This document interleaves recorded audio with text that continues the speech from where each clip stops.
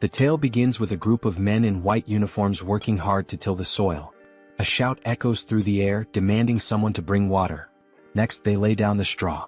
Several men stand in a line carrying buckets of water, while another man perched on the edge of a small cliff berates them as slaves, barking orders to speed up their efforts. Nearby, a goblin scribbles notes into a log carried by one of the men.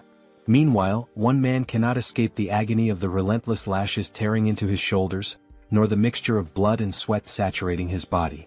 He grumbles about the excruciatingly harsh existence of lifelong servitude. In a completely different context, the strongest man alive had claimed the title of champion at the young age of 27 and maintained his position as the world's top fighter for 2 consecutive years. During a decisive fight, the referee declared the match over when the towel was thrown in. The victor, with an unbroken record of 23 wins and 0 losses, had secured his place as the heavyweight champion of the largest MMA league in the world. He even wrapped up his career with an undefeated title defense before retiring. That man is Choi Hyun-suk, a celebrated athlete from the Republic of South Korea, and he is the central figure of this story. Not long after his retirement, fate dealt him an unexpected hand in the form of the infamous truck Kun. As you might guess, the truck collided with him, cutting his life short. Hyun-suk found himself bitterly lamenting the loss of all the money he had painstakingly saved for his retirement. After all, fighting was the only thing he had ever known in life. Adding to his woes, he was a single man with no romantic experiences to his name. Even half an hour after his death, Hyun-suk remained melodramatic, though his perspective slowly began to shift. He started to see the silver lining. No more grueling training sessions, no more championship matches to defend. He even took solace in his lack of family or close friends, realizing there was no one to grieve his passing. While drifting in this ethereal space, an arm appeared out of nowhere. It belonged to a stunning angel who apologized for her tardiness. She referred to Hyun-suk as an SSS-class hero and introduced herself as Rachel. Her role? She was a recruiter tasked with finding individuals whose earthly lives had ended. Hyun-suk, overwhelmed and confused, blushed at her appearance, particularly at her chest. He flushed even deeper when Rachel grabbed his hand. Hyun-suk requested an explanation, and Rachel presented him with 2 choices. The first option was to embrace death and await reincarnation, likely as an unlucky old bachelor. The second was to be resurrected immediately as a hero destined to save a world desperately in need of him. Rachel made the second choice especially alluring, surrounding Hyun-suk with visions of beautiful women.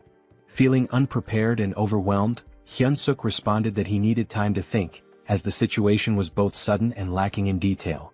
Rachel gently pressed him, asking if he truly intended to pass up such a once-in-a-lifetime opportunity.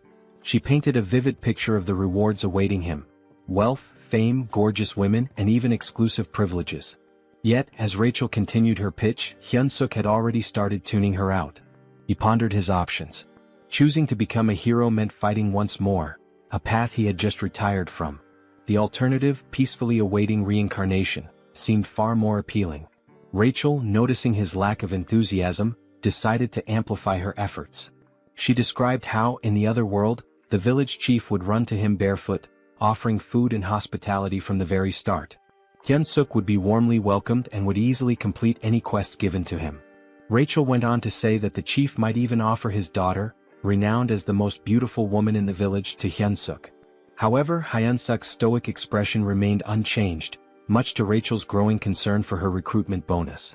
Switching tactics, Rachel feigned defeat, suggesting Hyun-suk simply accept his fate as a lonely bachelor. This caught his attention. To seal the deal, Rachel introduced a chilling thought: there was no guarantee that his next life would even be as a human. This realization struck a chord in Hyun-suk's mind. As Rachel began to leave, he grabbed her leg, announcing his decision to accept her offer. Feigning indifference, Rachel coyly asked him to repeat himself. Hyun-suk tightened his grip, shouting that he would indeed take on the role of a hero.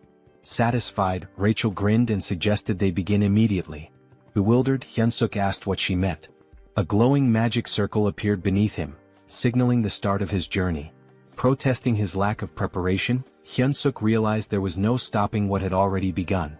Rachel insisted that the breathtaking world awaiting Hyun-suk was already prepared for his arrival. She wished him an incredible adventure, though she couldn't help but complain about how difficult he made things, even though he ultimately agreed to go. Suddenly Rachel received a call.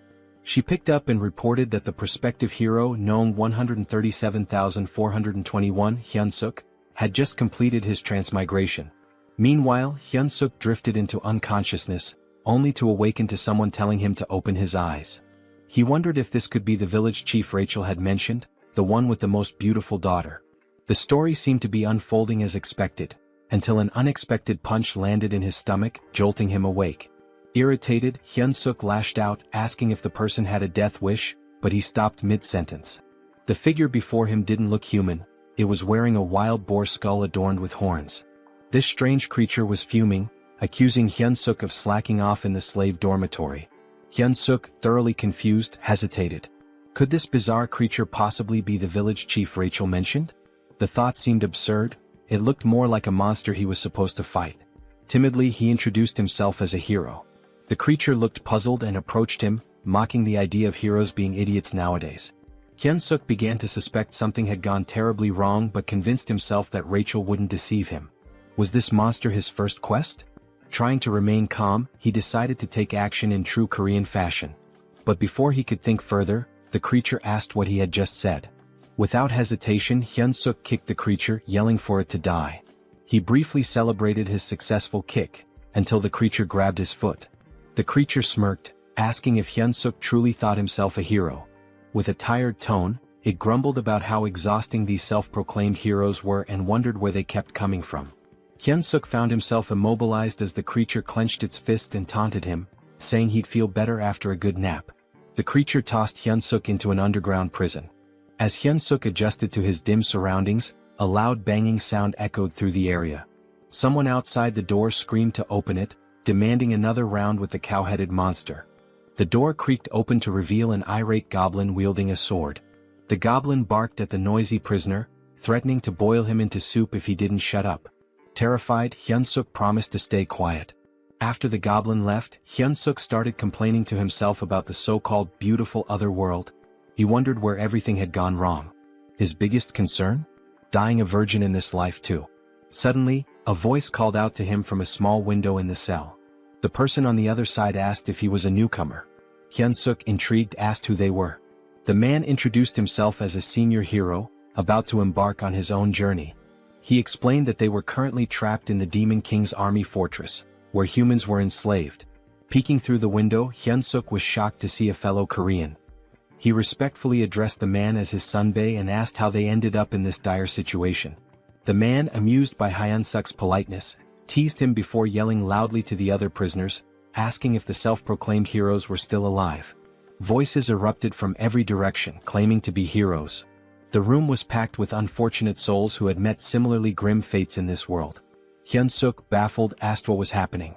The sunbae casually explained that there were at least 100 heroes who had fallen into the Demon King's fortress. He pointed out that the red cow-headed creature Hyunsuk had encountered earlier was Reed Run, the head of the fortress. The goblin who had just threatened Hyunsuk was Jark, a notoriously cruel prison guard. The man then revealed the truth behind their predicament. It was all because of Rachel, the so-called angel. Hyunsuk's face twisted in confusion as the man cursed Rachel, referring to her as a wicked demon. The sunbae muttered bitterly, lamenting how things could have been different if not for her mistake. Hyunsuk, growing hysterical, demanded clarification. Were they not supposed to start their journey in this nightmarish place? The man confirmed his suspicions. He explained that other heroes who had been captured in different locations told him about proper starting points. Heroes typically began their journeys in peaceful cities or rural villages, even without powers. Hyunsuk's realization hit hard. The reason he was in this hellish situation was none other than the so-called angel Rachel. He remembered the angel's face clearly. A few days later, we find ourselves observing the 2nd Slave Squad of the 3rd Battalion within the Demon King's army. Humans were forced to work under harsh conditions, with goblins supervising them closely. The humans were even made to chant, "Let's crush the humans, let's devour the humans."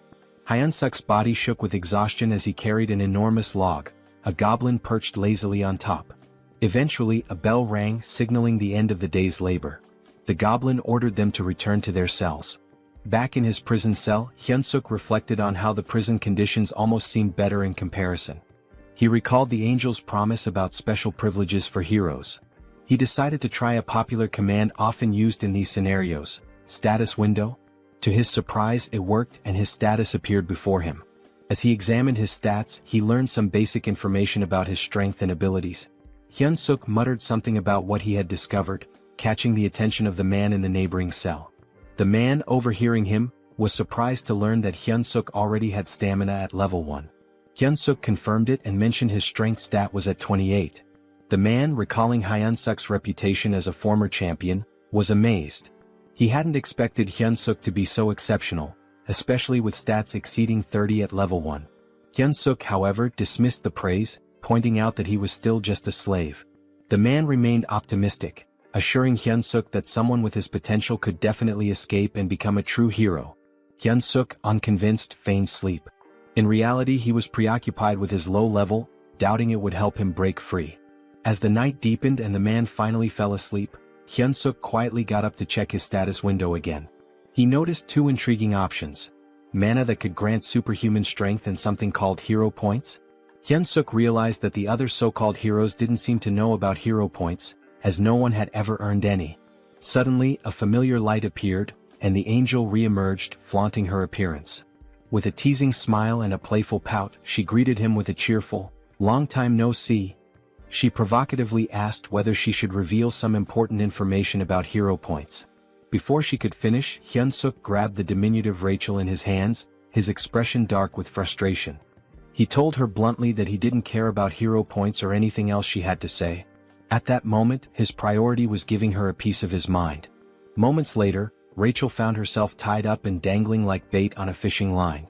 Apologetically, she explained that her magic circles had malfunctioned due to an unfortunate accident involving spilled coffee during a snack break.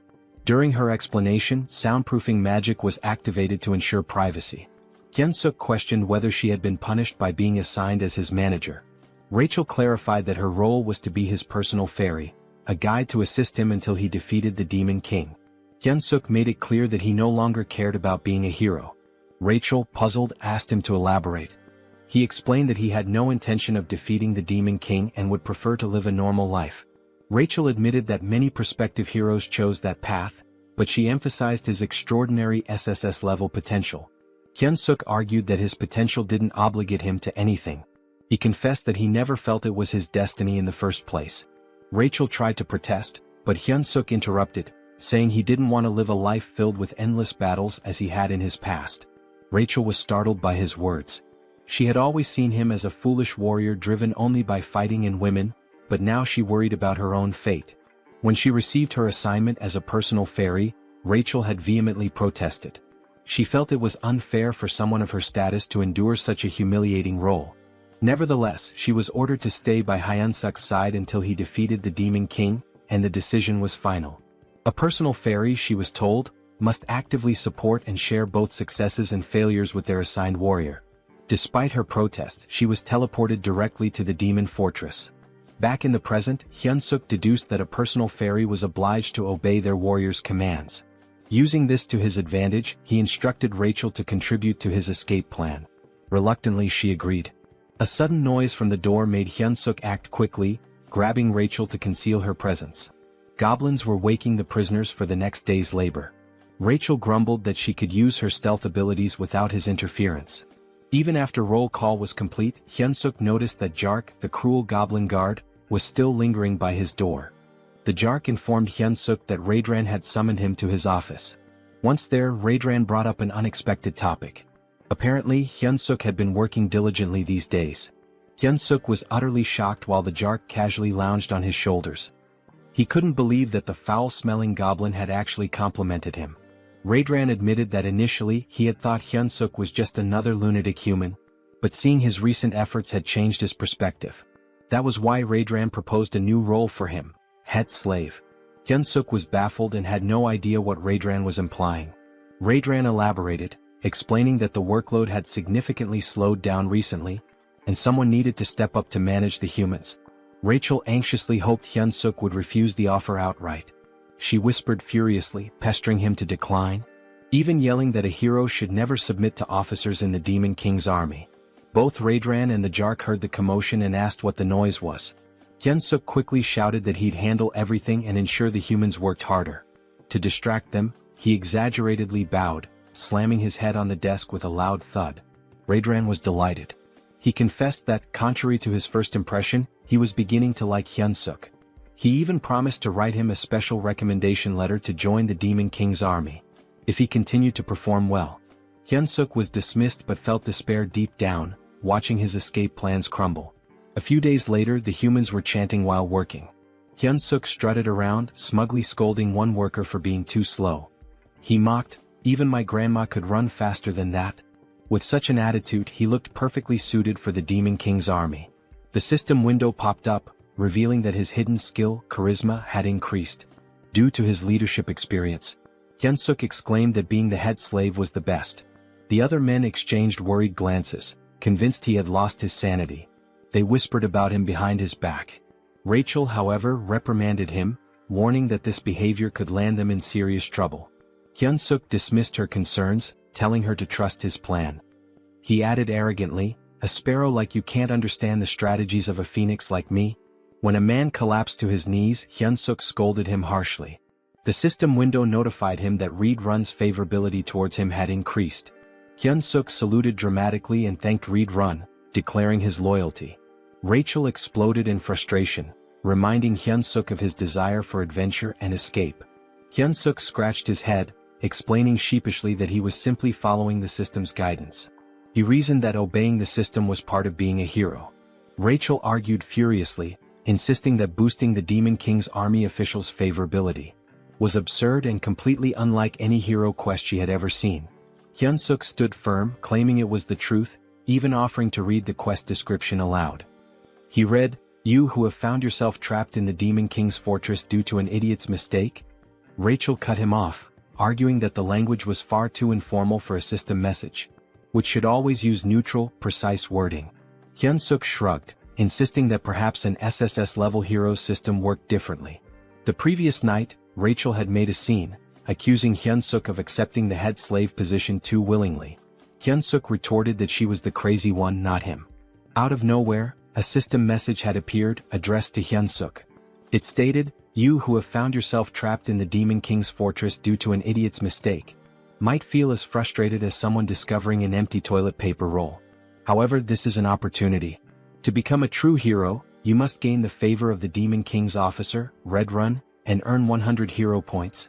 Hyun-suk had been stunned at the time but realized this was his only viable option. Now back at work, Hyun-suk led the slaves in singing the Demon King's Third Army Corps song. Rachel was puzzled, realizing only high-ranking figures could alter quest objectives. She wondered why they would do such a thing for Hyun-suk. Suddenly, Jark approached Hyun-suk again, instructing him to follow him to Red-run's office. Red-run praised Hyun-suk for the significant increase in productivity among the slaves. Hyun-suk, feigning humility, attributed the improvement to Red-run's wise decisions. Rachel scoffed, muttering that such shallow flattery wouldn't work. But to her shock, Red-run seemed genuinely pleased, visibly flinching with satisfaction. The system window reappeared, announcing that Hyun-suk had achieved his favorability goal and successfully completed the hero quest. He earned 100 hero points, unlocking the beginner hero store with his first points. Both Hyun-suk and Rachel were astonished that the plan worked so effectively. With the favorability quest complete and everything progressing smoothly, Hyun-suk decided it was time to move on to the next phase of his strategy. He approached Red-run, asking permission to begin training the slaves. Red-run raised an eyebrow and questioned the request. Hyun-suk painted an idealistic picture, a group of slaves working in perfect harmony, trained to the point of discipline mastery, each performing the labor of 3 without slacking. He emphasized that with such efficiency, the fortress could be fully constructed within a week. Red-run, however, argued that humans were physically too weak to endure training while continuing their tasks. Unfazed, Hyun-suk added that if this plan succeeded, even the commander would heap praises on Red-run. This was enough to convince Red-run, who approved the training without much further thought. Back in his cell, Rachel was dramatically despairing over the situation. She lamented that her hero had completely lost his mind, not only submitting to the Demon King's army but now training slaves on their behalf. She felt utterly hopeless and dejected. Hyun-suk, irritated by her theatrics, snapped at her for being so noisy. He assured her he had a plan. Skeptical, Rachel asked if he was trying to make a fool of her again. Hyun-suk, quick-witted as always, retorted by asking if she thought he was her He then revealed his true intentions, using the slaves to stage a rebellion. Hyunsuk explained that the fortress housed around 3,000 human slaves, while the Demon King's army stationed there had only about 500 soldiers. Furthermore, a base for the Human Alliance was located nearby. In the chaos of an uprising, they could request reinforcements from the Human Alliance. Hearing this, Rachel's despair transformed into admiration, her eyes sparkling as she admitted he wasn't as foolish as she had thought. Hyunsuk then decided to check the rewards from the quest. Rachel, still skeptical, asked if he truly received hero points or if the whole quest was fabricated. Hyunsuk reassured her, explaining that everything he had been saying was true. He even shared that the hero store had been unlocked and decided to take a look. Hoping for something useful, Hyunsuk approached the store with high expectations. This, he thought, could be his lifeline and the key to gaining a real hero skill. When the status window revealed the store's offerings, Hyunsuk was shocked. The skills included Hold Your Breath, F rank, which improved breath control, and Shit-Holding, a skill to endure bowel pressure longer. Hyunsuk sarcastically mused that shit-holding should have been an SSS rank skill, especially useful in public emergencies. The other skills available were mundane, cooking, cleaning, and laundry. Confused and furious, Hyunsuk questioned how these were hero-appropriate skills. Rachel, laughing at his frustration, explained that the store was still at level 1. She assured him that collecting more points and leveling it up would eventually unlock better options. Still fuming, Hyunsuk lashed out, telling Rachel to shut up and calling her a swindling fairy. The next day, the slaves saluted the Demon King as Hyunsuk commanded them to sing the Third Army Corps song. At his signal they began. We, the great Demon King army, defeat humans, eat humans. Forget all the suffering when you catch them. Nothing under the sky compares to the Demon King's affection. Reed Run observed the performance, feeling pleased with his decision to allow Hyunsuk to train the slaves. Suddenly, the door to his quarters burst open as Jark entered with urgent news. The human army was advancing toward the fortress. The 8th Division, the largest unit in the area, had already fallen into a trap and retreated. If the 8th Division had been defeated, Jark warned, it was only a matter of time before the humans reached the fortress. Despite the dire situation, Reed Run remained calm. He acknowledged Jark's suggestion to evacuate but insisted they wait a moment. He declared that since ancient times, wars were won or lost based on supply lines. The first rule of war, he stated, was never to lose a competent supply officer. With that, he instructed Jark to leave while he took care of Hyunsuk before following. Meanwhile, Hyunsuk scolded the slaves, asking if they were prepared to follow his orders. Hearing a commotion, he sighed, suspecting that combat training might once again be interrupted by Reed Run's constant surveillance. Checking the status window, Hyunsuk noted that while his abilities had improved slightly, it wasn't enough to launch a rebellion. He muttered aloud, hoping for an unexpected event that could help him increase his power quickly. Before he could finish his thoughts, Reed Run landed abruptly beside him. Reed Run tapped Hyunsuk's shoulder and called out to him, catching him off guard. Hyunsuk turned, surprised by the sudden presence of Reed Run, who seemed to be in a hurry. We don't have time, Reed Run said urgently. You must come with me right now. Confused, Hyunsuk asked why and where they were going, but Reed Run offered no explanation. Just then, the commander of the human army bellowed an order to attack, declaring that victory was within their grasp. Human soldiers armed with spears charged forward, successfully striking several goblins in their path. Their advance, however, was halted by a terrifying sight, the Red Nightmare Reed Run. The commander shouted for the troops to retreat and let the knights handle the enemy. Despite the order, the humans continued their charge, emboldened by their momentum. As Hyunsuk watched the chaos, a thought crept into his mind. Why were human troops here? He began considering the possibility of using the situation to his advantage. Perhaps this was his chance to stab the Demon King's commander in the back and return to human society as a hero. One of the humans yelled, "Die, Red Nightmare," and lunged at Reed Run.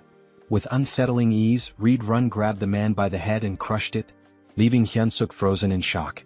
Reed Run then unleashed his combat arts, performing the 7th movement. He slammed the soldier's face into the ground, following it up with an area of effect attack, the explosive destruction wave.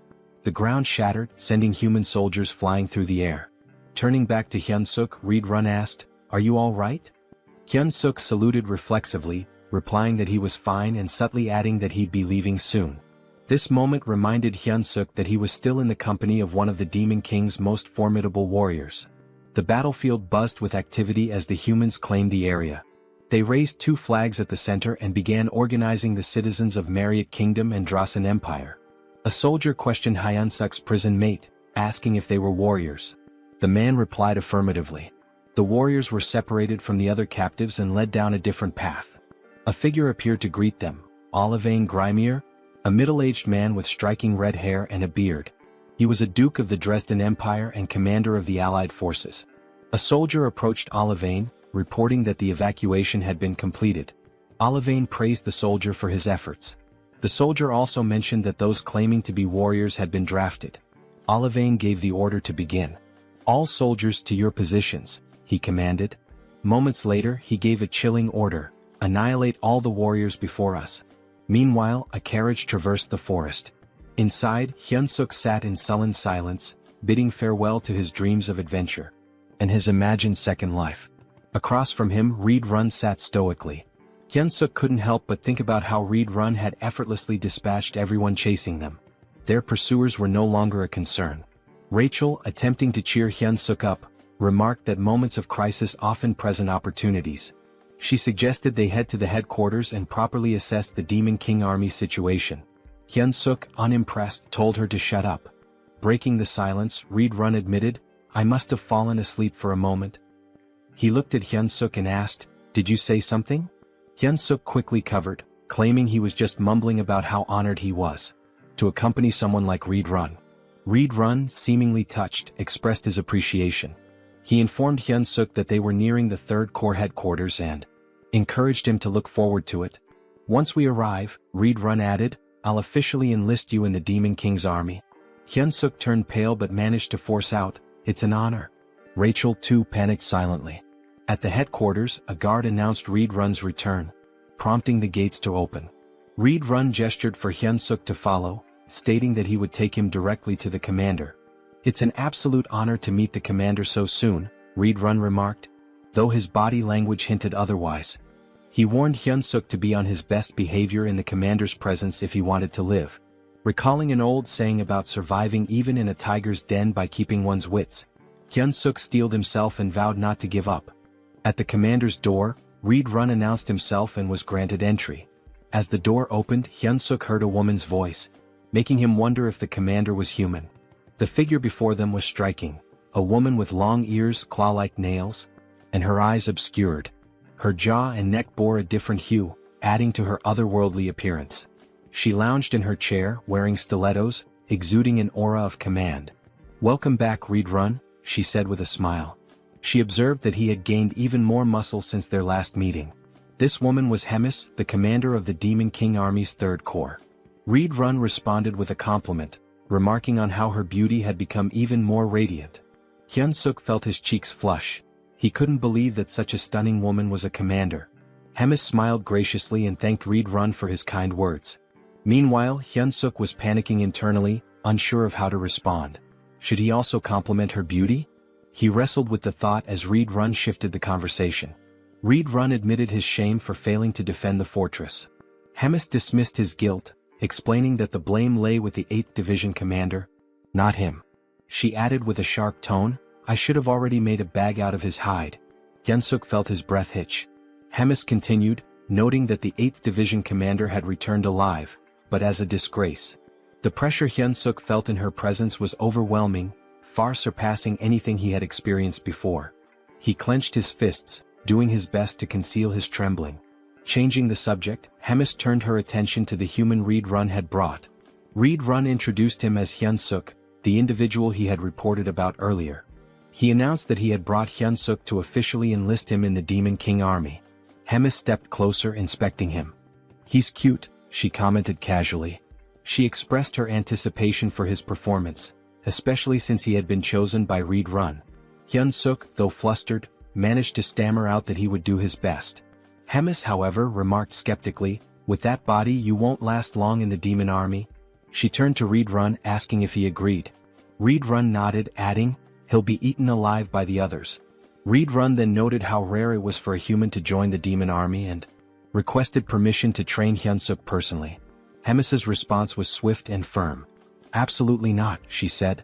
She explained that Reed Run's time shouldn't be wasted on a human. Then something startling happened. Hemis began to transform. Her head morphed into something resembling a flower, but one with teeth and a long tongue. Hyunsuk's jaw dropped in disbelief as he watched her shove her arm into her own mouth. Moments later, her face returned to normal, and in her arms she held a black dog-like creature. She informed Hyunsuk that he would now be tasked with caring for her pet. The creature, though small, looked ferocious. "This is Bobo," Hemis introduced him warmly. "Isn't he adorable?" Hyunsuk, on the inside, wondered what kind of pets this could possibly be. He couldn't help but think that it looked like it had come straight from the depths of hell. Also, in his own language, the name Bobo meant stupid, which added an ironic twist to the situation. Reed Run observed the creature and remarked, "I can sense immense power in it even as a baby." Hemis beamed at the acknowledgement, clearly pleased. Hyunsuk, however, remained skeptical. Noticing his hesitation, Hemis asked pointedly about his reaction, intimidating him further. "Don't you like it?" she pressed. Hyunsuk quickly backtracked, insisting, "It's an honor to care for Bobo." Satisfied with his answer, Hemis handed Bobo over to him. She advised him, "Bobo is growing, so don't forget to feed him. He gets unpleasant when hungry." She also warned that assigning new caretakers for Bobo had become a challenge, since he had been eating them all. Rachel's voice rang out loudly, surprising everyone. She had noticed a new hero quest in the system window and couldn't contain her shock. Hyunsuk shushed her immediately, fearing she might wake Bobo. The quest details appeared before him. Survive by earning Bobo's affection and secure a better future. The reward was 200 hero points. Hyunsuk was stunned. Was he really tasked with winning over a commander's pet? Just then the door opened and a goblin entered, knocking on the frame. Hyunsuk greeted it politely, but internally he couldn't help but feel uneasy. Having a goblin as his companion made him feel like he was being treated as a snack. Curious, he asked about previous caretakers. The goblin informed him bluntly that there were none left. They were all dead. The goblin explained that from now on, it would be their job to prepare meals for Bobo. "Is that all?" Hyunsuk asked. "Yes," the goblin replied, but just as it was about to bark another order, a shadow loomed over it. It was Bobo, licking the goblin's head ominously. Terrified, the goblin clung to Hyunsuk's leg, pleading desperately. The goblin even offered Hyunsuk his food to save itself. Hyunsuk's patience snapped. "What are you doing?" he shouted. The goblin ignored him, knowing one of them wouldn't survive. Furious, Hyunsuk grabbed the goblin and hurled it toward Bobo. "You're the one who's dying," he declared as Bobo prepared to make his move. Hyunsuk handed the snack to Bobo, who seemed delighted. Without hesitation, Bobo devoured it. Hyunsuk and Rachel watched as Bobo happily enjoyed his treat. Later, Rachel found herself in a panic, running for her life. Bobo was chasing her. Desperate for help, she shouted at Hyunsuk, but he casually replied, "You better not run too long. He'll get hungry again." Hyunsuk's eyes caught something. A new item was available, an extra-large bone. This particular bone could attract Kennedy-type monsters and charm them. It was priced at 30 hero points. Acting quickly, Hyunsuk called Bobo and showed him the bone. He threw it, and Bobo's eyes lit up with excitement before dashing to fetch it. Meanwhile, Rachel, exhausted from all her flying around, grumbled, "You should have found that sooner." Hyunsuk, smug, replied, "That's why my brain doesn't miss the small stuff." He thought the quest would be smooth sailing from then on, but he was wrong. Bobo suddenly lunged at him, narrowly missing and tearing only the hem of his shirt. That's when it hit him. The bone wasn't enough. Bobo needed fresh meat. Rachel asked if he was seriously considering taking Bobo outside. Hyunsuk mulled it over, feeling the pressure as Bobo began baring his fangs. Frantically, Hyunsuk blurted out the first calming word that came to his mind. "Walk." Bobo froze and immediately changed his demeanor. The feral energy vanished, replaced by a happy, tail-wagging excitement. Bobo even hugged Hyunsuk, who sighed in relief. Now outside, Hyunsuk searched for the kitchen, but he was utterly lost. Bobo, full of energy, was pulling him in all directions, making things harder. Rachel, scanning the area, admitted she couldn't smell any food. She spotted a goblin and suggested asking it for directions. Hyunsuk approached the goblin, who looked puzzled to see a human. As Bobo reverted to his wild nature, the goblin froze in terror. Hyunsuk tried to reassure the goblin, explaining it was just Bobo's walk time. The goblin, still horrified, asked why a human was walking Bobo. Bobo licked the goblin's face and Hyunsuk firmly told him, "You can't eat him." Hyun-suk asked where the kitchen was and the goblin, trembling, pointed to the left before sprinting away. Rachel and Hyun-suk stared after him, stunned, before bursting into laughter. The goblin's terror was so over the top, it made them question if he really belonged in the demon army. Once the laughter died down, Hyun-suk refocused. He was ready to search for meat in the kitchen. Rachel, however, questioned his long-term plans, asking if he intended to care for a dog forever. Hyun-suk scoffed, replying that, of course not, he still had dreams to chase. But when he turned back, Bobo was gone. Panic hit him instantly. He turned pale and shouted, "Where the hell is that dog?" Hyun-suk felt despair creeping in. Bobo was a walking disaster, and even looking away for a moment was a mistake. Rachel scanned the surroundings and pointed toward a direction. There they spotted Bobo trotting back toward them. Hyun-suk exhaled in relief, scolding, "You scared me half to death." Bobo returned happily, but blood dripped from his mouth, and his stomach was visibly full. Suddenly they heard shouting, "Commander Regis is dead." A vow for revenge echoed through the air. Hyun-suk froze in horror. Rachel pointed accusingly at Bobo, whispering, "He's the culprit." Goblin soldiers emerged, and Hyun-suk and Rachel began running for their lives. Rachel, gasping, asked if they were about to die. Hyun-suk snapped, "Shut up and run." They reached a dead end, cornered by goblins shouting accusations. One goblin vowed to tear off Hyun-suk's arms like chicken wings. Another lamented that the commander was already digested, wondering how he would have tasted. Yet another suggested ripping both Hyun-suk and Bobo apart, dividing the spoils. Hyun-suk forced himself to stay calm and shouted back, "How dare you?" Outnumbered, he needed a plan. Thinking quickly, he lifted Bobo and asked the goblins if they knew who the brave one was. Confused, the goblins stared at Bobo, who they had assumed was just a wild beast. When Hyun-suk heard their words, his fury rose and he reprimanded the goblins. He declared that this adorable yet lethal creature was none other than Bobo. The goblins hesitated, recalling that Bobo was rumored to be Commander Hemis's pet, but they dismissed it. They assumed it was just another deceitful trick from a human. Still, some goblins began to worry that Hyun-suk might actually be telling the truth. Hyun-suk questioned how they could fail to recognize Bobo, calling it a disgrace. The goblins stared at him, baffled by his confidence. Hyun-suk, maintaining his composure, commanded Bobo to unleash his beast mode. Without hesitation, Bobo obeyed, transforming into a ferocious predator, saliva dripping as if anticipating a meal. Hyun-suk addressed the goblins again, reaffirming, "This is Bobo." He then ordered, "Bobo, bite him." Bobo let out a deafening roar and pounced on the nearest goblin. Blood splattered as Bobo's teeth tore into his target. Hyun-suk watched the grisly scene unfold, casually remarking, "A dog without a muzzle sure gets messy." When Bobo finished, only the goblin's bones remained. Turning to the others, Hyun-suk asked mockingly, "Anyone else doubt who Bobo is?" The goblins frantically apologized, claiming they had no idea it was really Bobo.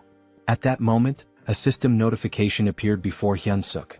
It revealed that his extraordinary charisma had subdued numerous demons, increasing his hidden charisma stat. Hyun-suk grinned, pleased with the recognition. Just then, a voice from behind interrupted him. A calm but commanding presence addressed the group, wondering aloud about the commotion. It was Commander Hemis. She surveyed the scene, amused, commenting that the cute newbie was causing quite the stir outside. Hyun-suk felt his blood run cold. Standing in her office had been nerve-wracking enough, but now facing her here was even worse. Hemis chuckled, clearly entertained by Hyun-suk's audacity in using her name and Bobo to survive. Hyun-suk bowed deeply, admitting he had committed a severe offense. Hemis raised an eyebrow, confused, as she had actually intended to compliment him. She admired his resourcefulness and wit, contrasting him with the less clever demons she often dealt with. "You've got guts too," she added with a smirk. Hyun-suk stammered out a hesitant thank you, unsure if her words were genuine praise or a veiled threat. Hemis elaborated, sharing how the demon army relied heavily on brute strength, often creating unnecessary chaos. When Hyun-suk inquired what kind of trouble she meant, she cryptically replied, "You'll find out soon enough." She shifted the conversation, once again suggesting he consider becoming an executive in the demon army. Hyun-suk was stunned, feeling entirely unqualified, but Hemis dismissed his self-doubt. "You can't keep using my name and Bobo forever," she declared. She explained that the army had a decisive duel system where one could claim their opponent's rank. She gave him 1 month to prepare for a battle. If he won, she would extend her protection for another month. If he continued to succeed, he might even rise to the rank of battalion commander and prove useful. Hyun-suk hesitantly asked what would happen if he lost. "You'll regret surviving the battle," she replied coldly, implying that failure would lead to a fate worse than death. Left with no other option, Hyun-suk accepted. Hemis even chose his opponent on the spot. Rachel, standing nearby, sighed dramatically, predicting she would be saying goodbye to him in a month. Hyun-suk glared at her, reminding her that she was the one who had claimed he had SSS rank potential. Rachel shrugged, explaining that potential only indicated possibility, not certainty. "You're a fairy," Hyun-suk snapped, "but you can't even be supportive." As he fumed, Hyun-suk noticed something unsettling. The doors ahead were streaked with blood. He wondered aloud if it was truly the kitchen. Cautiously he pushed the doors open. Inside, a towering red-skinned ogre-like figure greeted him. "You must be the human our commander mentioned," the monster said, introducing himself as Kulkin, the demon army's chef. Kulkin asked what business Hyun-suk had in the kitchen. Hyun-suk remained outside the threshold, explaining he was just there to get a snack for Bobo. Kulkin's eyes narrowed as he realized that Bobo's caretaker had changed yet again. However, he refused Hyun-suk's request outright, leaving him dumbfounded. Kulkin explained there was no reason for him to help a human. The only order from Commander Hemis was to spare Hyun-suk's life. Desperate, Hyun-suk asked if there was any way to negotiate, emphasizing that the food was for Bobo. After some thought, Kulkin proposed a solution. If Hyun-suk truly wanted meat, he would have to hunt it himself like the goblins did. Hyun-suk paled as he glanced at the goblins, who were busy chopping up what looked disturbingly like other goblins. He realized with a sinking feeling that Kulkin's idea of hunting was far more gruesome than he had anticipated. The next thing we knew, Hyun-suk found himself standing before a colossal, ferocious wild boar. He had been informed that this creature would be his dinner tonight, if he managed to kill it. As he stood there, Hyun-suk couldn't help but reflect on how he had ended up in such a precarious situation. This same boar had already claimed Morgan's life. Although they called it a hunt, the boar seemed to do nothing but charge relentlessly at its opponents. The cooks had sworn to avenge Morgan. Hyun-suk, observing the chaos, quipped that it was unclear who would ultimately be having dinner. Rachel, ever the pragmatist, asked what their next move should be and even suggested they run. Hyun-suk shook his head, pointing out that escaping from such a massive crowd wasn't an option. Still, he couldn't deny how perilous his position was. Resolving to act, Hyun-suk began to move, but Kulkin's voice stopped him. Instinctively, Hyun-suk responded, volunteering to go next. But to his surprise, Kulkin informed him that there was no need. The hunt was over. Hyun-suk was taken aback. All this time he thought they were mindlessly charging at the boar. How had they brought it down so efficiently? A goblin reported to Kulkin, tallying 12 dead and numerous injured. In Hyun-suk's mind, the cost was far too great. Kulkin, however, seemed unfazed, calling the results amazing and declaring a short break before they resumed hunting their next prey. Hyun-suk noticed how little Kulkin cared about the casualties. As the cooks busied themselves, Hyun-suk confided to Rachel that escaping was no longer an option. Rachel asked if he intended to join the monster hunts with the others. Hyun-suk replied with a firm no, explaining he had no reason to.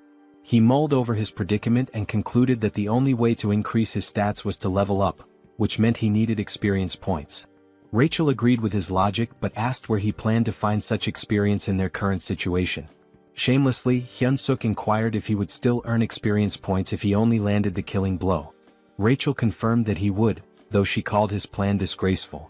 Her confirmation fueled Hyun-suk's determination. He thanked her and told her they should get moving. Hyun-suk knew his options were limited. He had to grow stronger within a month, especially if Commander Hemis's threats were genuine. Approaching Kulkin, Hyun-suk expressed his desire to participate in the next hunt as a member of the brave demon army. Kulkin stared at him, making Hyun-suk nervous. Had he overstepped? But Kulkin grinned, declaring that he liked Hyun-suk's audacity. Hyun-suk, relieved, offered his thanks while slipping in a few compliments to appease Kulkin further. Much to his surprise, Kulkin assigned Hyun-suk the role of leading the next hunt. Kulkin explained that for their group, the leader's position was the most honorable, reserved for exceptional cases. Hyun-suk, feigning humility, protested that he couldn't possibly stand before the noble demons, adding that the other cooks might object to him taking charge. Kulkin, unbothered, simply gave him a thumbs up. Their exchange was interrupted by an urgent call for Kulkin. "What's wrong?" the chef asked. A cook reported a monster invasion. describing the sound of the monster's cry as a signal that an urn had arrived. Hyun-suk, confused, asked if they were in danger. Culkin dismissed the concern, though he added that urn meat wasn't particularly good. Drawing a knife from his back, Culkin rallied everyone to arm themselves, announcing that they would hunt the urn and add its meat to the dinner menu. Hyun-suk saw this as an opportunity. All he had to do was stay close and land the final blow. Rachel handed him something. A system notification appeared, showing a slight boost to his health and strength for 3 minutes. Rachel confidently brushed off his gratitude, but instead of thanking her, Hyun-suk bonked her on the head, grumbling about why she hadn't used it on him earlier. Motivated, Hyun-suk sprinted to position himself for the last hit. As he ran, he forced himself to focus on his goals. He pictured a noble blonde lady, no less than 5 children with bunny-like features and a peaceful retirement. He wasn't planning to die again as a defeated, loveless loser. With renewed determination, Hyun-suk leapt into the fray, punching the urn with all his might. The monster fell, and with its death came a flood of system notifications. Hyun-suk was stunned to see his level increase by 4 from a single killing blow. At this rate, he realized he could hit level 20 within a single day. Elated, Hyun-suk felt empowered. Finally, he could grow stronger. Moments later, a trembling cook approached the dead urn, raising a butcher's knife.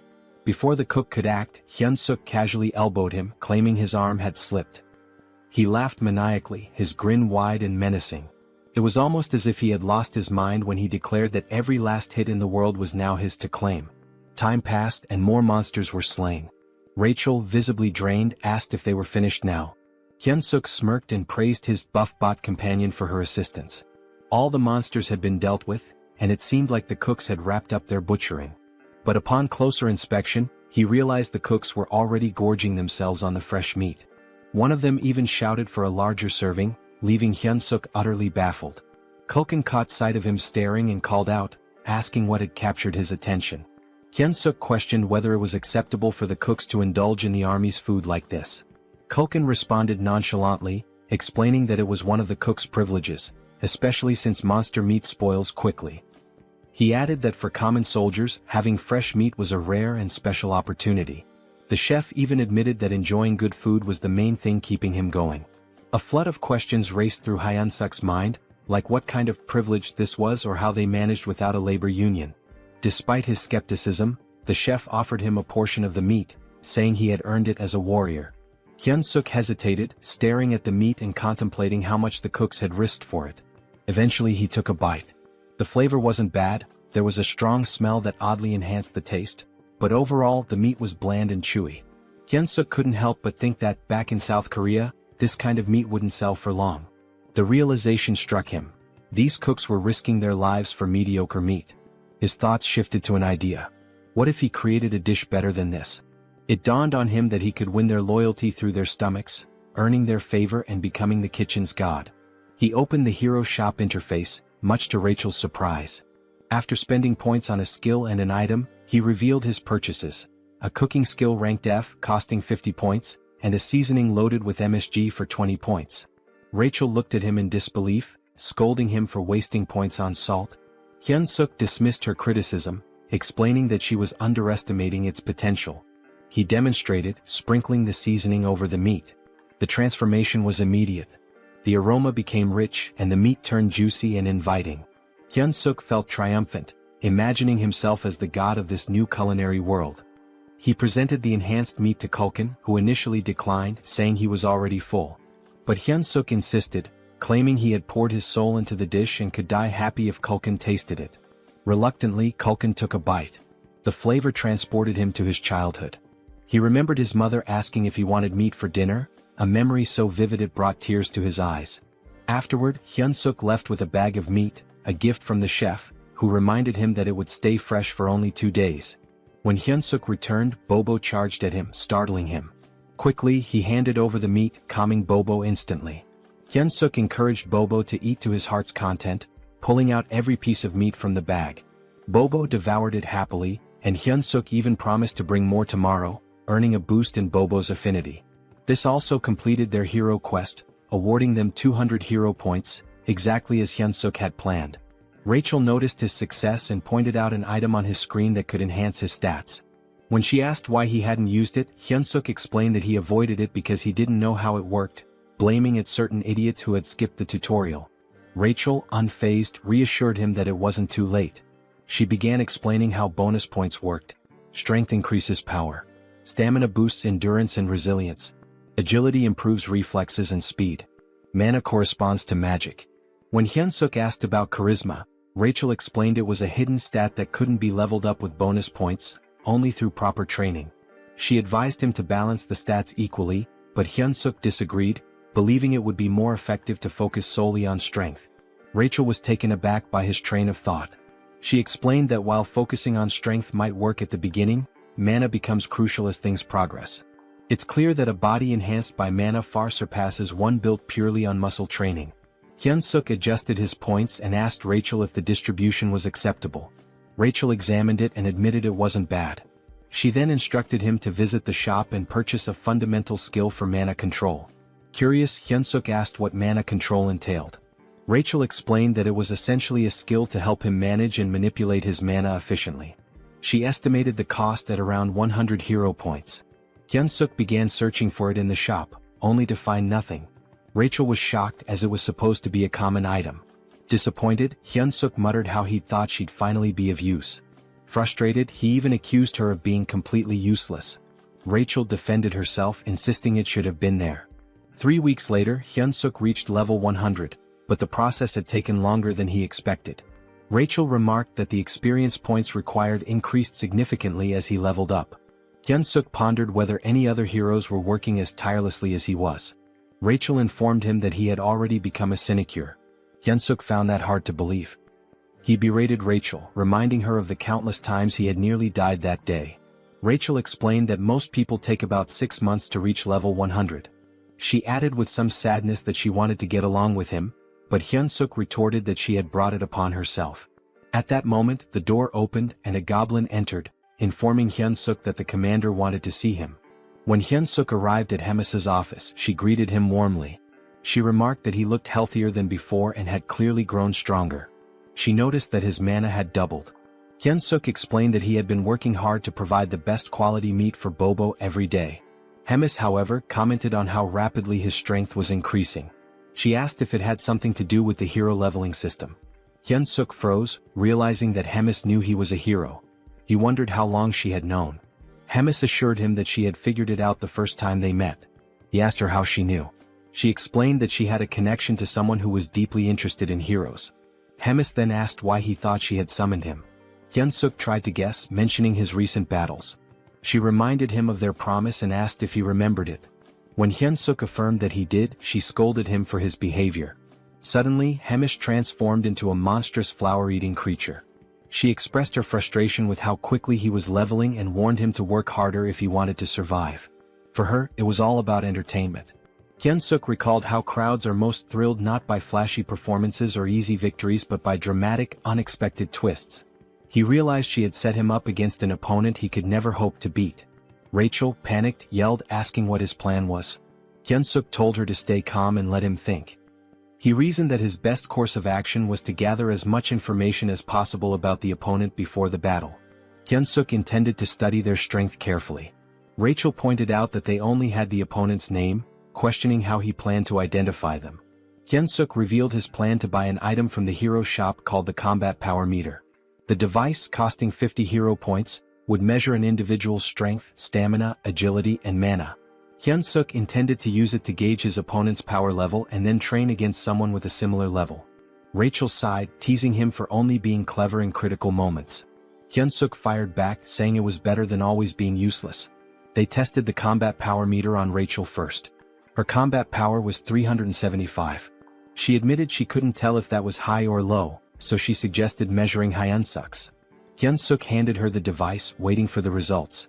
However, Rachel appeared confused. Hyunsuk asked if she had seen anything. Rachel hesitated, then claimed the device must be broken, as she couldn't comprehend why his stats were higher than hers. Hyunsuk's strength was revealed to be 1,560. He smugly asked Rachel if she was sure she wasn't the weaker one between the two of them. Rachel, feeling dejected, admitted she had a strength level of 10,000 just a month ago. Hyunsuk asked if the combat power meter had worked properly despite her doubts. They checked Bobo's combat strength, and the damn dog had an insane 47,422 strength. Rachel felt utterly humiliated knowing that both she and Hyunsuk were weaker than a dog. Hyunsuk found the situation amusing, joking that maybe Bobo's breed had received a buff. Stepping outside, he decided to survey the strength levels of other orcs. He noticed that goblins, who looked the weakest, had considerably lower stats compared to the other orcs, most of whom had numbers comparable to his own. Suddenly, someone announced Captain Bulkman's arrival, prompting everyone to salute. As the captain passed by, Hyunsuk used the combat power meter and discovered Bulkman's strength was an impressive 14,300. Hyunsuk observed that individuals with combat strength over 10,000 typically held commander-level positions. He confirmed with Rachel whether his opponent was truly a platoon leader. Rachel affirmed this, adding that the opponent's name was Kirkin. Rumor had it that Kirkin was an orc with the intelligence of a pig. Hyunsuk reasoned that a platoon leader should only have around 3,000 strength, meaning he might have a shot if he leveled up some more. Determined, he searched for Kirkin. When he found him, the combat power meter showed Kirkin's strength at 6,671. Rachel bluntly stated that the situation essentially meant Hyunsuk was being sent to die. At that moment, Hyunsuk received a hero quest. The system window displayed a notification, stating that his odds of defeating Kirkin were almost zero. However, because persevering through impossible situations was his defining trait, he was being given a chance. He needed to raise his combat strength to 3,000 within a week. The reward? 300 hero points. Hyunsuk sarcastically commented on how perfectly timed the quest was, jokingly wondering if the system was spying on him. Despite the grim odds, he accepted the challenge, realizing it was a do-or-die situation. He resolved to outwit both his observer and Hemis to survive. The next morning in the kitchen, Hyunsuk made his presence known. Kulkin greeted him and took note of the goggles Hyunsuk was wearing, finding them intriguing. He asked where Hyunsuk had gotten them. Hyunsuk casually replied that he'd seen others wearing them and decided to get a pair himself. Kulkin speculated that it must be a trend among the younger generation before quickly changing the topic. He instructed Hyunsuk to get ready for the hunt. Curious, Hyunsuk used the combat power meter on Kulkin and discovered his strength was an overwhelming 35,230. This perplexed Hyunsuk as it far exceeded the typical strength of a captain. Looking around, he realized that even the other cooks had high combat strengths due to their constant battles with demonic beasts. This gave Hyunsuk an idea. If he could spar against someone with a similar strength level to Kirkin, he could prepare himself better for the upcoming fight. Hyunsuk requested permission from Kulkin to spar with one of the cooks, explaining that it would help him improve and contribute more effectively.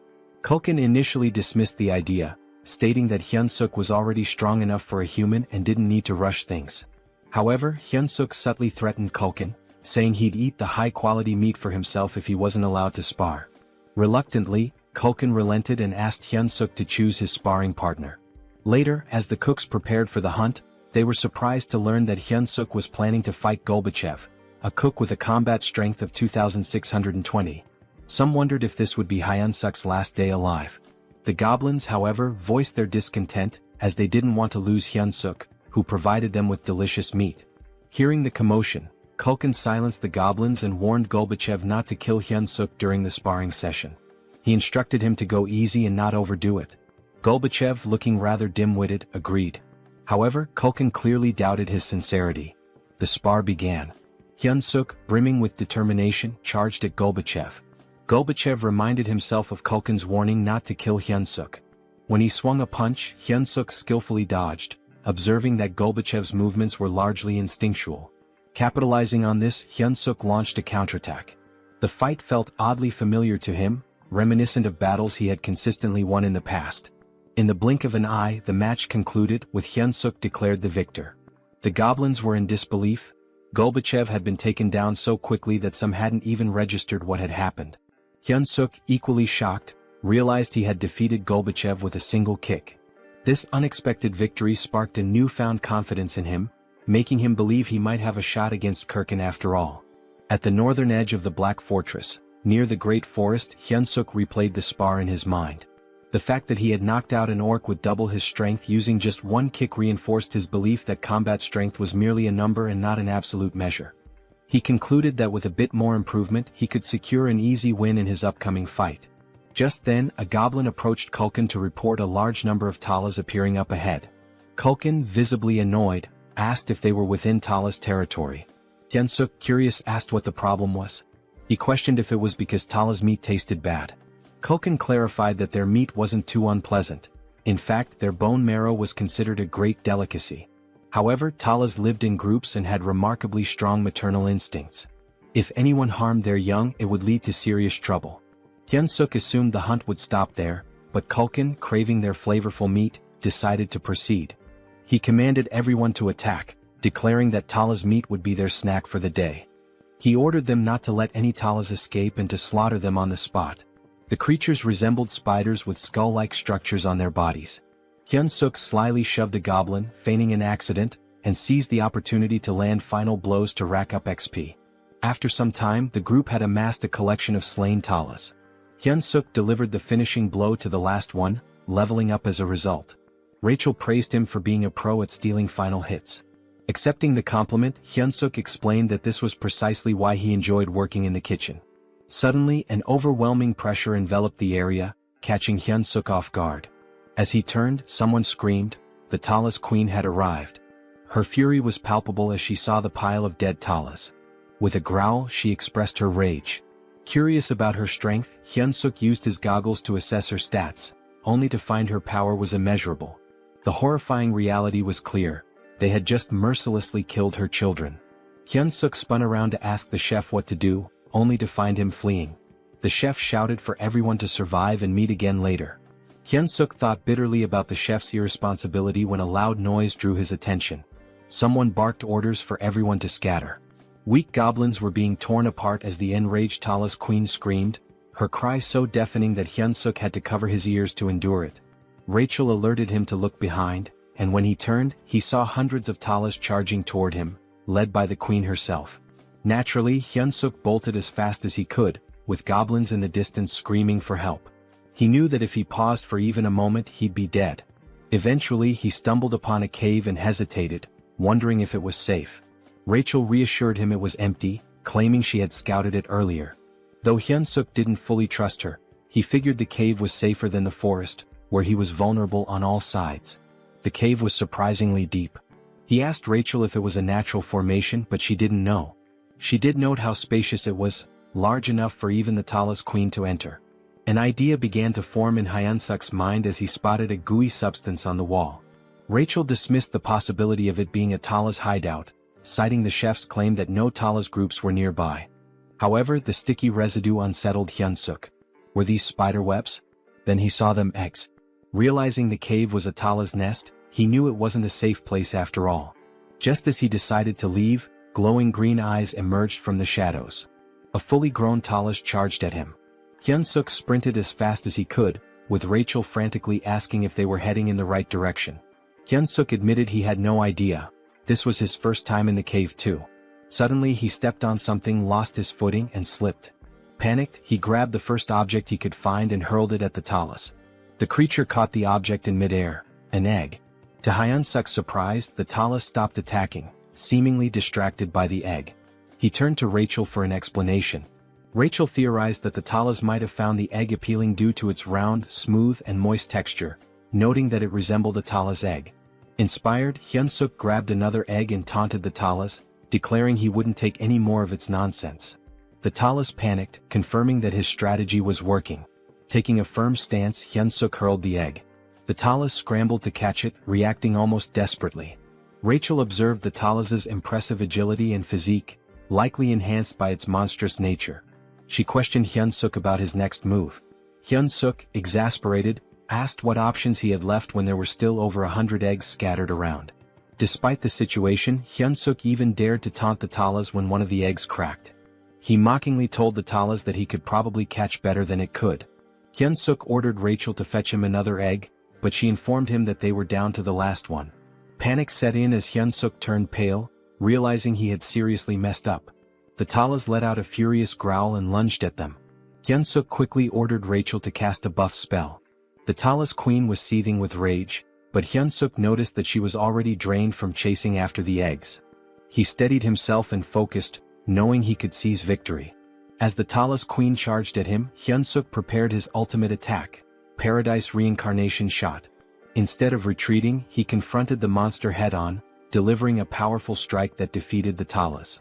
Several system notifications popped up, confirming that Hyun-suk had leveled up.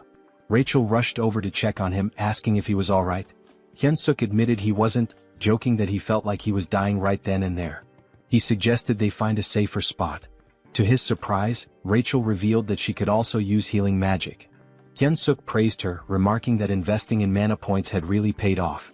Rachel, however, modestly explained that her magic wasn't very potent and could mostly just stop bleeding. Hyun-suk allocated his newly earned stat points and decided to head back. At level 108, his stats now stood at Strength 56 plus 2, Agility 53 plus 2, Stamina 55 plus 2, Mana 53 plus 2 and Charisma 27. He felt a sense of accomplishment with his now balanced stats, even though he wasn't sure how to utilize them all just yet. He considered it an investment for future endeavors. Suddenly a familiar voice echoed in the cave. It was Kulkin, delighted to see Hyun-suk alive. Hyun-suk asked why Kulkin was there. Kulkin explained that he'd found the cave while fleeing and thought they were lucky to have made it out alive. But Kulkin froze when he realized it was the Tala's nest. He spotted the scattered items on the ground. Hyun-suk revealed that they were Tala's eggs, explaining that this was where the Talas laid them. Kulkin's eyes lit up upon hearing this. He excitedly mentioned that Tala's eggs were an extremely rare delicacy, reserved for high-ranking officials. Hyun-suk, irritated, yelled at Kulkin to focus since they needed to escape. Kulkin remarked that the Tala's queen was likely already in the cave and admitted that defeating her would require someone of division commander rank or higher. He resigned himself to the idea that the egg would be his final meal. Suddenly voices echoed from the entrance. The surviving goblins had arrived, along with the head chef. Kulkin acknowledged those who barely made it and offered them a taste of the precious egg. Hyun-suk silently vowed not to let this be his last meal, especially since he hadn't yet enjoyed his wife's 5-dish spread. Determined, he refused to die in such a pitiful place. Meanwhile, in Hemis's office, someone greeted the commander, commenting on his usual stiff demeanor. She inquired if he had completed his assigned mission. Reedrun reported that he had successfully captured the Holy Empire's next saintess as instructed. Impressed, Hemis praised Reedrun for infiltrating a fanatical cult in just 3 weeks. She patted his head, causing him to blush. Their moment was interrupted by a knock at the door. Annoyed, Hemis remarked on the interruption. A goblin informed her of an urgent report regarding the cooks sent to gather ingredients. Hemis dismissed it at first, assuming it was a routine issue, but the goblin clarified that the incident was severe. The Tala's queen had appeared, leaving most of the cooks, including Kulkin, dead or missing. Hemis asked about Hyun-suk, to which the goblin reported that he was also missing. Hearing this, Reedrun's expression darkened. Back in the cave, the goblins were toasting with Tala's eggs, resigned to their fate. Kulkin bid them farewell, but Hyun-suk smacked him on the head, yelling at him to snap out of it. Kulkin gave him a bewildered look as if asking, "What the hell?" Hyun-suk replied that Kulkin seemed to be under some wicked spell and claimed he used a secret weapon to wake him. With a triumphant grin, Hyun-suk pulled out a new item, the Beast Encyclopedia, Demonic Beast Edition. The encyclopedia contained detailed information on nearly all demonic beasts and required 50 hero points to acquire. He searched for information about the Talos, a spider-like demonic beast that lives in colonies and is known for its exceptionally strong legs. To defeat a Talos, one must aim for its weaker spots such as the torso and head. The bodily fluids of the Talos are extremely flammable, and its eggs contain a substance as volatile as a bomb. The caves constructed with the Talos saliva are also highly susceptible to fire, so using flame magic inside them is a dangerous gamble. Hyun-suk turned to Kulkin, asking if he could wield fire magic. Kulkin admitted he could, but only for simple attacks like shooting flames. With a resigned sigh, Kulkin advised Hyun-suk to abandon his efforts, warning that the Talos carapace was too tough for his flames to penetrate. Hyun-suk dismissed his concerns, stating that he had no intention of burning the Talos directly. Gathering the group, he unveiled his plan. He emphasized that they needed to survive so they could continue enjoying delicacies like the Talos eggs. The goblins, however, thought his plan was futile. Hyun-suk cleverly tempted them by promising an unlimited feast of premium demonic beast meat as a celebration if they made it out alive. Their eyes sparkled with renewed determination, and Kulkin, drooling at the thought, eagerly asked about the plan. Pleased with their motivation, Hyun-suk explained the details, stressing that no matter what, they must not stop running until they reached the exit. With the plan set, they moved out. Soon they encountered a swarm of Talos. Hyunsuk signaled Kulkin to prepare his flames. At the right moment, Kulkin unleashed fire, causing part of the cave to erupt in an explosion. Rachel observed the chaos and asked Hyunsuk what he had done. He explained that by allowing the fire to spread, the remaining eggs deeper in the cave would act as a distraction. This would keep the Talos occupied long enough for them to escape. Hyunsuk instructed the goblins to stay focused on surviving and to throw an egg as a diversion if needed. With only one egg left in his possession, they had to locate the exit before using it. As they pressed on, Rachel spotted light ahead. Hyunsuk guided the group toward it, urging them to keep running. Relief washed over them as they reached the light, but it was short-lived. Standing in their path was the Talos Queen. Hyunsuk's expression darkened as the massive creature blocked their way. Kulkin, equally dismayed, whispered that the queen had returned, believing their doom was imminent. But Hyunsuk refused to give up. He noticed the queen wasn't attacking them outright. Sensing an opportunity, he addressed her directly. He instructed Kulkin to ignite something, then held up the last egg, threatening to detonate it. If this explodes, Hyunsuk warned, we all die, your offspring included. The queen hesitated, her gaze fixed on the egg. Hyunsuk intensified his demand, urging her to step aside. The queen screeched loudly, causing tension to rise.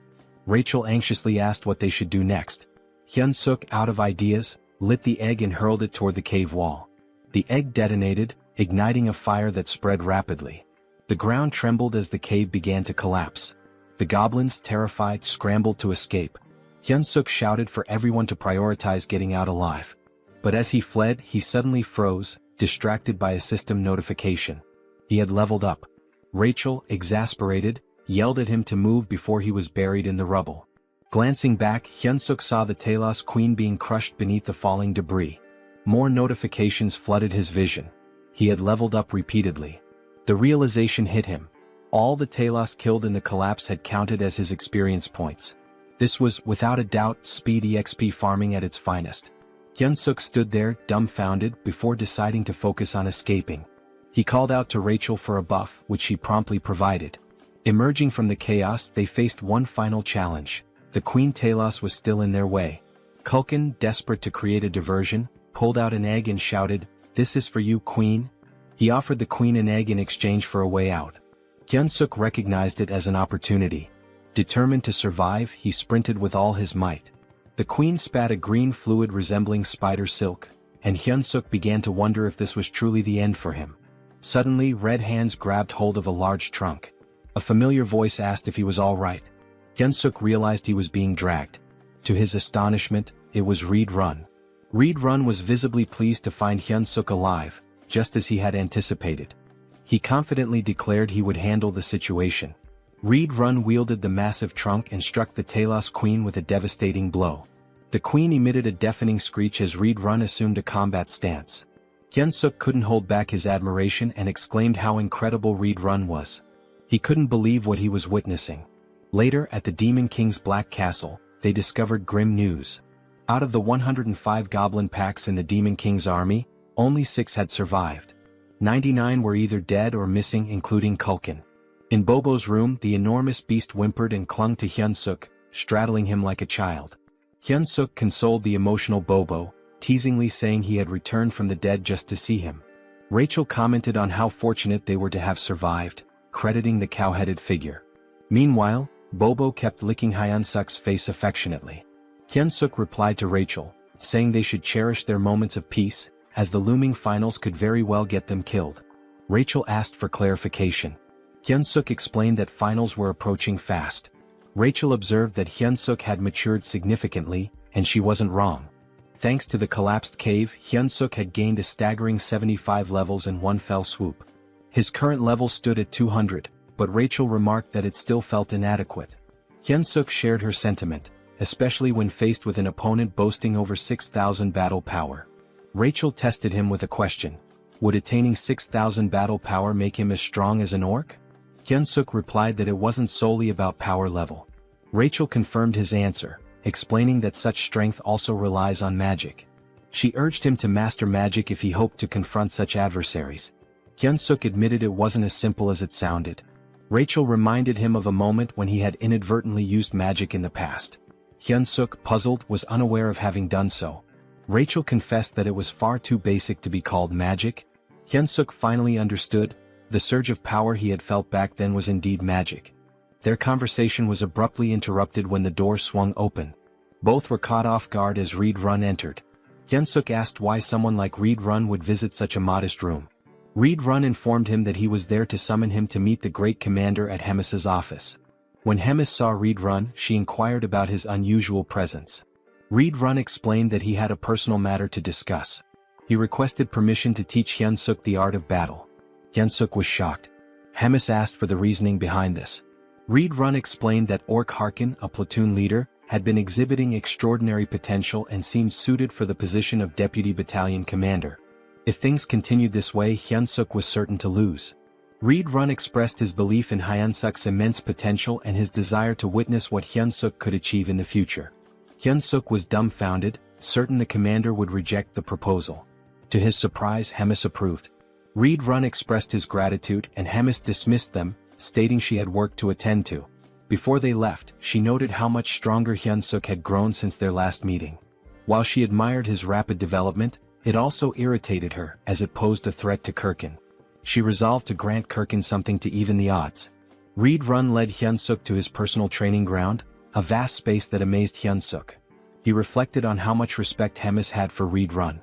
Reed-run, observing in silence, noticed Hyun-suk's body was brimming with mana, yet he couldn't utilize any of it.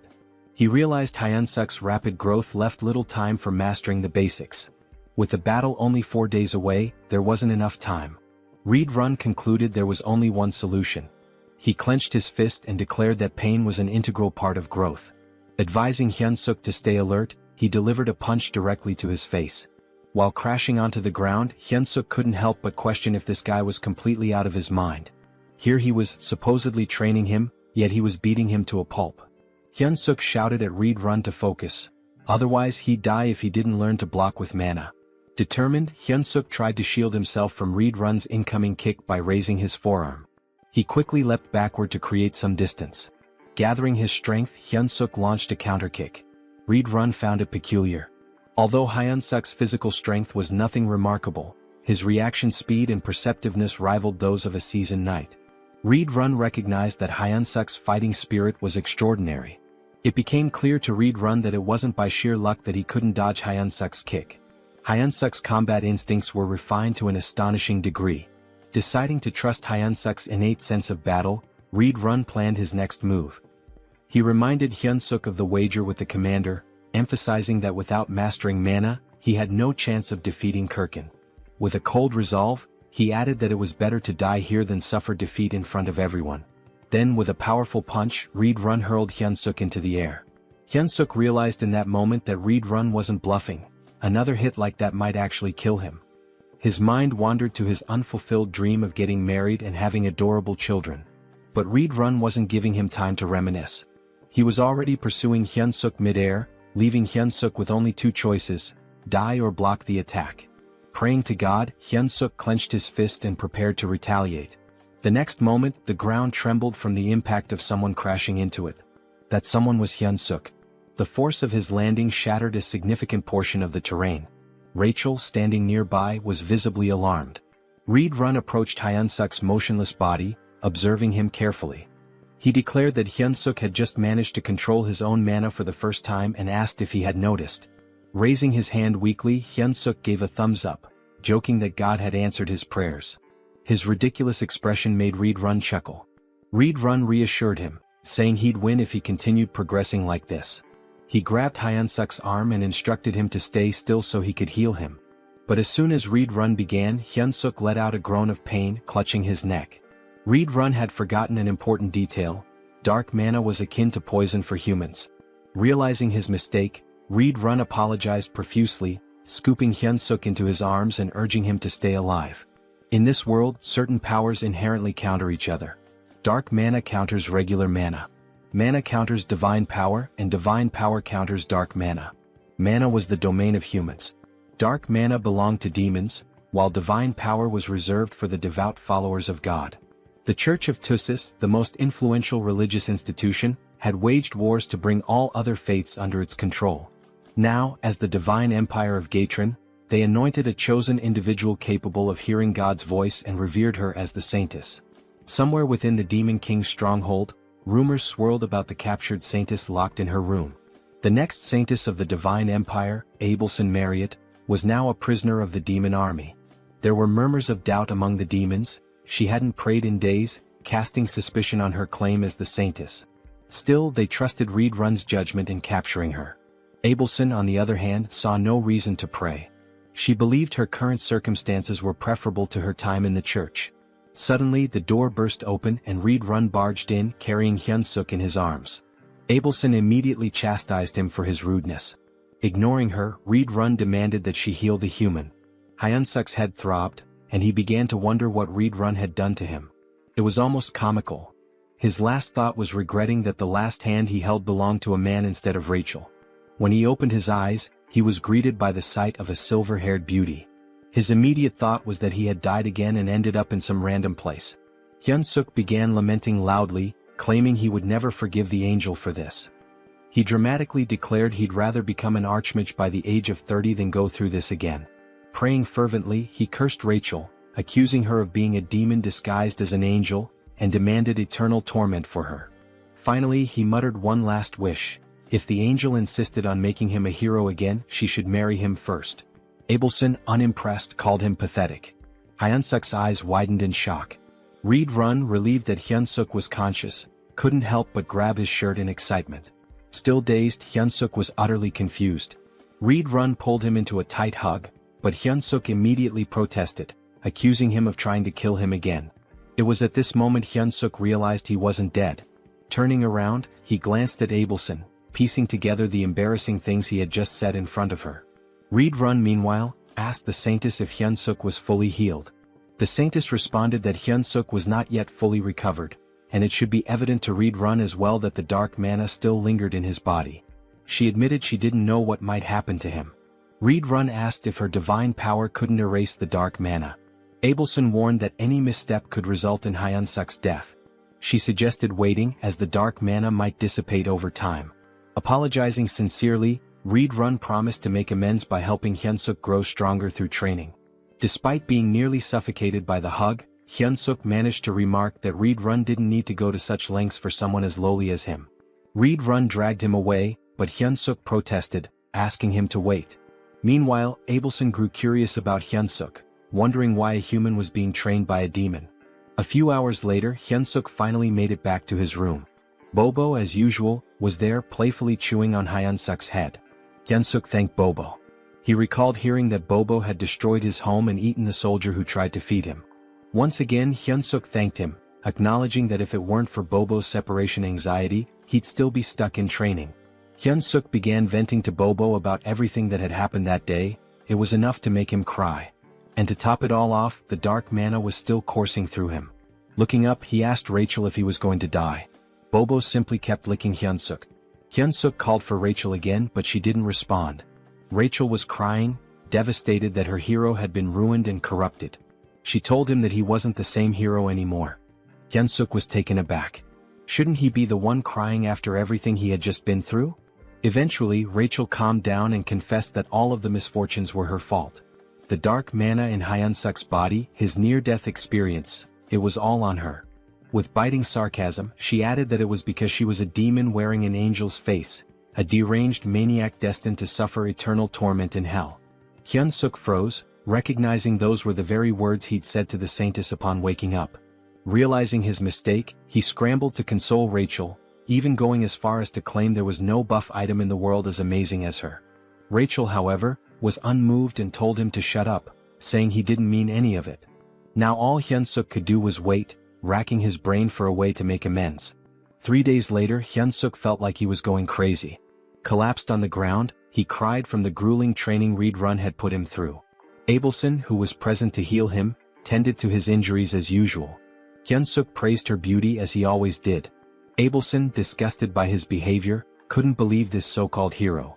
Yet she healed him anyway. Hyun-suk shyly scratched his head and asked Abelson for a favor before his battle the next day. He wanted her to pray for his survival and if possible to come watch him fight. The request caught Abelson off guard. The day of the battle finally arrived.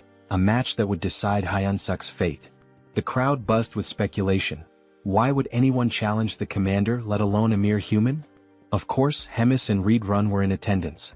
Hemis, enjoying the atmosphere, asked Reed Run who he thought would win.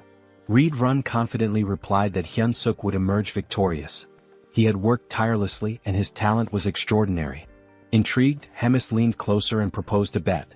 If Hyun-suk won, Reed Run could continue training him. Reed Run found the wager unusual and asked what would happen if Hyun-suk lost.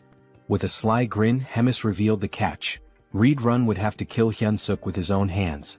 It was the responsibility he would bear for his bold words.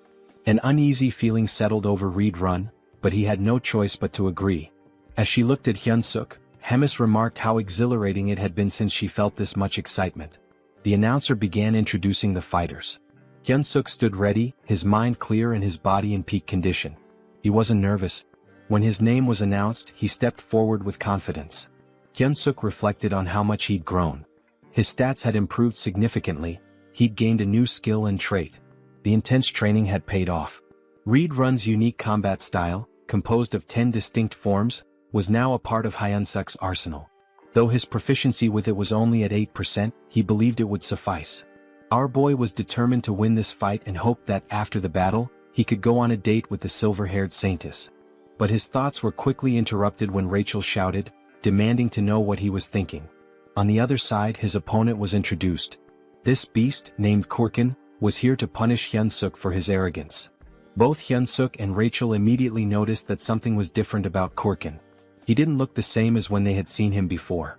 Reed Run was also caught off guard as soon as Korkin appeared. Hemis wasted no time in reminding Reed Run that there was no backing out of their bet now. Korkin let out a roar so loud it sent shockwaves through the area.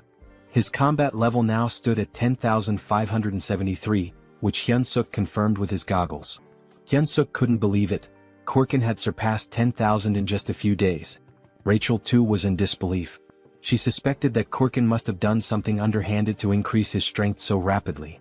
However, Hyun-suk clenched his fist and muttered to himself, of course, nothing was going to be easy. As soon as the fight began, Hyun-suk charged toward Korkin. Korkin, already anticipating the move, raised his weapon in preparation.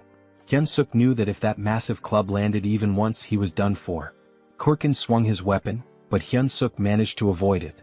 The swing was large and easy to predict. Hyun-suk knew that he just had to stay calm, dodge, and wait for the right opening. Hyun-suk landed a solid blow, and the announcer remarked that it must have hurt even Korkin. Hyun-suk readied himself for another strike, landing it once more. The impact was tremendous, but Korkin didn't even flinch. Hyun-suk immediately realized he had messed up when he saw something blurry coming toward him. The object hit the side of his body with a powerful force. He quickly created distance between them, only to notice that his left arm had been broken by that single blow. Korkin, however, seemed unfazed by the damage he had taken earlier. Hyun-suk observed that Korkin appeared normal, and his movements were still predictable. In his mind, Hyun-suk reminded himself that he had endured worse before. He steeled himself, telling himself not to be afraid and remembering the lessons he had learned. Combat arts involved using mana with martial arts, allowing someone to smash the ground or break a rock with a single punch. Reed Run had explained this to him. He added that combat arts weren't just about raw strength. The crucial point was that combat arts are techniques meant to kill your opponent. Back during their training, Hyun-suk had been told he couldn't beat Korkin with his current abilities. The reason? He lacked the intent to kill. Without a clear intention to kill, his attacks were meaningless. As the present moment unfolded, Hyun-suk recalled Reed Run's words. Korkin was about to strike again, but this time, instead of dodging, Hyun-suk surged forward as if he was about to counter. This time his attack was fueled by killing intent. Hyun-suk's punch landed and he shouted, "Fucking die." Unlike his previous attacks, this one pierced Korkin's muscular body. This was the first form of Reed Run's combat style, instant obliteration. And as the name suggested, the arena was obliterated in the process. As the dust clouded the arena, Abelson wondered who had won. When the dust finally settled, Korkin's body was revealed, a massive hole torn through his chest. "Welcome to the Donut Club, ugly ass," Hyun-suk thought to himself as he raised his fist in victory. It was official, the weak human Choi Hyun-suk had won. Despite his victory, Hyun-suk's body trembled, and he realized that if he used Reed Run's technique again, it might just kill him.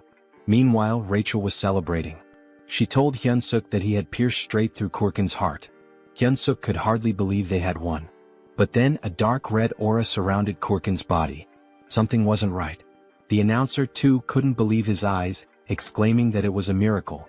But Hyunsuk knew this wasn't a miracle. He watched as a red object began to emerge from Kurkin's body, twisting in pain as something strange happens to his body. It's clear that the blow wasn't fatal enough. Kurkin remains standing, almost miraculously, despite a massive hole where his heart should be. Kurkin has now literally become a walking meat donut and will be known as Mr. Donut. Choi, surprised that Kurkin can still fight even with his heart torn apart, realizes it must be the commander's doing as he stares at Mr. Donut's gaping hole. Meanwhile, the commander watches the fight with a smile, enjoying how events are unfolding. Beside her, Reedrun wonders what she was thinking by sharing her dark mana with Mr. Donut. She also cast a curse that turned him into an undead when he reached a fatal state. The commander, impressed by Choi's quick learning and talents, smiles, though her expression carries a hint of frustration for having expected more from him. Back on the battlefield, Choi wonders if Donut is still alive as he looks at the heartless monster still standing. Rachel clarifies that he isn't, it's actually a curse causing this effect. However, she notes that the curse won't last long. Suddenly, Donut charges at the hero, preparing a strike with a murderous gaze. Choi laughs, joking that this move is already well known and easy to dodge. Famous last words. In the blink of an eye, he is struck. Donut's fist is already at his neck, and apparently the blow wasn't as avoidable as Choi had thought. Mr. Donut, holding the hero's neck in one hand, strikes multiple times with the other, only stopping when Choi, in a desperate response, grabs the monster's arm with both his arms and legs, causing a surge of energy. This prompts Donut to throw him away, sending Choi crashing into a wall. As Choi reflects on the gentle meeting between his body and the wall, he recalls the near-death sensation he experienced, comparing then to now. It seems like all the bones in his body are broken. With no time to dwell on his misery, he notices someone willing him to stand and continue. Choi then realizes Abelson's presence, gesturing encouragement, telling him he can win. The hero hesitates to believe her, but the doubt doesn't last long. He rises, realizing the fight isn't over until it's truly over. His newfound courage stems from one thing: the fear of embarrassing himself in front of a girl. That's how we do to overcome death. Even with all his bones seemingly broken, he channels mana that acts as an armor for his body. A blue aura covers him. Choi then decides to counterattack. As he moves toward Mr. Donut, the system updates displaying 2 consecutive changes. His mana control advances from F to E and then from E to D. Charging a powerful energy-infused attack, the hero shouts an invitation to Abelson for a date. Screaming while smashing a goblin's thinking box seems like the perfect time to ask a girl for a hangout. The attack drives Donut's head into the ground, but it isn't enough to neutralize him, but it was almost. Realizing his attack was highly effective, Choi continues his assault, repeatedly striking Donut's meat coconut. The audience watches in stunned silence, unable to process what's happening in the arena. Meanwhile, in the room where Reedrun and the commander are watching, she asks Reedrun if was he the one who taught the hero all those moves. Reedrun denies it. He also added, emphasizing that he's never seen anything like this in his life. Turning the attention back on the battlefield, now nearing its conclusion, Choi's thoughts are focused on his possible date. Things like 1 night, 2 days, dinner and hotel, clearly more important things to think in a situation like this. However, he knows he must remain cautious while collapses in exhaustion. As a result, the commander tells Reedrun to be careful. Choi is a monster. She reflects that having a hero serve the demon army will be fun, even though Choi's face reminds her of someone she isn't fond of. Sometime later, the hero wakes up startled in his cabin, bandaged, and in the company of Dog and Rachel standing nearby. Before he can ask where he is, Rachel informs him he's obviously in his cabin. Choi, concerned about the outcome of the fight and his experience, is quickly reassured that he won and that Abelson tended to his injuries. Eager to check the system, he looks at his stats. Hero candidate Choi, now level 212, has seen significant increases not only in his level but also in stamina, mana, charisma, and unlocked mana control skill. As he reviews his stats, Rachel mentions she could have healed him too. Choi ignores the comment, focusing solely on the absurd number of levels he gained. Noticing the mana control skill, Rachel reacts with exaggerated surprise. She defends her reaction, explaining that she's right, it's extremely rare for anyone to achieve mana control. As she tries to elaborate on how amazing this feat is, she's interrupted by Choi, who notices a strangely folded piece of paper. The scene shifts to Abelson's prison. She's gazing at the stars and muttering to herself that it was unnecessary. In her thoughts, the hero is strange. He discovered mana and learned about combat in just 3 days, which isn't normal. This hero certainly has unknown potential. Unfortunately, his personality is inversely proportional to his abilities. Abelson wonders if her prayers were answered or if Choi is simply pure talent. In the end, it doesn't matter. To her, he's the hope she needs. She then knocks on a door, seeking a favor, and Reedrun at the other side answers, offering his help. When Reedrun asks what she needs, she says she wants to take a walk. Back in Choi's room, as he reads the letter, he's surprised to find it's a positive response to his date request with Abelson. She now wants to see him at the courtyard. The hero will finally have the time of his life. Moments later, the time for the meeting finally arrives. Choi, anxious, still doesn't know how to act in this situation. He wonders if he should ask for her number, but there aren't even cell phones in this world. Rachel advises him to forget about this situation and return to his room, complaining that he always ignores her words. But she can't finish her sentence as she's suddenly grabbed fiercely by Choi, who plans to throw her aside. However, just as he prepares to do so, Abelson appears in front of him, accompanied by 2 others. Choi, clearly caught off guard, announces Abelson's arrival, questioning who the other 2 are. Abelson replies that they are her escorts. After all, she couldn't wander alone in her current condition. Choi, with sadness, quickly remembers that she's confined as a hostage of the Demon King's army. Breaking the tension, Abelson expresses her desire to start with a walk. Choi agrees, and as they walk, he thinks about how stressful it is to be under the watchful eyes of Abelson's escorts. They're eliminating any chance of intimacy between the 2, leaving him unsure of how to start a conversation. Abelson, on the other hand, knows exactly what to say. Without hesitation, she fires her question. "Are you a hero, Mr. Choi Hyun-seok?" The hero, surprised, doesn't understand how she knows or suspects this detail about him. Abelson explains that only heroes and demons have black hair in this world. Shaken by this revelation, Choi is also asked if he has any questions of his own. She encourages him to feel free to ask. Nervous but grateful, Choi timidly starts his first question. But before he can say anything coherent, they are interrupted by Reedrun.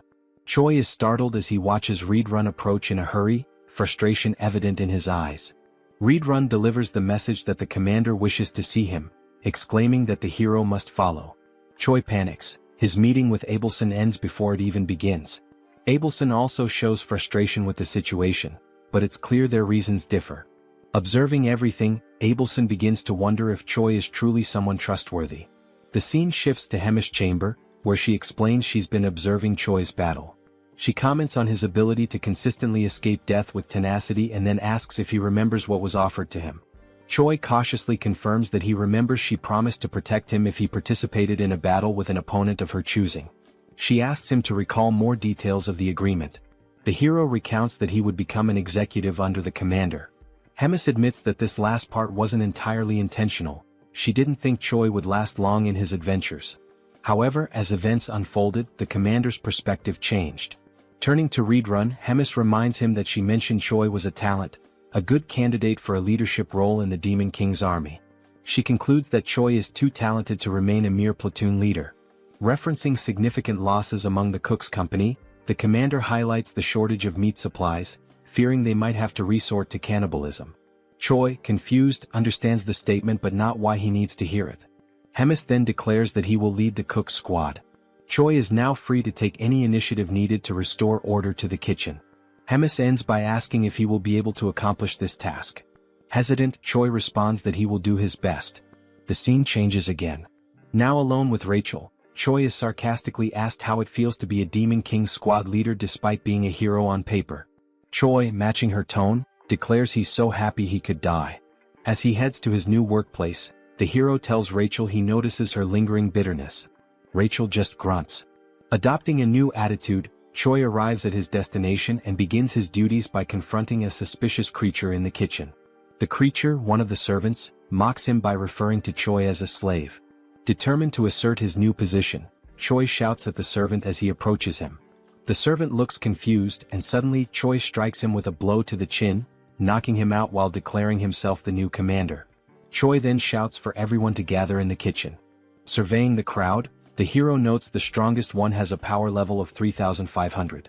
Still, the group is too small, prompting him to wonder where the others are. Initially numbering 300, now there are only 20. Choi realizes the gravity of the situation, knowing the difficulty of his task and the consequences of failure. Addressing his squad, he asks who knows him. Gradually, some start naming him, the barbecue master, while another dares to call him a delicious human. In a flash, that individual is kicked, becoming a wall decoration. Choi then solemnly reinforces that he is the commander.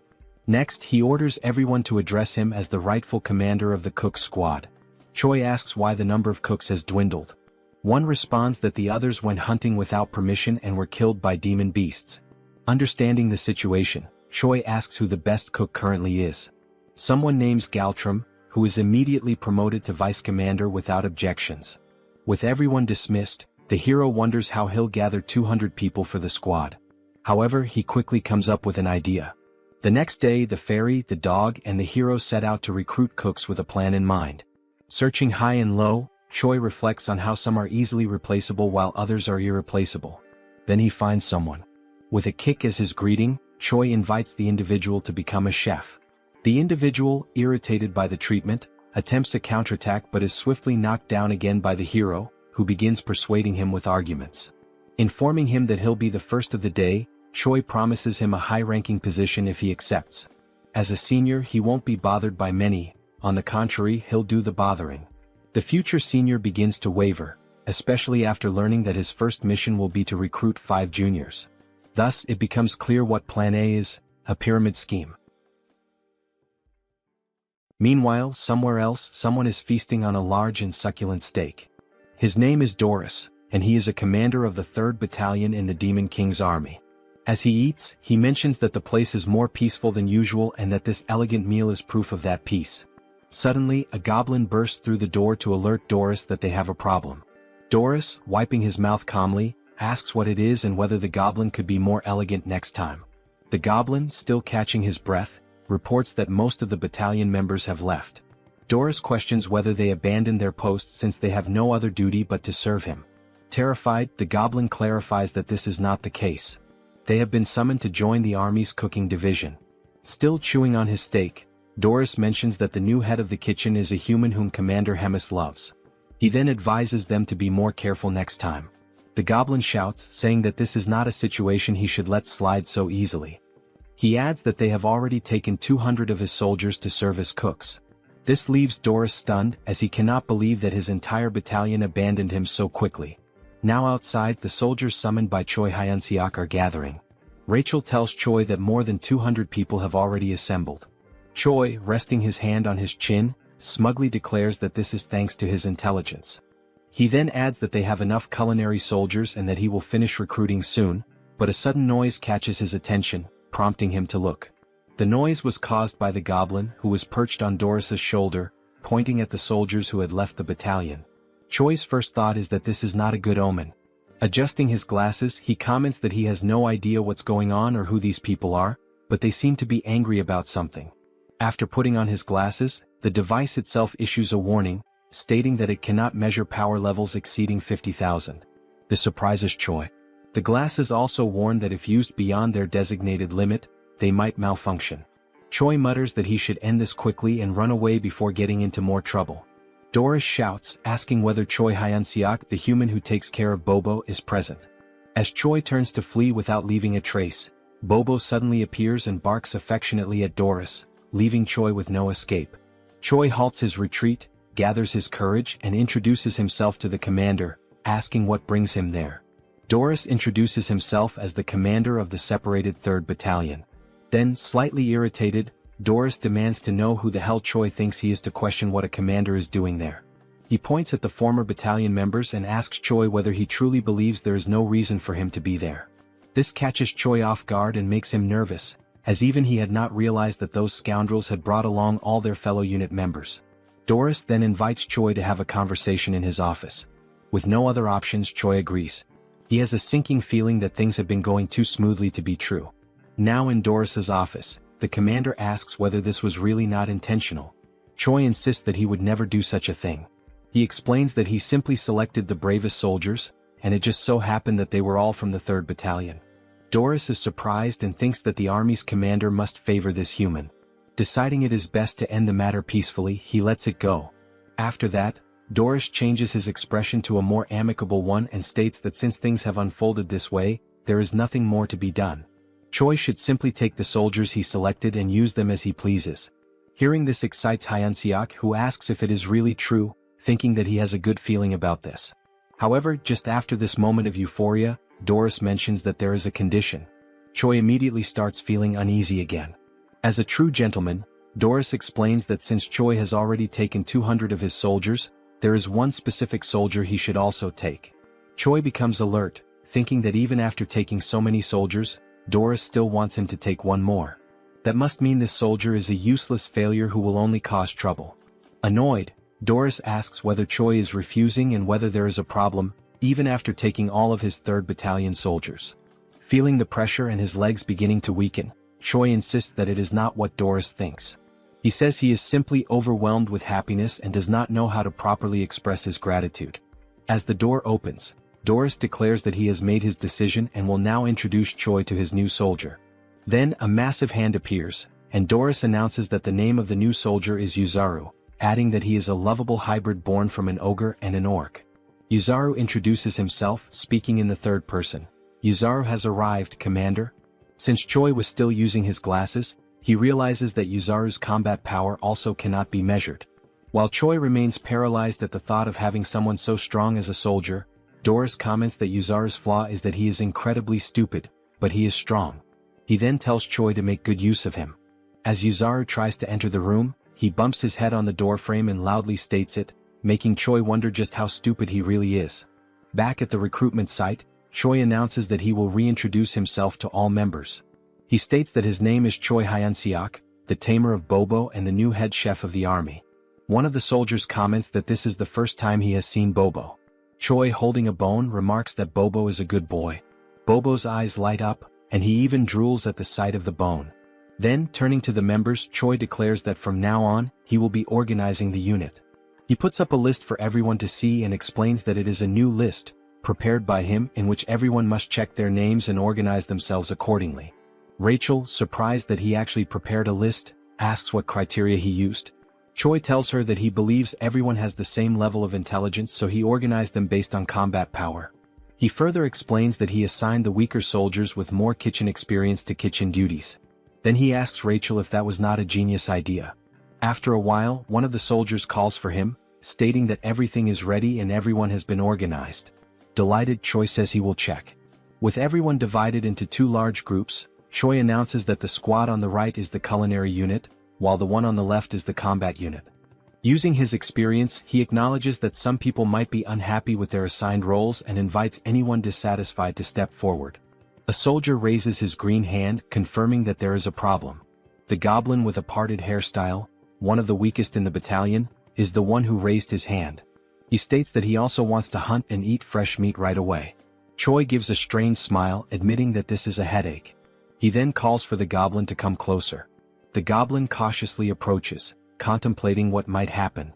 Once he is close enough, Choi suddenly kicks the poor goblin in the balls, making him scream in pain, his eyes bulging.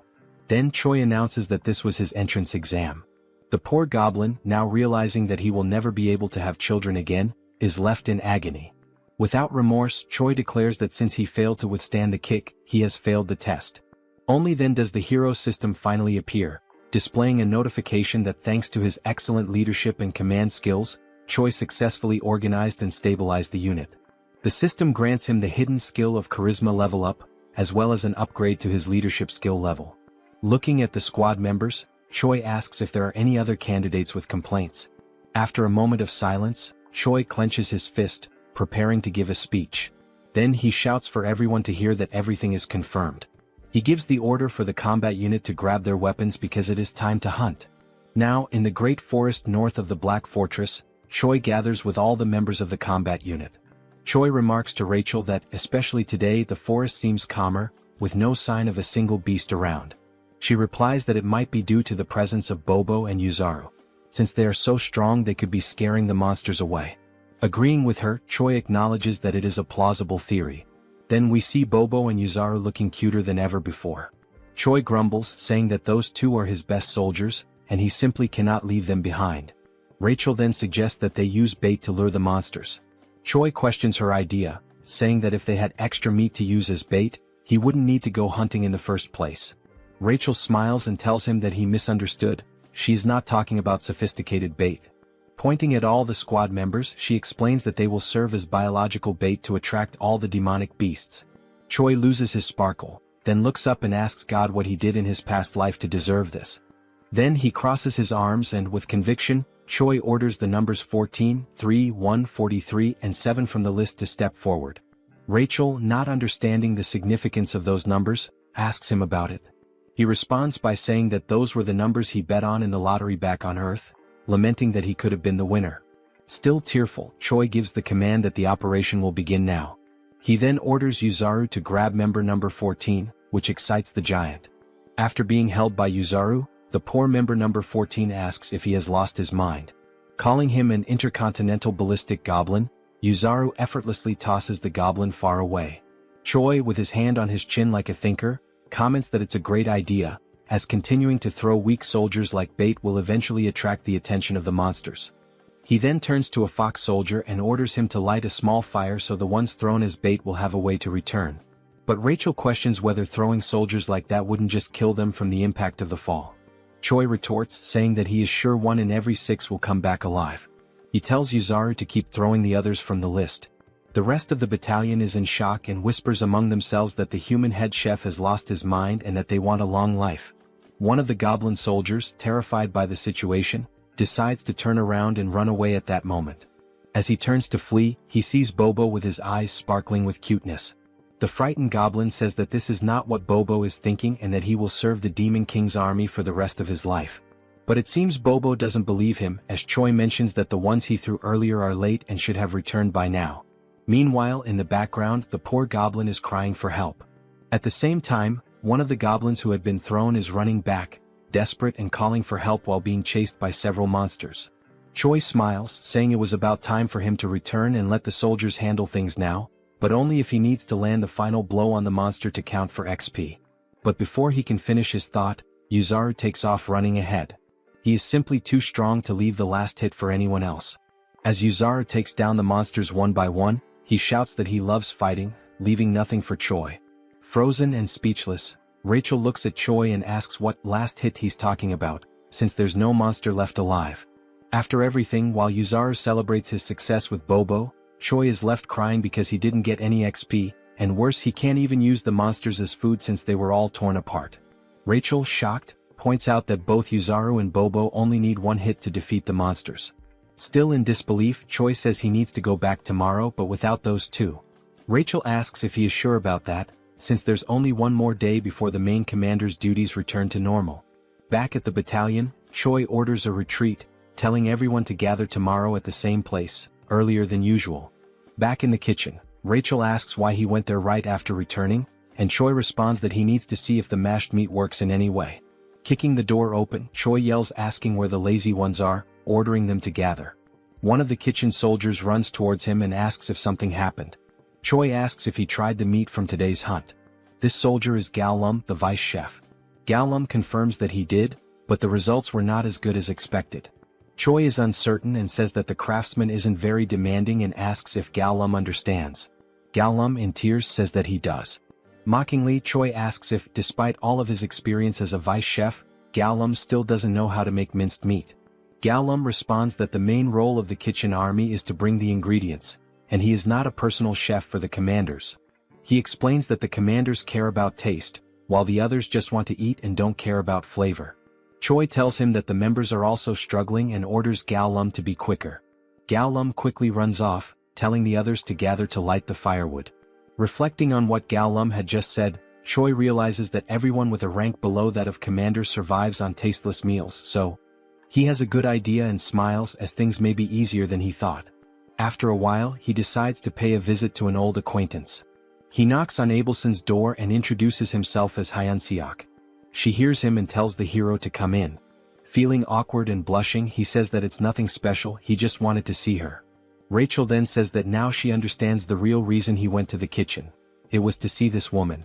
He then pulls out the beautiful and delicious dish and asks if she has already had dinner.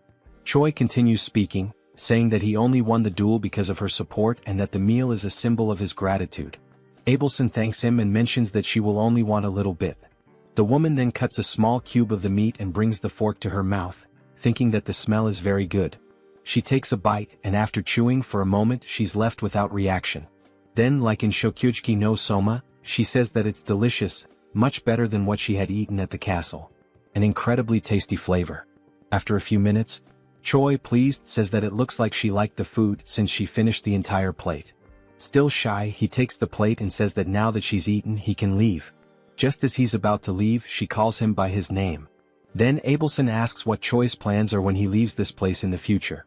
Choi, like a good man moved by emotion, quickly responds that it's marriage with her. Hearing this, Abelson's eyes widen. Realizing his intentions and that he didn't understand the meaning of the question, she says that now he can leave. But before he goes, he tells her that there's something else he wants to do besides marry her. This catches her attention. However, before finishing, he asks her what her plans are and what she wants to do when she leaves there. With a lifeless look, she says that she doesn't know yet because if she ever leaves there, she doesn't want to do anything. Now, in Gartran, the divine empire of the capital of Gratium, where the theocracy is governed by the Pope of the Church of Ducis. A man kneels and refers to another as Your Holiness, then he provides the information that they have discovered the location of Abelson Marriott, the next saint. He then adds that, supposedly, Abelson is imprisoned in the Black Fortress where the glutton resides. The man sitting on the throne asks how the next saint ended up in such a place. Tapping his fingers anxiously on the throne, he asks if there has been no word from the Demon King about this. The man replies that there hasn't been, as no one knows what they want since they're not demanding anything. Rising from the throne, the Pope says that in the history of wars between humans and demons, there have been only a few times when humans managed to breach the Black Fortress. Even so, on those occasions when they succeeded, the glutton Hemis was absent. So, attacking directly now would be very reckless. Opening the curtain to the window, he says that he will send a secret rescue team. Then, Pope Orvan IV gives the order for the man to summon their hero. Back in the hunting grounds, Choi organizes the kitchen battalion soldiers into 2 blocks, literally. However, something keeps nagging at him. He can't stop thinking about what the hell Abelson meant when she said that she didn't want to do anything else. Walking to a suitable spot, he stops and says that this should be enough. While rummaging through his backpack, he calls the platoon commander forward and tells him to step up. He takes something from his backpack and tells the platoon commander to eat. What he pulled out were 2 steaks of meat, and while the soldiers look on in disbelief, they think it's some new type of bribe or some kind of leftovers. Choi asks if they're not going to eat, and the soldiers apologize and quickly begin eating. After tasting the meal, the soldiers who ate it shine their eyes and enter a state of ecstasy due to the delicious flavor of the meat. The 3 platoon leaders kneel and say that from now on they will be loyal to Choi, begging for another piece of the meat. However, he pulls out more pieces of meat and says that the chance to taste it is over, meaning that from now on, Choi shouts at them to run, because only the platoon that captures the most living demon beasts will be allowed to eat with him. The 3 platoon leaders run desperately, urging their soldiers to do the same. Seeing this, Choi says that the plan was a success since they're all slaves to their appetite. The plan to bring the monsters alive was precisely so he could land the last hit and level up. Looking at the system screen and seeing his level, status and charisma increasing, Choi says that while he was cutting the monsters, he quickly leveled up 10 times. One of the platoon leaders then asks who the winner was among the 3. Choi turns to them and announces that the winner was the Wolfken platoon and that the Wolfken platoon will have an amazing meal with him. The members of the other platoons ask what they will receive, and Choi answers with boredom that they will have the leftovers. Choi also shouts at them, giving the order to gather all the slaughtered meat and take it to the kitchen. Meanwhile, beyond the Black Forest, we see several lifeless bodies of soldiers and a man in a black cloak holding a sword. Back at the headquarters, someone stands in front of a door and says that they've finally arrived. Inside, Abelson says that she shouldn't have said that to Choi. After all, she can't keep hiding this forever. The door opens and it's the man in the black hood calling Abelson by her full name. He then removes his hood and we see that it's not Choi but a blonde man with green eyes. He says that he's there to rescue her. Recognizing him, Abelson calls him Sir Guffin and asks if the Pope sent him. He replies that he thinks so but isn't sure. Leaning against a table, she apologizes and says that she can't go back now, politely asking him to leave. Surprising her, he says that he'd love to retreat as well, but a mission is a mission and must be completed. With a serious expression, she says that as he should know, the glutton Hemis lives in that fortress, and if he tries to take her, he knows what the worst outcome could be. He approaches her, smiling, and asks how she plans to do that, and Abelson says that she will use her holy power to summon Hemis there. The man then grabs Abelson by the neck and says that he's not there for games, because he's not a prince but a soldier. With a cold expression, he orders her to close her eyes, and when she wakes up, she'll already be in the capital. With his grip tightening around her neck and her almost fainting, Abelson realizes that he may use holy power and wonders how that's possible. As her eyes slowly close, she thinks that she can't go back there again. Then a sleep spell is launched toward the blonde man. It's Choi telling him to take his hands off Abelson. The punch hits his face, but it seems to have little effect. With a small trickle of blood on his face, the blonde man says that it was a punch infused with magical energy and asks what Choi is. He adds that Choi's movements are very impressive for the magic he possesses. Irritated, Choi throws another punch and asks what the hell the blonde is talking about, ordering him to get away from Abelson immediately. The man retaliated with a kick and said it wasn't part of the mission, but it's always good to have something useful, so Choi would go with him as well. The kick was so strong to Choi's stomach that he couldn't stay on his feet. While Choi and Abelson were on the ground, the blonde man said that trivial worms always irritated him. Watching all of this from afar, Rachel saw that the man had defeated the other man with a single blow, so she was unsure whether she should call Bobo for help. Then Rachel felt a frightening presence approaching the area. Inside the room, the man looked at a teleportation scroll and said that there was nothing he could do, but to bring another person with him, he needed to alter a few terms. Then someone arrived behind this man. The person asked the blonde if something wasn't going well. Was Hemis? Smiling, she asked if the man needed help. The man quickly turned around and was shocked to see Hemis in front of him. He wondered how this was possible since he had blocked the saint's powers. Hemis asked if the man could start calling her gourmet from now on. The blonde, trembling with fear, thought that he couldn't feel any magical energy coming from Hemis, and maybe this was due to the difference in their levels. Placing the contract in his mouth, the man thought that maybe the story about Hemis, the glutton devouring thousands of soldiers in a single day, could be true. Hemis emanated her power with a pink aura and said that now she would see how skilled her blonde guest was. The pressure from her magical energy was so immense that the blonde man became paralyzed. He could only think about not panicking because only then could he dodge her attacks, and when the opportunity arose, he would take the saint quickly. Then, the blonde man felt a strange dizziness and realized it was due to the punch he had received from Choi, and the dizziness effect came late. While he was distracted, Hemis launched an attack that apparently struck and ripped off the blonde man's arm. The glutton said she liked him and asked if he could entertain her a little more. The blonde man thought that, with the state of his body, it was better for him to leave on his own. Then, the blonde man declared the mission a failure, activated the teleportation power, a golden explosion occurred, and he disappeared from there. Hemis was surprised that the man fled even after she had asked him for a favor. Then, with a devilish expression, she said that it was fine because the truly fun things were about to begin now. Then, a brief description of Hemis is shown. The glutton is an ancient monster and an ageless witch. All of these were insults to Hemis, the commander of the Third Corps of the Demon King's army. Through the endless flow of time, countless demons were born and appeared. However, the Demon King and Hemis, these two remained unshaken like enormous mountains. Yet, the infinite passage of time has numbed many things, and this is too cruel for any sentient being to bear. A few days later, Choi is training and is struck in the same spot with an attack. Lying on the ground and crying, he was training with Reedrun, who tells Choi that his attacks and how he uses magic are still too direct. Reedrun says that he doesn't need to be so rigid about it and can be more flexible. Still crying, Choi says he will keep that in mind next time. In an ironic tone, Reedrun says that there's one more thing to mention. No matter how strong Choi feels or considers himself to be, there will always be someone stronger. Helping Choi up, Reedrun tells him not to forget that a fair victory is a privilege only for the truly strong. Then Reed turns to Choi Hyunseok and says that's all for today, telling him that he did a good job. Reedrun turns and leaves the area while Choi, feeling awkward, watches him walk away. The hero, nearly depressed, sits on the ground and concerned Rachel asks if he's alright. He responds that no, he's almost dying and asks her to heal him. Rachel begins the healing and Choi says that at least he can breathe now. This makes the fairy ask if she is now just a healing potion for him. While he's being healed, Choi has several thoughts in his mind. He remembers Abelson telling him to get stronger because only his belief in his own strength would protect him. Then he tells Rachel that Abelson said he needed to be stronger. Rachel gets angry because he's already talking about that woman again, and because of her, he almost lost his life. She doesn't know if she's a saint or a witch. Choi tells her that she could suffer divine punishment for saying such things.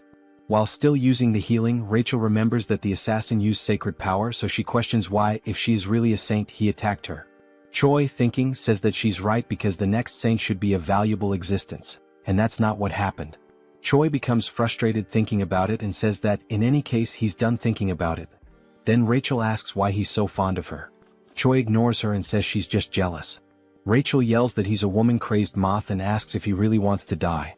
Shortly afterward, there was Choi, head down and sad, while Rachel and Bobo looked at him. Choi says that it's over for him and asks to be reborn as a rich family's cat in his next life, leaving their eyes confused by the situation. Rachel asks if Bobo is concerned and if he would accept someone like that as his master. Bobo still doesn't understand, so Rachel says she will tell him what happened. 30 minutes ago in Hemis's office. Hemis calls Choi Hyun-seok and tells him that she has a big dilemma. She quickly says she's been bored for a long time, which surprises both Rachel and Choi with this sudden revelation. Sitting on her throne, Hemis says that because of this she should see something fun, and Choi just agrees. Hemis then says that he will have 1 month to train and defeat the battalion commander, which leaves him incredulous and nervous, asking if she really said that. With her aura emanating from her claws, she asks if something is wrong or if he can't do it. She asks if he wants her help, like she did with Mr. Donut in their fight against him. Remembering what she did, he bows, hitting his head on the table, and says that he doesn't need it and will handle it himself. Rachel then finishes recalling the events and Choi cries in the background.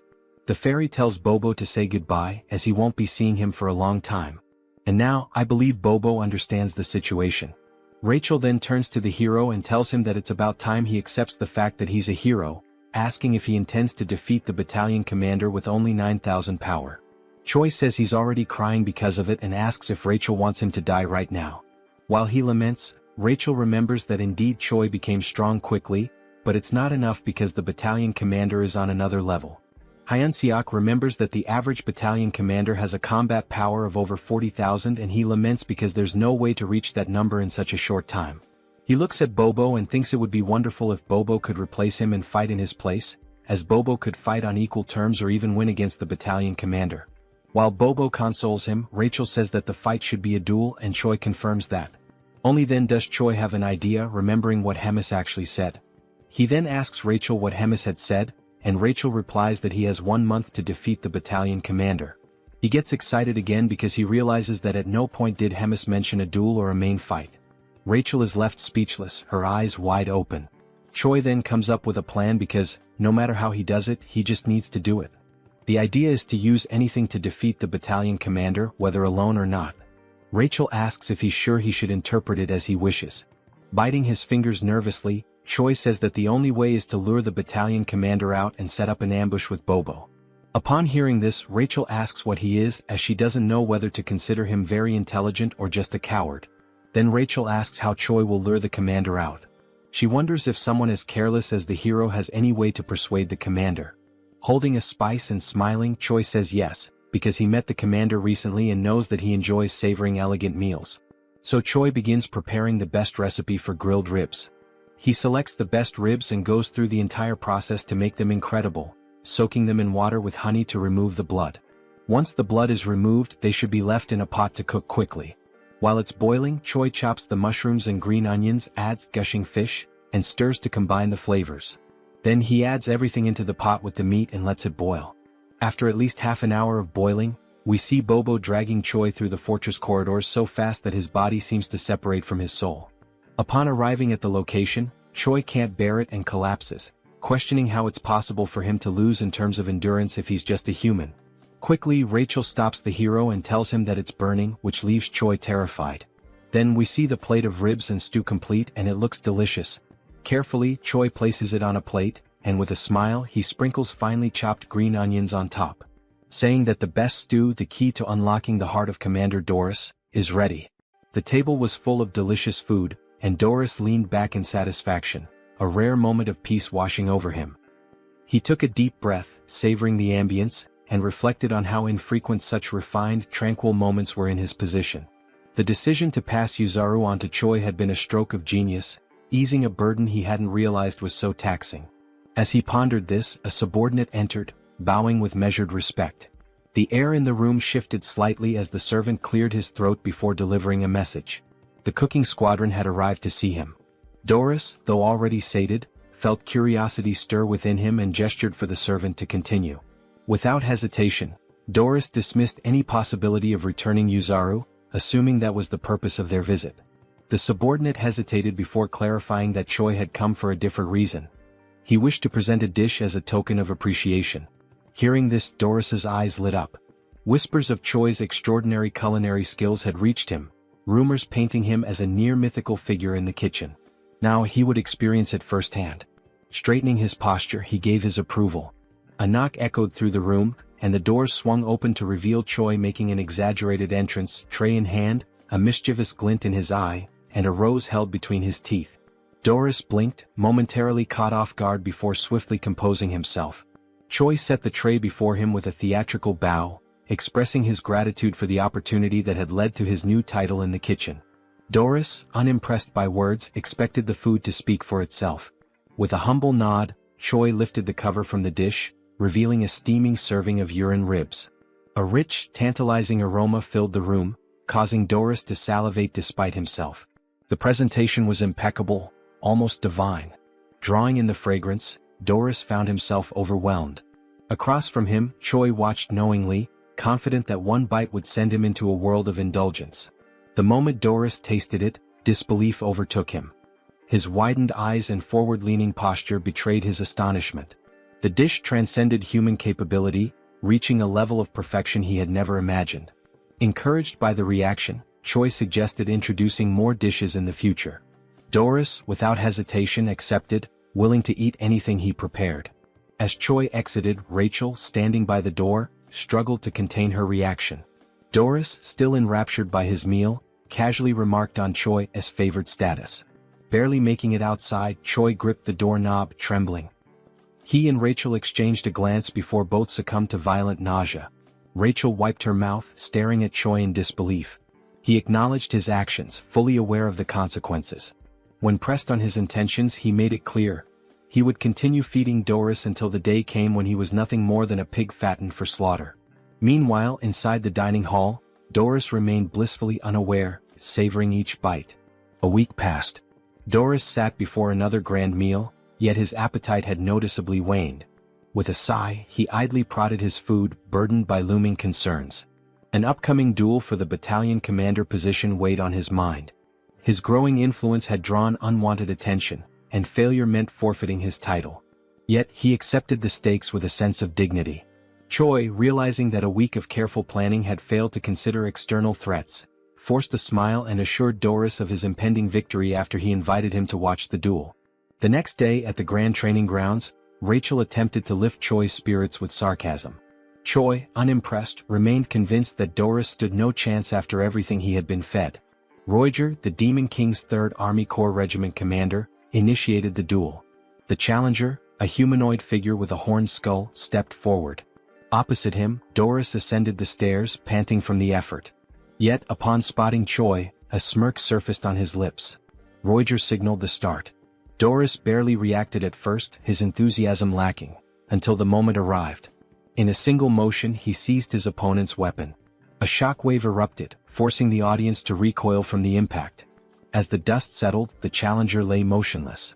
Roger, stunned, acknowledged Doris's overwhelming dominance and ended the match. Spectators dispersed, leaving Choi to contemplate his next move. That night at Bobo's house, Choi analyzed the monster distribution map he had drawn. Rachel, peering over his shoulder, questioned his intentions. The plan was simple: pit monsters against each other, letting one enemy take out another. Rachel, after grasping the concept, understood the brilliance behind it. 3 days later, deep in the forest, Rachel groaned from exhaustion after memorizing endless monster entries. Choi had offered to divide the work, but she had refused, now regretting it. The dense foliage around them rustled as unseen creatures moved through the underbrush. Tension lingered in the air, each shadow carrying a hidden threat. The night was alive with distant roars and the snapping of twigs beneath massive feet. When asked about their first target, Choi pointed ahead. Rachel immediately identified it as a surfib, a massive forest worm. Despite its size, she dismissed it as useless for their plan due to its passive nature. Puffing her chest with pride over her deduction, she sought approval. Choi, unimpressed, remarked that even a fool could be useful. A soldier approached and inquired about their next hunting location. Choi told him to wait before asking Rachel about dragon-like monsters with steel-like scales. She replied that several types fit that description and that she would need to see it directly to identify it. This meant they had no choice but to face the creature head-on. Choi then announced to the cooking squadron that they would be sweeping the area clean. There was no need for captures.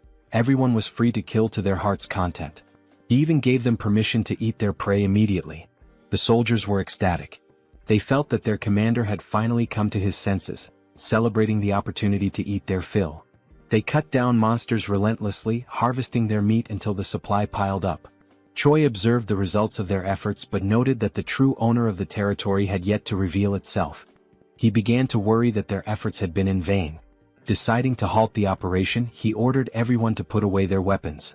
The platoon commander ensured that his orders were followed. However, just as they began to settle, an unexpected sound caught Choi's attention. He immediately sensed that something had arrived. Birds scattered into the sky as a monstrous presence made itself known. A dragon's eye glared down at them from above. The creature, Nidrak, was a beast of immeasurable combat power. The soldiers panicked at the sight of the dragon and scattered in fear. In response, Nidrak set the area ablaze. Choi, however, was pleased. With a monster of this caliber, he now had a weapon strong enough to defeat Doris. At Hemis's office, she spoke to Reed Run about her growing concerns. 3 weeks had passed without any news from Choi.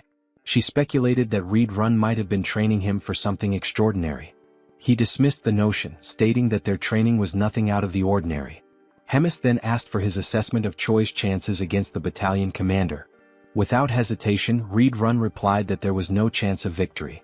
However, he did note that Choi had been getting close to Doris recently. This information caught Hemis off guard. She recalled how Choi had once claimed he would defeat the battalion commander, yet he seemed to be growing closer to him instead. This contradiction left her curious about his true intentions. At Doris's office, he continued eating, enjoying the grilled meat prepared by Choi. He thanked him for the meal. Choi, letting out a sigh, caught Doris's attention. Sensing something was wrong, Doris questioned him about it. Choi, putting on a pitiful act, claimed that there was a serious problem within the squadron. He hinted that this could be the last time he would be able to treat Doris to a meal. Alarmed by this statement, Doris pressed him for details. Choi then explained that the corps commander had requested a special type of monster meat, but the creature was far too powerful to handle. Choi continued his deception, reinforcing the illusion that their squadron was struggling to subdue a formidable monster. He named the creature Marbling, a name unfamiliar to Doris, who had only heard rumors of numerous injuries among the cooks. Choi reassured him of the monster's existence, emphasizing the danger it posed and the futility of sending more ordinary soldiers. Instead, he suggested that someone of Doris's strength could handle it effortlessly, promising that such a feat would not go unnoticed by the corps commander. The thought of recognition from Hemis stirred something in Doris. He imagined her regarding him fondly, her words lifting him from the status of a mere glutton to something more. The fantasy left him flustered.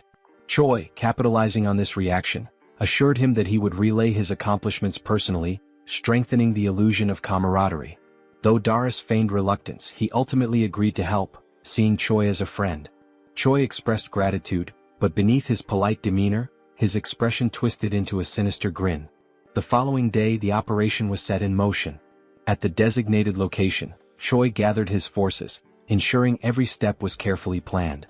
Rachel confirmed whether he had memorized the terrain, to which he responded with absolute confidence, likening himself to a living navigation system.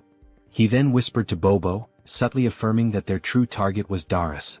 Yuzaru, lacking complexity in thought, simply prepared to execute his given task without question. With everything in place, the mission commenced.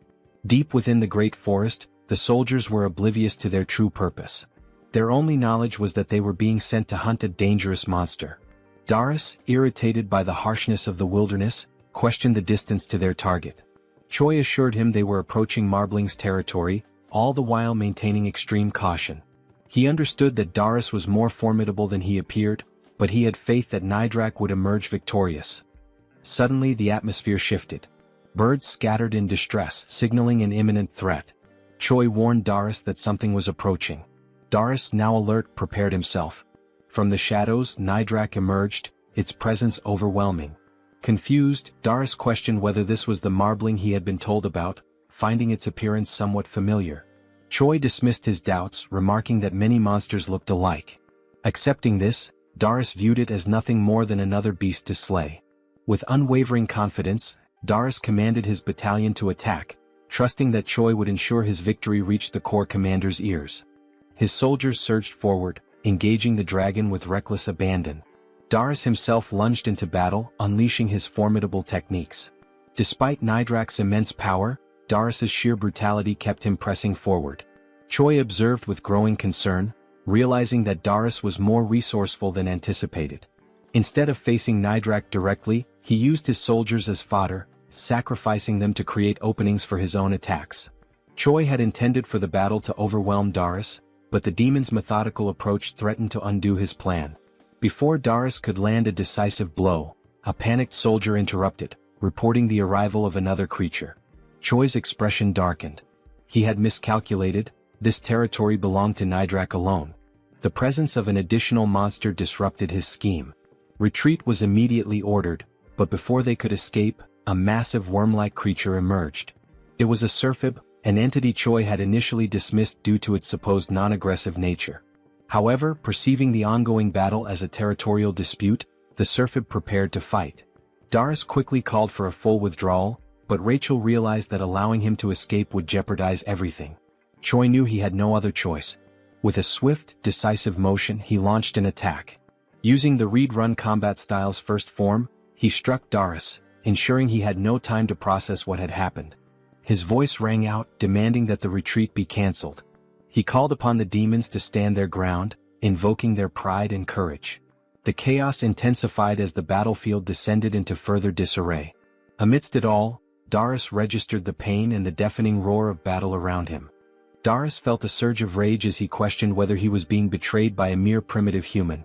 Consumed by anger, he called out Choi's name, determined to risk everything to confront him. Activating his skill, Full Bloom, he unleashed a devastating attack.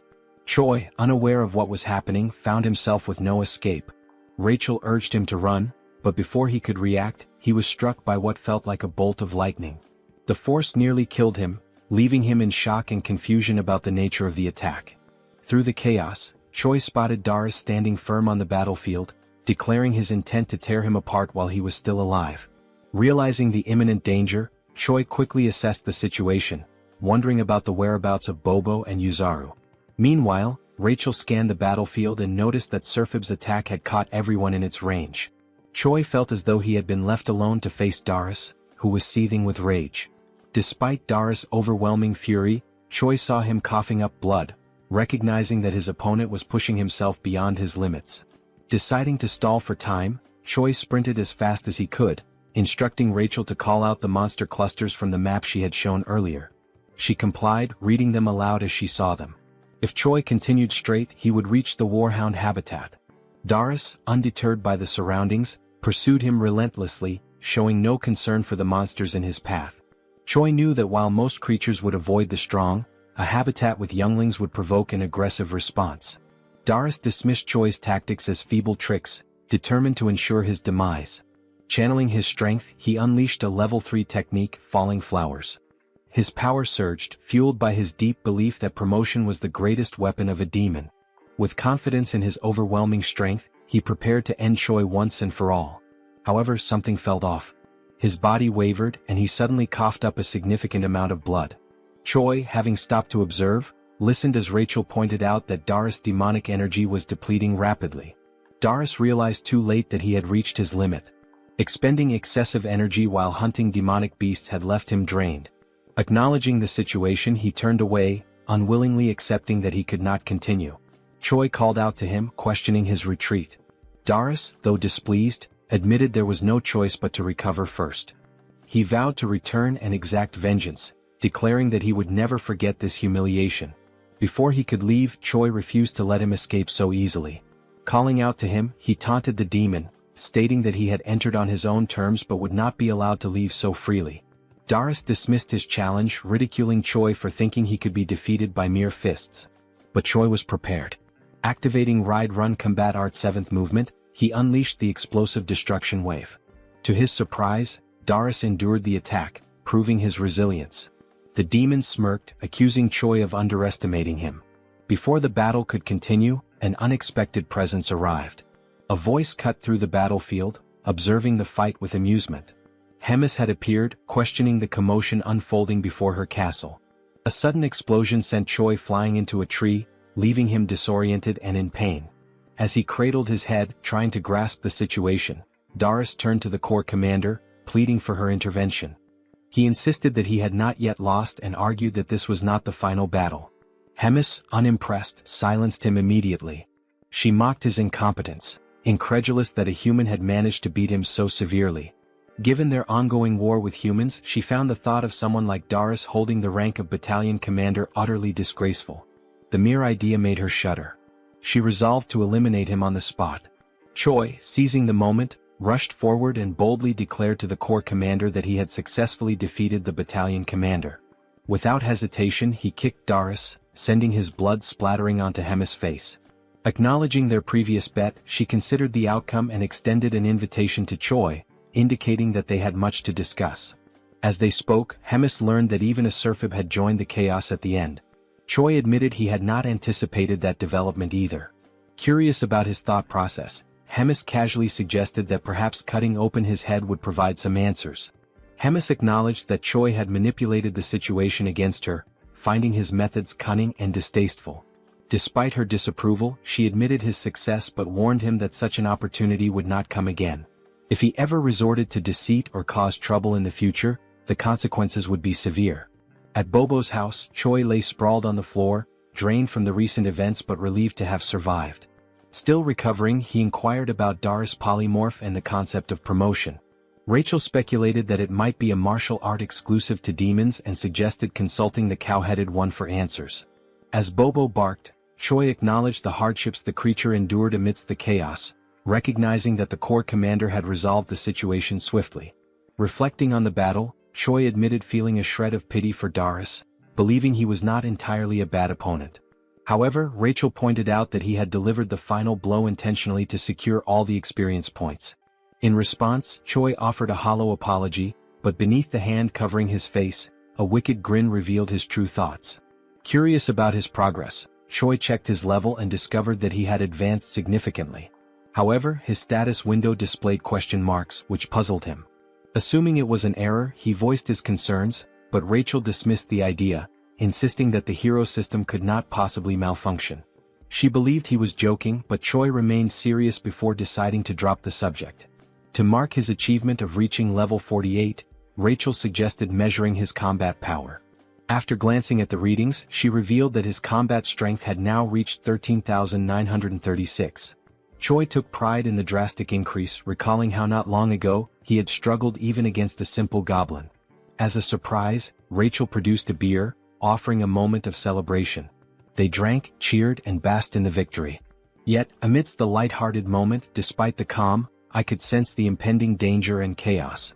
Sometime later, Choi returns to his inevitable routine, divided between sleeping, preparing, hunting, eating, cooking, training, and resting. He lives this loop of tasks daily and endlessly, regardless of how strong he becomes. While preparing for a training session, wrapping bandages around his hands, Choi wonders if he should find Abelson after training to clear up remaining doubts. Riadrun arrives, surprised that Choi showed up early for training, and they greet each other.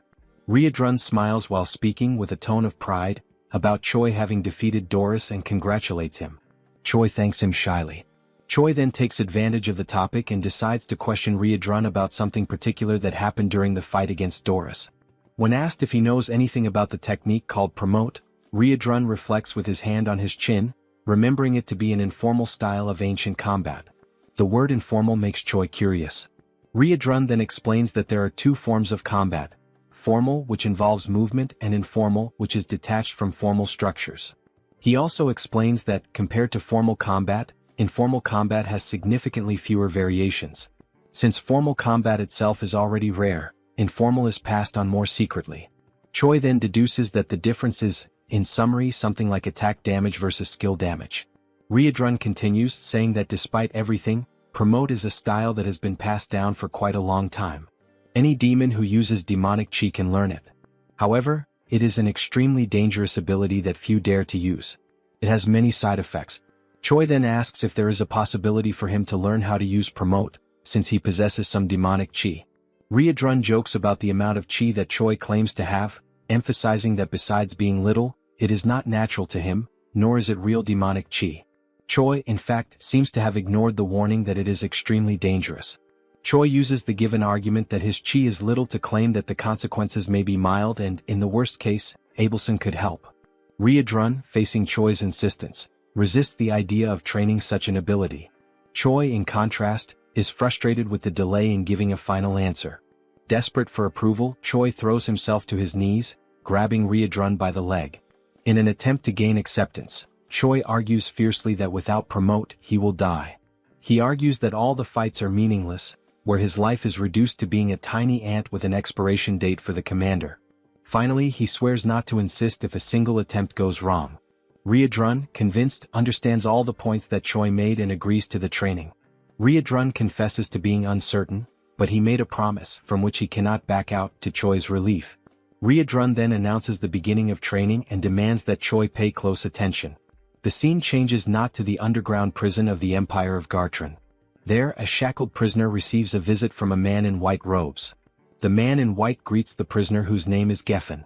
Geffen replies that he was wondering who was coming, surprised that it is the Pope. Geffen then asks what the Pope wants, since he had said he had no more business with him. The Pope responds that he brings an opportunity to make peace.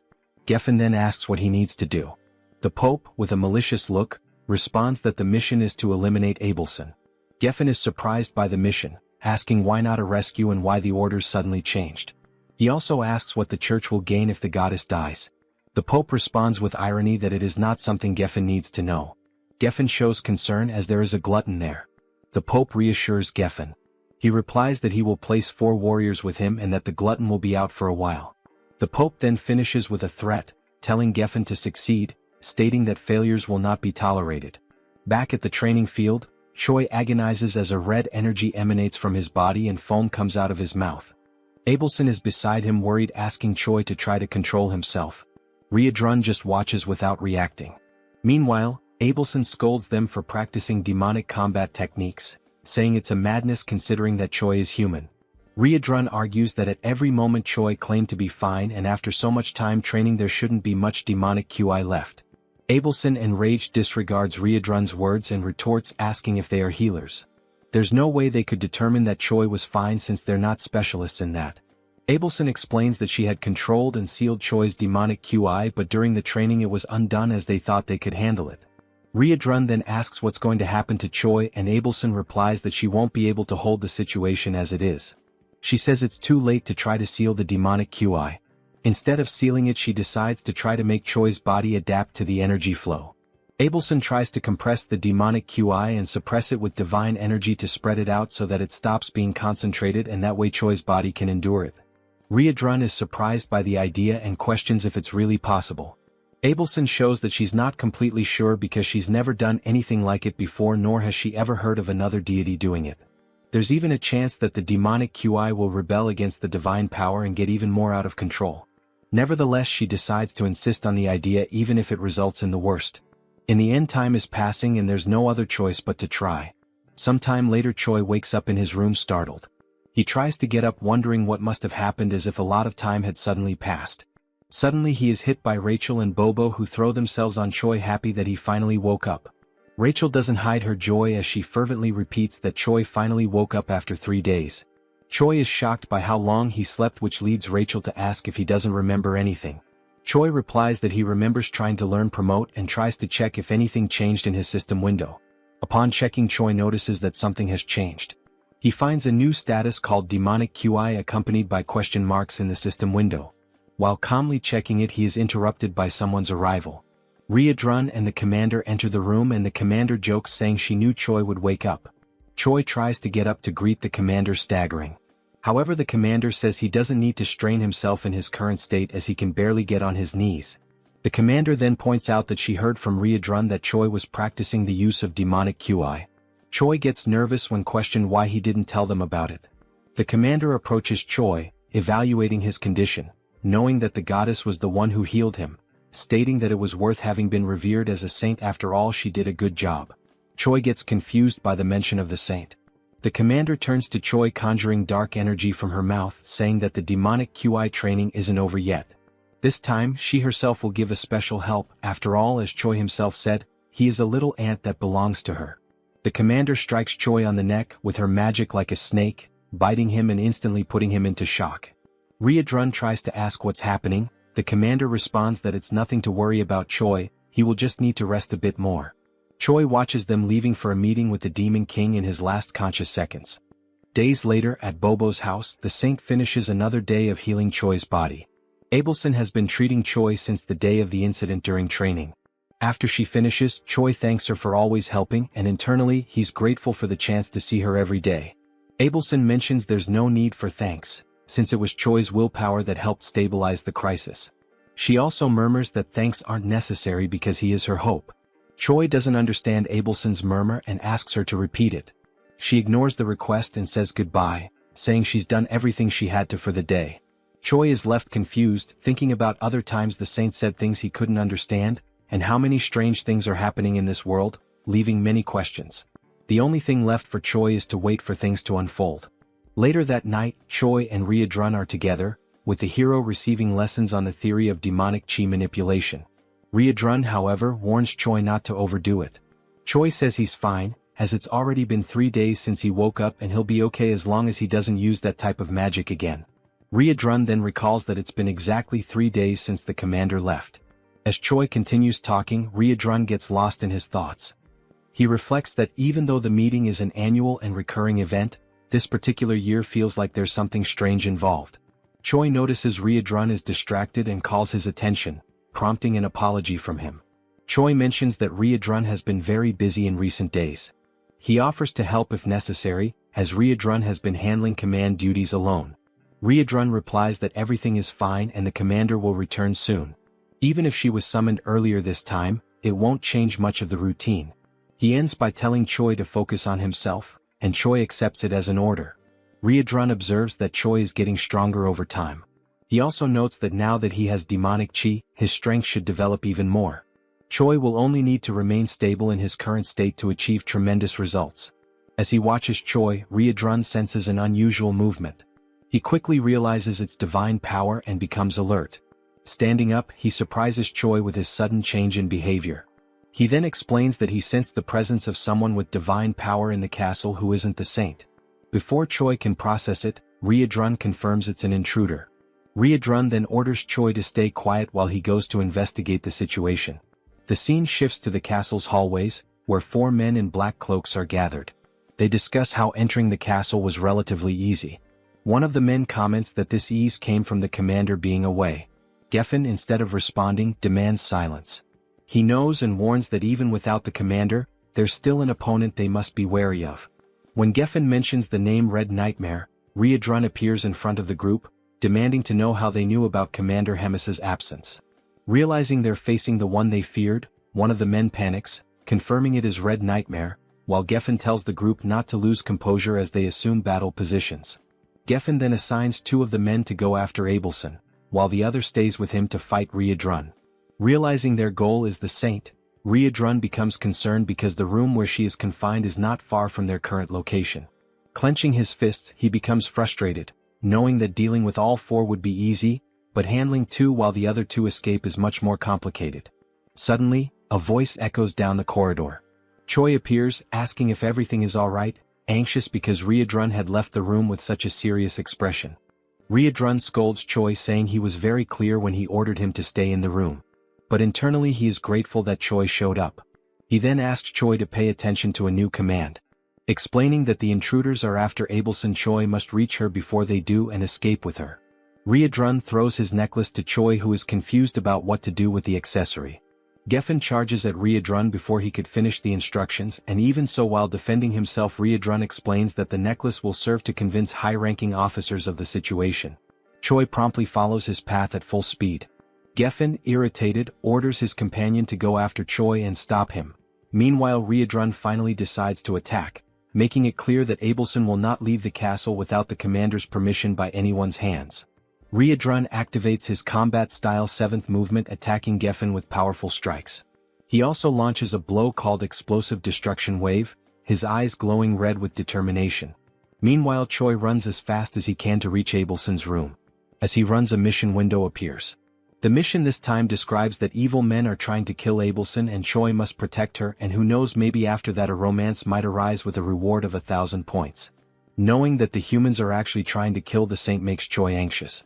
Another detail in the message that confuses him is the large amount of points awarded if he manages to complete the mission. Upon arriving at Abelson's room, Choi urgently announces that they need to get out of there immediately because humans are attacking. Abelson is caught by surprise and does not understand what is happening, so Choi explains that it is an attack from the same people who attacked previously.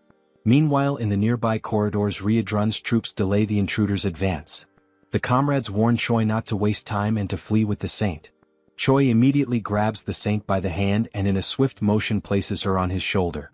With no time to apologize for the lack of courtesy, he runs carrying Abelson. The scene shifts to a room where a meeting is being led by the 3rd Commander Roger. He comments on Doris's defeat by a low-level human with a tone of disappointment. The memory of the commander asking him to take care of correcting everything while she's away takes over, and Roger wonders why he was chosen for such a task. Focusing on the meeting, he decides to end it as there's nothing more to be discussed and asks everyone to follow the orders. Suddenly, a goblin interrupts with an urgent report. He explains that Choi has arrived carrying Riedrun's necklace, and Roger tries to understand the situation. The goblin then explains that other humans are attacking the castle trying to find Abelson. Roger receives the message and becomes irritated with such inconvenience. Moments later, Roger encounters Choi accompanied by Abelson in a corridor, who intends to explain the situation in more detail. Choi then begins to tell that Riedrun detected divine power within the castle, and promptly went after the intruders who turned out to be humans seeking to put an end to Abelson. Roger does not believe that humans would attempt on the saint's life, and asks Choi to calm down, thinking it must be some mistake. In a brief moment, Roger senses something strange approaching, and before he can react, with only enough time to tell everyone there to protect themselves, a devastating attack hits the corridor windows, signaling the arrival of another enemy. Now, with no more doubt about the human's objective, Roger is stunned by the reality he is witnessing. Roger, seeing that the enemies are approaching the saint, casts a restriction spell to try to stop them. However, the distance is too great, being insufficient to stop both attackers. Choi decides to act, preparing to use the 7th movement of Riedrun's combat art. Before one of the enemies could reach Abelson, Choi hits him from behind with a powerful punch, knocking him out instantly. Choi shouts as he attacks, declaring that he will protect Abelson. Meanwhile, in Riedrun's battle, one of the invaders has already been defeated, while Geffen mocks the loss of his companion after having used him as a shield. Riedrun already expected Geffen to be a strong opponent, but even so, the level of Geffen's strength is surprising, equating to that of a commander. Besides strength, divine power and demonic IQ are natural enemies. Such points are essential to classify warriors like Geffen as heroes of humanity. Geffen laughs while belittling Riedrun, considering his struggle against the 2 invaders as proof that he is just another ordinary demon. Riedrun keeps his composure, questioning how someone with no chance of victory can be so arrogant. Geffen asks who could possibly stop him now that the commander is not present and Red Nightmare is not all it was believed to be. Confident in his strategy, Geffen only needs to keep Riedrun occupied while his comrades deal with the weaker henchmen. Riedrun takes on a more serious stance as the enemy has demonstrated deep knowledge of the castle's defense strategies. Determined to end the clash, Riedrun declares he no longer has time for talk and will finish this quickly. Geffen smiles and asks how Riedrun plans to end the fight quickly, considering their powers are incompatible. Riedrun responds that pure brute force can overcome any incompatibility. Meanwhile, in Choi's fight, after knocking out one of the invaders, Choi hears the other one say he didn't know there was another hero in the Demon King's army. The man laments that he didn't expect 3 corrupted humans to be on the Demon King's side. Choi ignores the enemy's concern and warns that the invasion plan has already failed and that all castle allies are on their way. Choi also declares that no matter how strong this enemy may be, there's no way to fight an entire army and the best strategy is to surrender. The man scoffs at the hero's statement, asking if he's sure the invasion has actually failed. Nearby, Roger wonders when the hero learned Riedrun's combat arts, but also feels grateful that it allowed them to capture one of the invaders. The captured invader mutters something inaudible which soon reveals itself to be an incantation, a spell to use his own body as a sacrifice and quickly spread flames. He used sacred magic to burn himself completely, creating fire as a last resort, forming a wall of fire, a blaze that creates a kind of flaming arena. These flames are capable of killing a person with just a single touch. The man, now more confident, raises his sword while stating that not even the highest-ranking demons will be able to easily pass through the wall of fire, giving the hero the only option, which is to hand over Abelson. Choi is caught in distress, desperate, not understanding why the humans are interested in killing the saint. Choi desperately wants to know why they want to attack someone who is on their side. The man does not acknowledge Choi's statement, and when he tries to explain the obvious, Abelson decides to speak for herself. The divided empire abandoned God a long time ago. Choi is caught off guard by the information, and Abelson continues explaining that the only thing the empire needs is a puppet that obeys commands. For that it doesn't matter whether it is the real saint or not. Tired of the conversation, the man strikes his sword to the ground. He declares that he no longer wants to hear drama and will give the hero a 10-second head start. Choi finds himself under pressure, with no safe strategy to withstand a direct fight for long. The only thing that comes to mind is exactly the riskiest possible option. While the man begins his 10-second countdown, Choi starts activating Promote. Upon activating the first level of the magic, Choi immediately causes concern in Abelson, because she realizes what he plans to do. The saint tries to warn him that his body won't withstand it and tries to make him stop, but time is running out. Nothing will be able to convince Choi because he already believes that everyone is going to die, so the only thing left is to fight with everything he has. Pushing the technique to its limit, reaching full stage 2, Choi still hasn't given up on evolving Promote. He recalls Riedrun's instructions, who explained that Promote has 3 stages named Bloom, Full Bloom, and Falling Flowers. Each step taken increases the risk to the user, highlighting that Choi should never think of going that far. Although he must master the previous level before moving on to the next, reaching the 3rd level is too risky. But Choi saw no choice in the face of certain death. So he decides that if he manages to do it, this will be the only time. After 7 seconds, Choi finally reaches the peak. His heart feels like it's about to explode while his body screams for him to stop this madness. Rachel, desperate, cannot believe that even with the situation so dire, using Promote is the only solution.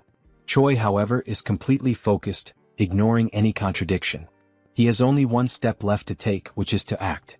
Because Promote has already reached level 3. With his body completely transformed, crimson eyes and dark aura, Choi asks Rachel to use her buff abilities. Time is up. The man is surprised to see a human using Promote, recognizing that Choi is not just anyone. Choi ignores the dialogue and announces the start of his offensive. He then dashes forward at high speed toward the man, who decides to defend against Choi's blows. He recognizes the level 3 of the ability, opting to defend because, being human, Choi will soon run out of stamina to keep attacking. Choi once again ignores the man's words, throwing even more punches against the sword. The enemy is confident that his victory will come simply by waiting, but Choi suddenly repels the sword with his fists, leaving the enemy disarmed and open to attacks.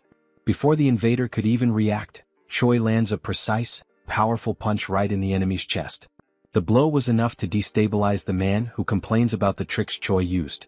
He watches as Choi prepares, astonished at a human who allowed himself to be corrupted by demon arts. Choi knows he's reaching the limit of what his body can endure from the technique, but he cannot fall, because he is the only barrier between the assassin and Abelson. Remembering that Promote, if pushed to the limit, can bring irreversible consequences, Choi finds a reason to go even further. There's a beautiful woman crying in front of him, and that is unacceptable. Dying for her to stop crying is undoubtedly a good deal. Now, with his body doomed to perish, Choi's only option is to move forward, surpassing all limits. There is no turning back. Choi decides to give his all to protect Abelson. The saint, witnessing Choi's unshakable will in his pursuit to neutralize the threat, reflects on the danger of using holy power on Choi, who is taken over by demonic chi. That would cause Choi's body to explode immediately. All that remains is for Abelson to pray for him. Choi, determined, advances toward the enemy, activating his combat arts. The man realizes that Choi is stacking attack types and laughs, considering it self-mutilation.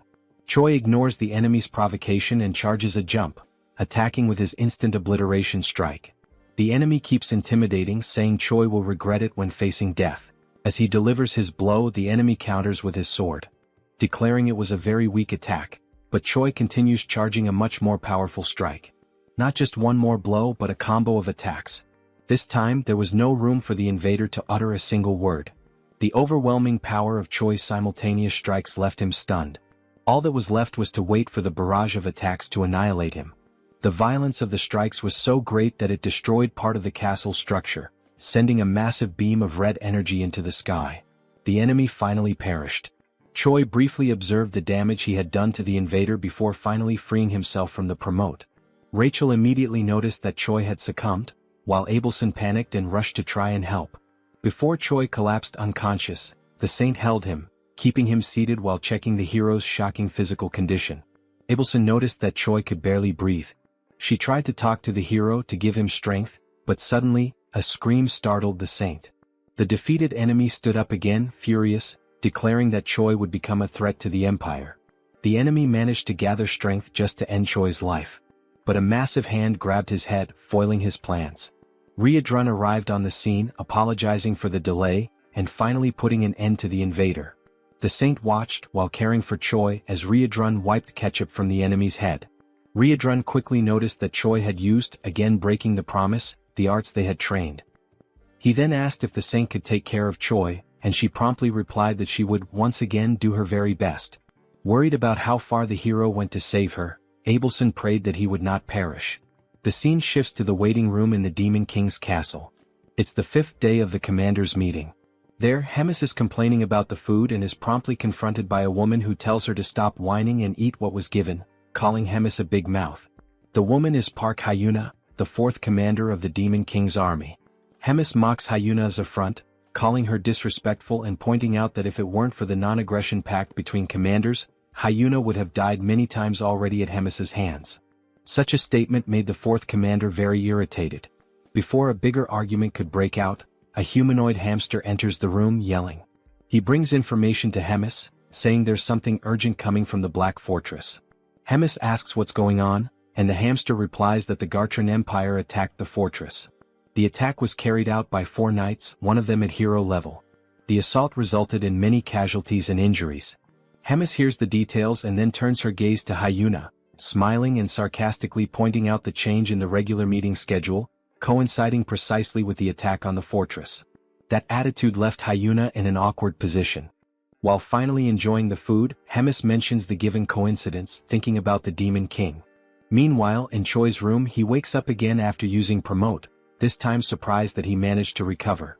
Rachel quickly approaches, grabbing Choi by the hair, irritated by the hero's recklessness that almost got him killed. Choi begs for mercy, saying he's still a patient. Choi jokes that, considering the pain he felt from Rachel's blow, he's definitely alive, even though he thought he had been defeated.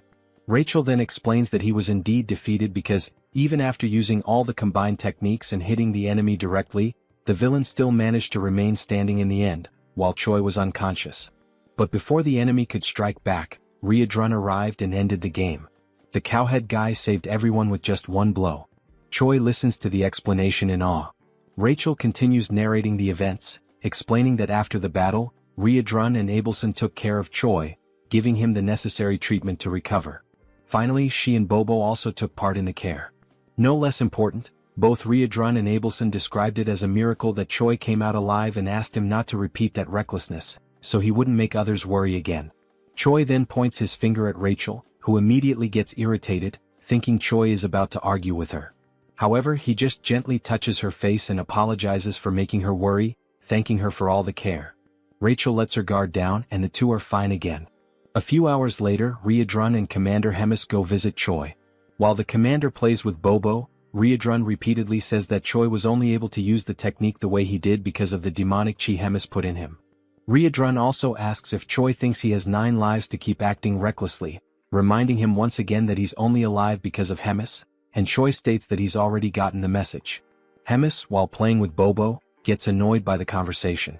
Choi asks how the meeting went, and Hemis says she doesn't care about what happened there because what matters more is taking care of the headquarters.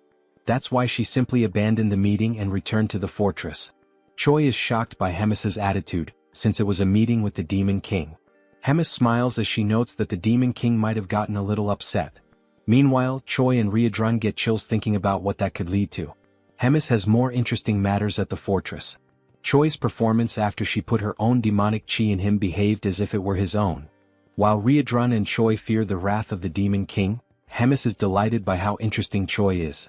The scene then focuses on the moment when Hemis meets the Demon King. In the memory, she emphasizes that even during all the battles from the first to the last fought by the Demon King, she remained by his side, following his purpose. Hemis believed that all of the king's actions were with the intention of protecting. The Demon King Tigrad tries to move things along, asking what she means after all. Hemis then gets straight to the point and explains that if the Demon King's plans go against her, they will have a problem. Tigrad responds that Hemis's attitude is insolent and that what she's saying basically means she will no longer obey him. Additionally, Tigrad asks if the fact that Hemis has lived for a long time made her bored, as he sees it as a way for her to kill time. Hemis replies that she already knew that would be Tigrad's reaction and that she doesn't plan to fight him, which is why she will leave. But before going, Hemis looks at Tigrad once more and asks who is really getting bored as time goes by, and tells him to think carefully as this is her final warning as a longtime companion. And after that farewell, Hemis goes to meet Choi, and the scene returns to the moment when Hemis and Riadrun leave. Choi shows respect as the duo walks, and Hemis turns to Riadrun, congratulating him, which makes Riadrun curious about the reason for the congratulations. Hemis explains that he managed to handle a hero-class human on his own and asks if it wouldn't be time for him to evolve into a higher hierarchical position. Riadrun thanks her for the compliments but replies that he doesn't think it's the right time for that. Hemis asks why not, and Riadrun promptly responds that he's still interested in training and following Choi's growth, and with that he also wants to learn more from Hemis's own teachings. That will be good for his personal growth. Hemis briefly smiles, and after a moment she decides to go straight to the point, confirming whether the castle turned into 3 chunks due to the human invasion. Riadrun confirms that yes, and he has no excuse for it. Hemis then says she thinks everyone has gotten lazy, as she didn't even arrive at the front lines. So she gets the idea to start a tournament to select a commander for the Third Army. The scene then cuts back to Choi, who is viewing his shop through the system. He notes that even after upgrading the hero shop to the intermediate level, he still has 950 points left, and it would be a waste to let them sit unused. He wonders if there's anything interesting he could buy. Rachel questions if, since he finished another quest and gained another 1,000 points, that was to be expected. Choi focuses on browsing the shop, excited that after evolving the shop level, there are way more things to explore, seeing all kinds of items and even cosmetics. When asked by Rachel if he's actually going to buy something, Choi reflects that even though there are countless options, all of them are very basic and don't even offer bonus stats, considering their high cost. Rachel agrees, pointing out that all those items could be destroyed like paper by Hydro. Taking another look at the shop, Choi notices that some accessories have different options, but they're hard to understand. So he decides to first upgrade his combat power gauge. Before proceeding, Choi notices something and asks what this item called Wrath and Magic Creation is. Rachel then explains that it's not an item, it's more related to something like a unique skill from the creation system, where Choi can, for example, turn his kick into a skill and then level it up. Even though they're the same kicks, they'll probably hit harder. Choi reflects on Rachel's words. After proceeding, deducting 500 hero points, the system begins the creation process, analyzing the hero's mana and physical movements for a period, with the duration of the analysis being manageable by Choi himself. The countless pieces of information leave Choi confused, and as soon as he understands how the system records movements, he becomes amazed by the skill. With that, he stands up and prepares to record his new skill. While the system records the movements, Choi chooses to start with his kick, performing the motion for the recording. Once it's finished, the system will generate the alteration, optimizing his physical balance and mana control. Choi simply watches as the system operates, and suddenly, a warning message catches him by surprise, while he thinks that his life is finally becoming a real Isekai story. The system's warning message comes with a failure during the creation process and a suggestion for Choi to perform the movement correctly. Choi then gets irritated, asking what the hell is going on, since he did exactly what the system asked him to do, not knowing why the hell it's not working. Rachel speculates that the system might not be recognizing Choi because he's a bug user, since he possesses demonic chi, clarifying that the hero's security system is the most secure in that world. Therefore, it's not Choi's fault that he wasn't able to use the skill the way he did. Choi, even more annoyed, grabs Rachel with his hands and shakes her violently up and down, leaving her desperate. While he explains that he's already pissed and her explanation made it worse, something catches his attention. A new hero quest has appeared, and even before reading it, Choi gets even more irritated by a new mission, having spent a bunch of points for nothing, demanding that the system return his points. In the mission, it informs that it's too early for him to despair over the points spent, stating that he can always earn more points and now it's time to forget the past and move on. The mission is precisely to create a new skill using his strength. Sometime later at Riedrun's training field, Choi begs his master once again on his knees to help him. Riedrun confirms Choi's request, saying that he needs help to develop his personalized wrath, and Choi confirms it. Riedrun takes a moment to analyze, then responds to Choi saying he'll help him. Choi, with teary eyes, is left speechless by the answer, and Riedrun adds that he was already planning on giving Choi some training anyway. Riedrun turns and informs that the training has just begun, and Choi promptly follows him.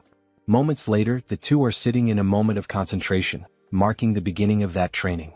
The session continues with more strikes and some physical exercises, which may be the ones that leave Choi quite exhausted. At the end, Riedrun and the saint observe Choi resting in his room again, with some bandages and his feet positioned in a bizarre way. Marking day 1, Choi smiles, grateful for having completed the day, and after getting up to pull himself together, he checks the system window informing that he completed a mission. Choi's combat power increases, and he then reflects on having managed to create his personalized wrath. It's a modified version of Riedrun's martial arts style, and the name Choi gives to this new style will be Nobilis.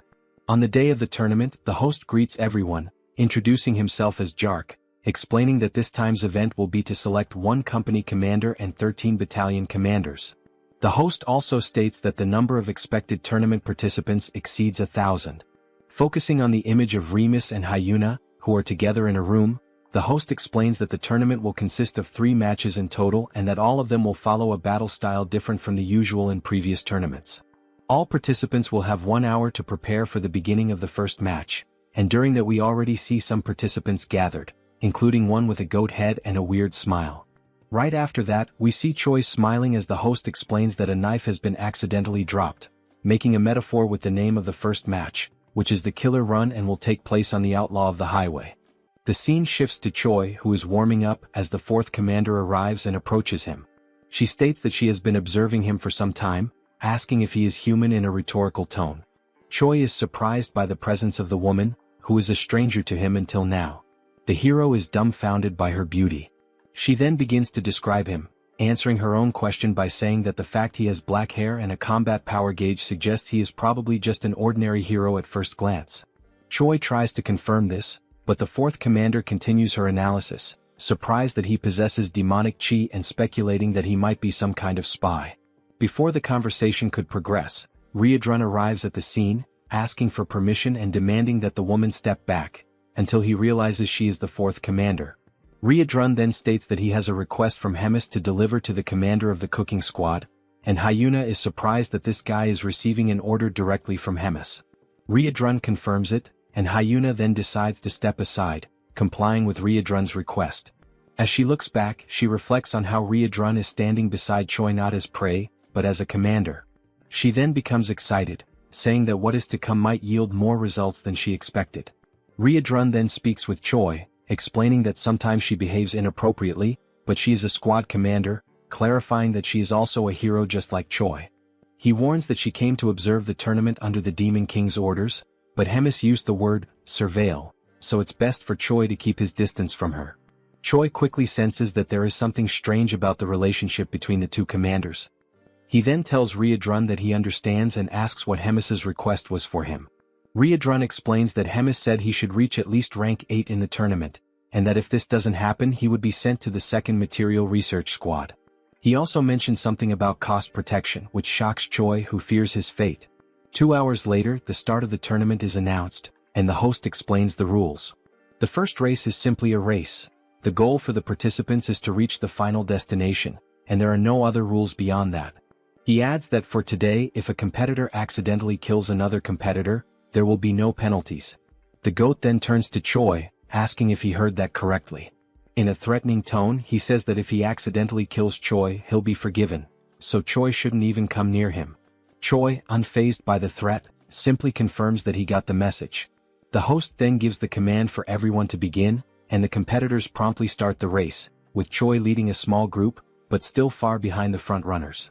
One of the competitors who can fly mocks those who cannot, and soon launches a magical attack directly at the group Choi is in, prompting Choi to ask Rachel for a shield to protect him. While running under Rachel's protection, Choi asks her to update him on the condition of the front line of runners. She then tells him that if he keeps the same pace, he'll barely be in the 100th position. Suddenly, the goat appears beside Choi, surprised that he's still alive even after the aerial attacks, and he charges an energy sphere to launch directly at the hero. Upon receiving the attack, Rachel's shield works perfectly, and Choi thanks her for it. The goat, dissatisfied, charges a stronger energy and then throws it at our hero. However, before the attack can land, the energy begins to split into countless fragments and falls like rain, hitting several other competitors. Choi doesn't understand why the attack got weaker, questioning whether it was smart to divide it into waves.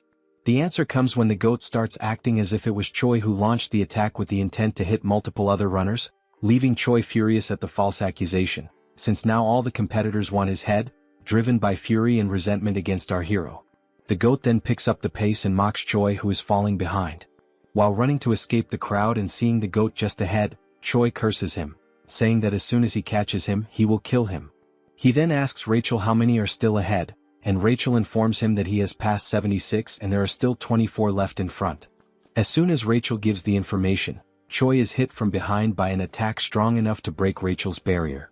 While feeling the attack and about to fall, a memory comes to Choi's mind about his training with Ryadrun, where he was confused about what to do regarding having multiple combined styles, where each of them was made exclusively for demons incompatible with humans. Both the Promote and Ryadrun's combat skills needed to be used as a base to create a new skill completely compatible with Choi, and thus Noblesse was born.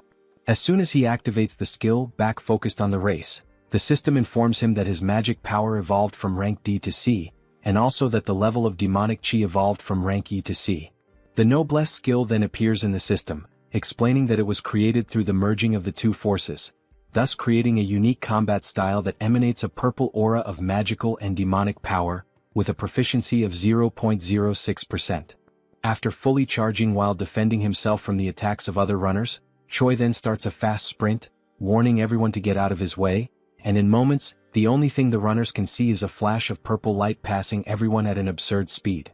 He quickly overtakes several competitors, but then the information appears that 95 runners have already reached the destination, leaving only 5 spots available for qualification. Determined, Choi accelerates even more, fast enough for Rachel to barely hold on to keep up. Suddenly, the goat looks back, noticing Choi's approach, surprised that he is already so close. As he approaches, Choi enjoys the situation, grateful for finding the goat right at the end of the race. He then activates Rachel's third combat form, charging an attack, getting even closer to the goat, and as soon as he reaches him, he hits him from behind, saying for the goat to accidentally die. The goat then flies at an absurd speed toward the wall, completely destroying the structure. Meanwhile, observing both amidst the confusion, the host explains that the 99th and 100th positions were filled by Choi and Whole Goat. Choi then sits, relieved for having qualified, while the goat is unconscious behind him. Choi gives thanks and the goat quickly gets up, enraged, cursing Choi and threatening him with death. But before anything could happen, the host intervenes, saying that the race is over. He then explains that the 100 people who passed the first round will have the second stage in 3 days, and everyone else is dismissed. Meanwhile, that night, in a forest near the Dark Fortress, Hemis and Park Hyuna are in a forest location, and the fourth commander asks Hemis if she is really going to release a certain thing inside the tournament. Without answering, Hemis only focuses on what is ahead, greeting Modem, saying how long it has been since they last saw each other. The creature, emanating a red aura, explains that indeed it has been a long time, exactly 97 years, 3 months and 11 days, and asks what can be done for Hemis. The creature is Modem, Hemis's familiar, with a strength of 198,532. Hemis then explains that what Modem needs to do is capture all the participants' flags. Modem confirms he understands, and then Hemis asks him not to be reckless with the task, because if there is a decent participant, Modem needs to go easy on him. Hyuna, hearing this, says that the big mouth is getting too soft. Hemis questions why she is being seen as soft by the fourth commander, and then asks if she knows why demons are losing to humans. Before receiving any kind of answer, Hemis justifies the question by answering it herself, saying that demons are fighting too fairly. They try to solve everything through brute force, and if they lose in strength they do not retreat, and in the end they end up dying. And this is accepted very simply. But unlike demons, if humans are at a disadvantage, they avoid the fight and manage to return later with schemes to unbalance the battlefield. And that is why the Demon King's army keeps losing to weak humans, ending the explanation with a finger pointed at Hyuna's face, who is perplexed by the situation. To break the tension of the moment, Hemis adds that the fourth commander needs to study a bit more, leaving Hyuna irritated by the provocation. Next, the rules for the next phase of the tournament are explained, detailing that groups of 4 people will be formed randomly and each group starts with 2 flags. After 48 hours, the teams with the most flags will be classified for the next round, with a limit of 10 spots. Those teams that do not have any flags will be disqualified, regardless of their position. Hearing the explanations and after the groups are formed, the GOAT is happy with the composition of his team because they are using Choi as bait to attract other participants and collect their flags. Choi is also somewhat content with the strategy, saying that it is brilliant, but deep down he is wondering what kind of bad luck made him end up on the same team as the GOAT. But in the background, with no expressions, are the other team members, one being a hawk and the other looking like Arbok. The 4 of them make up Team 9. The GOAT, still excited with the results, declares that they just need to wait because with the number of flags they currently have, they are practically already classified. But Choi watches him, reflecting on how annoying the GOAT is. It is then shown that Choi's team is in 4th position with 4 flags, but that was not the current position just moments ago. The ranking rose abruptly, and once again the team's position rises to 3rd place without them having done anything. Seeing this, everyone is surprised, wondering what is happening. Suddenly, a steel foot approaches the group, and Choi hears the sound of metal, making him look back and notice the presence of Moten with his extreme strength and intimidating presence. The GOAT notices, upon seeing several flags on Moten's back, that he is probably the cause of the mess in the ranking. The GOAT then smiles, wondering if he is a golden goblin, and then recklessly rushes toward the stranger, causing Choi to try to stop him, saying he shouldn't try to fight him. The GOAT continues the charge, calling Choi a coward. Concentrating an attack, the GOAT arrogantly declares that he is going to kill the tin monster and take his flags. With a simple movement, Moten knocks down the GOAT, and in the attack he is thrown against the hawk and against Arbok, losing the flag. While storing the newly collected flags, Moten is being watched by those who sent him. Hyuna questions if that was really necessary. Judging Moten's presence, they're useless since there is no way to win against him with only the skills of Choi's team. Hemis remains silent, just watching while the time for the end of the test runs out, and it is shown that Choi's team is now in position number 25.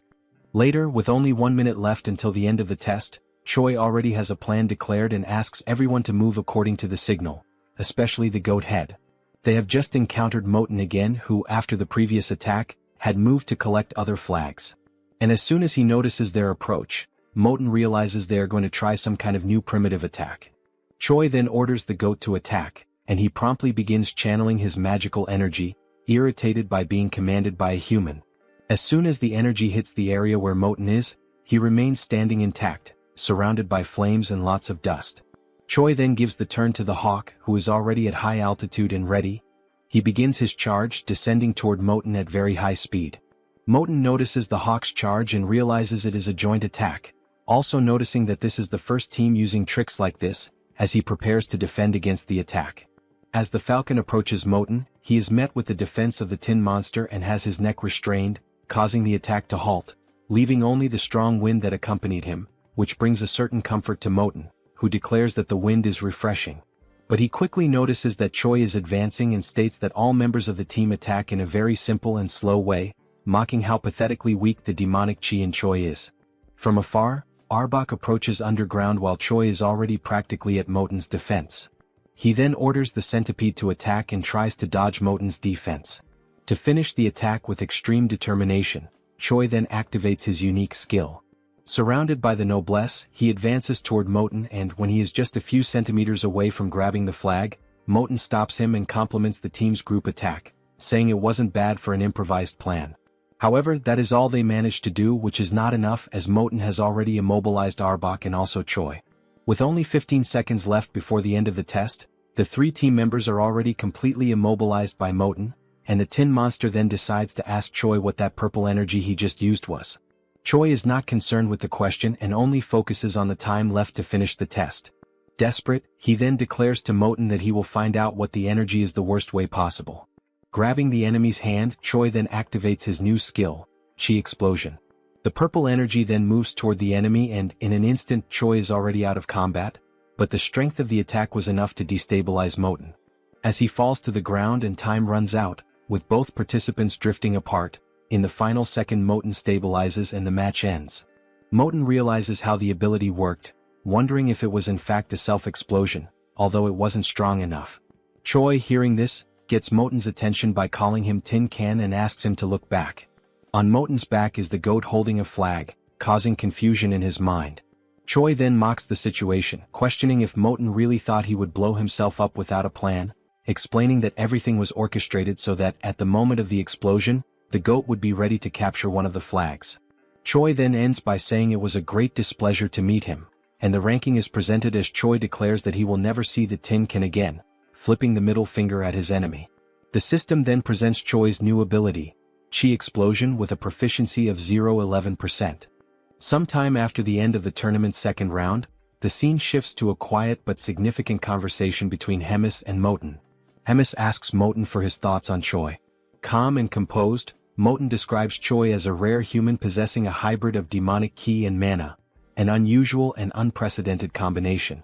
He states that he has never witnessed anything quite like it before in all his years. Hemis, unfazed, replies that she was already aware of this unusual trait. She presses further, asking if Moten has anything else to offer. Moten adds that Choi is not only talented but exceptionally quick on his feet. He highlights Choi's sharp, instinctive decision-making, admitting that the young human surpasses many demons Moten has known, even those considered elite. Hearing this, Hemis quietly reflects on the implications. She begins to consider that the direction of the demon army may need to evolve. She muses that, should she choose to pursue her own path, the future could unfold in unexpected, and possibly thrilling ways. The narrative then transitions to the divine empire of Gartrum, where the atmosphere is somber. The Pope mourns the loss of Geffen, a hero-level figure who perished during a mission, a warrior of great promise taken out in a vile and humiliating manner. The mood in the room is tense, laced with both grief and strategy. In the same chamber, a man seated nearby asks what will be done about Abelson. The Pope pauses in silence before coldly announcing that, despite her popularity, Abelson is merely the princess of a small, insignificant kingdom. With finality, he declares her removal as a candidate for sainthood and orders that she be publicly branded a heretic, an ally of the Demon King's forces. Next, the Pope shifts his focus. He asks if Hemis is causing trouble again. The man replies that she has begun restructuring the military command, planning to select new officers through a skill-based tournament. The Pope, ever calculating, inquires if there's any way to sabotage these plans.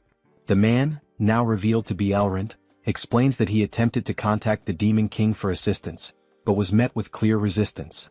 It seems that interfering with Hemis's efforts could risk provoking the Demon King himself. The Pope suggests sending a hero to disrupt the structure directly, proposing Kinley as a potential candidate. Elrond hesitates, reminding him that Huna, now branded a traitor, is currently stationed at the Black Fortress. With her presence, it would be nearly impossible for Kinley to face both powerful women at once. The Pope, ever perceptive, deduces that Huna's position at the fortress may suggest the Demon King is not entirely aligned with Hemis. Elrond momentarily considers canceling the sabotage plan, but the Pope raises a hand to interrupt. He asserts that the empires of Gartrum and Drasen have always thrived by embracing conflict. Their power comes from waging holy war against the evil of the demons. He continues, explaining that evil must exist so the light of righteousness can shine brighter. That light, in turn, fuels the faith of the common people, faith that strengthens the empire itself. For this reason, the war must continue regardless of the shifting tides. One of their strategies, the Pope reveals, has been feigning cooperation with the Demon King to subtly control the war's direction. However, if demons continue to evolve at this pace, they may soon grow beyond the Empire's control. He then instructs Elrond to verify whether their embedded spy has reported the next tournament's location. Elrond checks his notes and opens a map, revealing that the next match will take place in Inamazet, a remote, forested region notorious for its dangerous beasts. They both note the area's distance from the Black Fortress, interpreting the choice of location as divine will. The Pope gives his final command: summon the heroes and use this next opportunity to measure their strength. As plans unfold in the Empire, the story cuts back to Choi, now in his quarters. He sits calmly, amused by the chaotic state of his system after merging demonic ki with mana. The intricacy of energy manipulation has grown considerably. Rachel, watching him with a mix of awe and curiosity, quietly reflects that not long ago, Choi had only one ability, a skill he mastered thanks to Hydrun's relentless training. Choi focuses on the fact that Hydrun's combat style variations have now been officially registered in his skill window, with both Noblesse and Magic Explosion recorded as distinct entries. This brings the total number of unique skills in Choi's panel to 5, a significant milestone. Rachel, observing the update, asks if his leadership ranking has increased as well, noting that the new effects added to his abilities are extremely useful. She remarks on how rapidly he's advancing through the executive path within the Demon King's army, clearly impressed. While browsing through his system, Choi wonders aloud if there might be any items available that could further boost his stats. Suddenly, a voice interrupts, bluntly declaring that nothing will help him at his current level and insisting that he needs to wake up from this dream. The voice, cold and sharp, belongs to none other than Hyuna, who appears unexpectedly, startling the hero. Choi reacts instinctively, crawling backward in alarm when he realizes that the surprise visitor is none other than the fourth commander. Annoyed by his panicked scrambling, Hyuna tells him to shut up and demands that he state how many hero points he earned. Choi quickly answers that he accumulated 1,300 points. She follows up by asking about his shop's rank, and he replies that it's currently at the intermediate level. Hyuna scoffs at his progress, calling it utterly pathetic, even going so far as to label it garbage. Seeing a rare opportunity to learn, Choi timidly asks what Hyuna bought when she was at the same level, practically begging for a veteran's advice. Amused, Hyuna laughs, clearly aware that he's trying to squeeze information from someone far more experienced. She agrees to give him a tip, but only under the condition that he answer every single question she asks. Choi eagerly accepts the deal without hesitation. Hyuna then advises him that, since he already has an aura, the next step is to upgrade his shop level and purchase a dimensional pocket, a valuable inventory-like item that offers excellent utility for its cost. Choi ponders the usefulness of such an item and wonders if it will show up in the next round of shop offerings. Hyuna confirms with a nod but immediately shifts gears, announcing it's now her turn to ask questions. Her first, is Choi really a hero? He responds vaguely that, somehow yes he is. Her second, why on earth is he serving in the demon army? Again he answers that he somehow ended up there. Her third question, how can he use both demonic ki and mana simultaneously? Choi gives the same kind of answer, it just happened. Frustrated by the lack of clarity, Hyuna sarcastically sums up his story. He's somehow a hero who somehow ended up in the demon army, and somehow can use both demonic ki and mana. Choi simply nods in full agreement. Furious at his nonchalant attitude, Hyuna delivers a brutal kick to his face, launching him across the room. Dazed and annoyed, Choi retorts that Hyuna herself is also part of the demon army. The scene then shifts to some time later, with Choi lying face down and submissive, pinned under Hyuna's legs as she casually rests on top of him. When she calls out, he responds instantly. Hyuna asks if he wants to transfer to the Fourth Army and become her direct subordinate, offering to train him personally. Choi, still in pain, politely declines, thanking her nonetheless.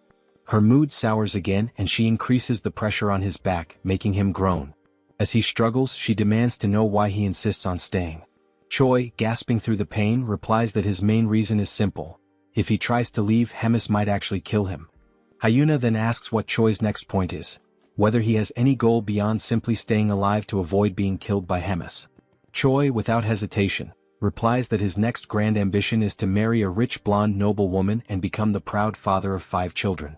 The absurd honesty and randomness of the statement catches Hyuna completely off guard. She freezes for a moment before abruptly getting off of him, visibly shaken by what she just heard. With a dismissive wave, she mutters that it would be better for them both to forget the entire conversation ever happened.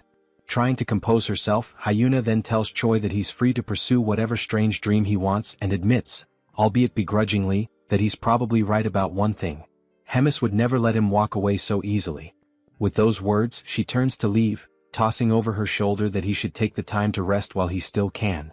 As her footsteps fade into the distance, Choi lies there in silence, staring up at the ceiling and reflects inwardly. He acknowledges that beyond his fear of Hemis or his ridiculous personal goals, there's another reason he chooses to stay. His growth, as a person, a fighter, and perhaps even as a hero, is inseparably tied to this unpredictable, chaotic life within the Demon King's army. And to his own surprise, that thought doesn't scare him. In fact, it makes him genuinely happy. Sometime later, the day of the third round of the tournament finally arrives. The mood in the air is tense with anticipation. Choi begins his preparations with focused determination, checking over his gear and gathering what little he needs. Before heading out, with a smile, he asks Bobo to guard the house while they're gone and promises confidently that he'll return victorious, carrying the first place prize. Bobo barks once, tail wagging as if offering his blessing. As Choi and Rachel prepare to leave, Rachel brings up the route to Animosity, asking if they plan to pass through Lee Dongjin before arriving at the arena. Choi confirms with a nod, double-checking the map one last time. With everything set, the two step through the door, the energy between them buzzing with excitement. Their hearts are set on victory, their minds sharp and ready. With unwavering resolve, they march forward, determined to bring home the top prize and carve their names into the next chapter of the tournament's history.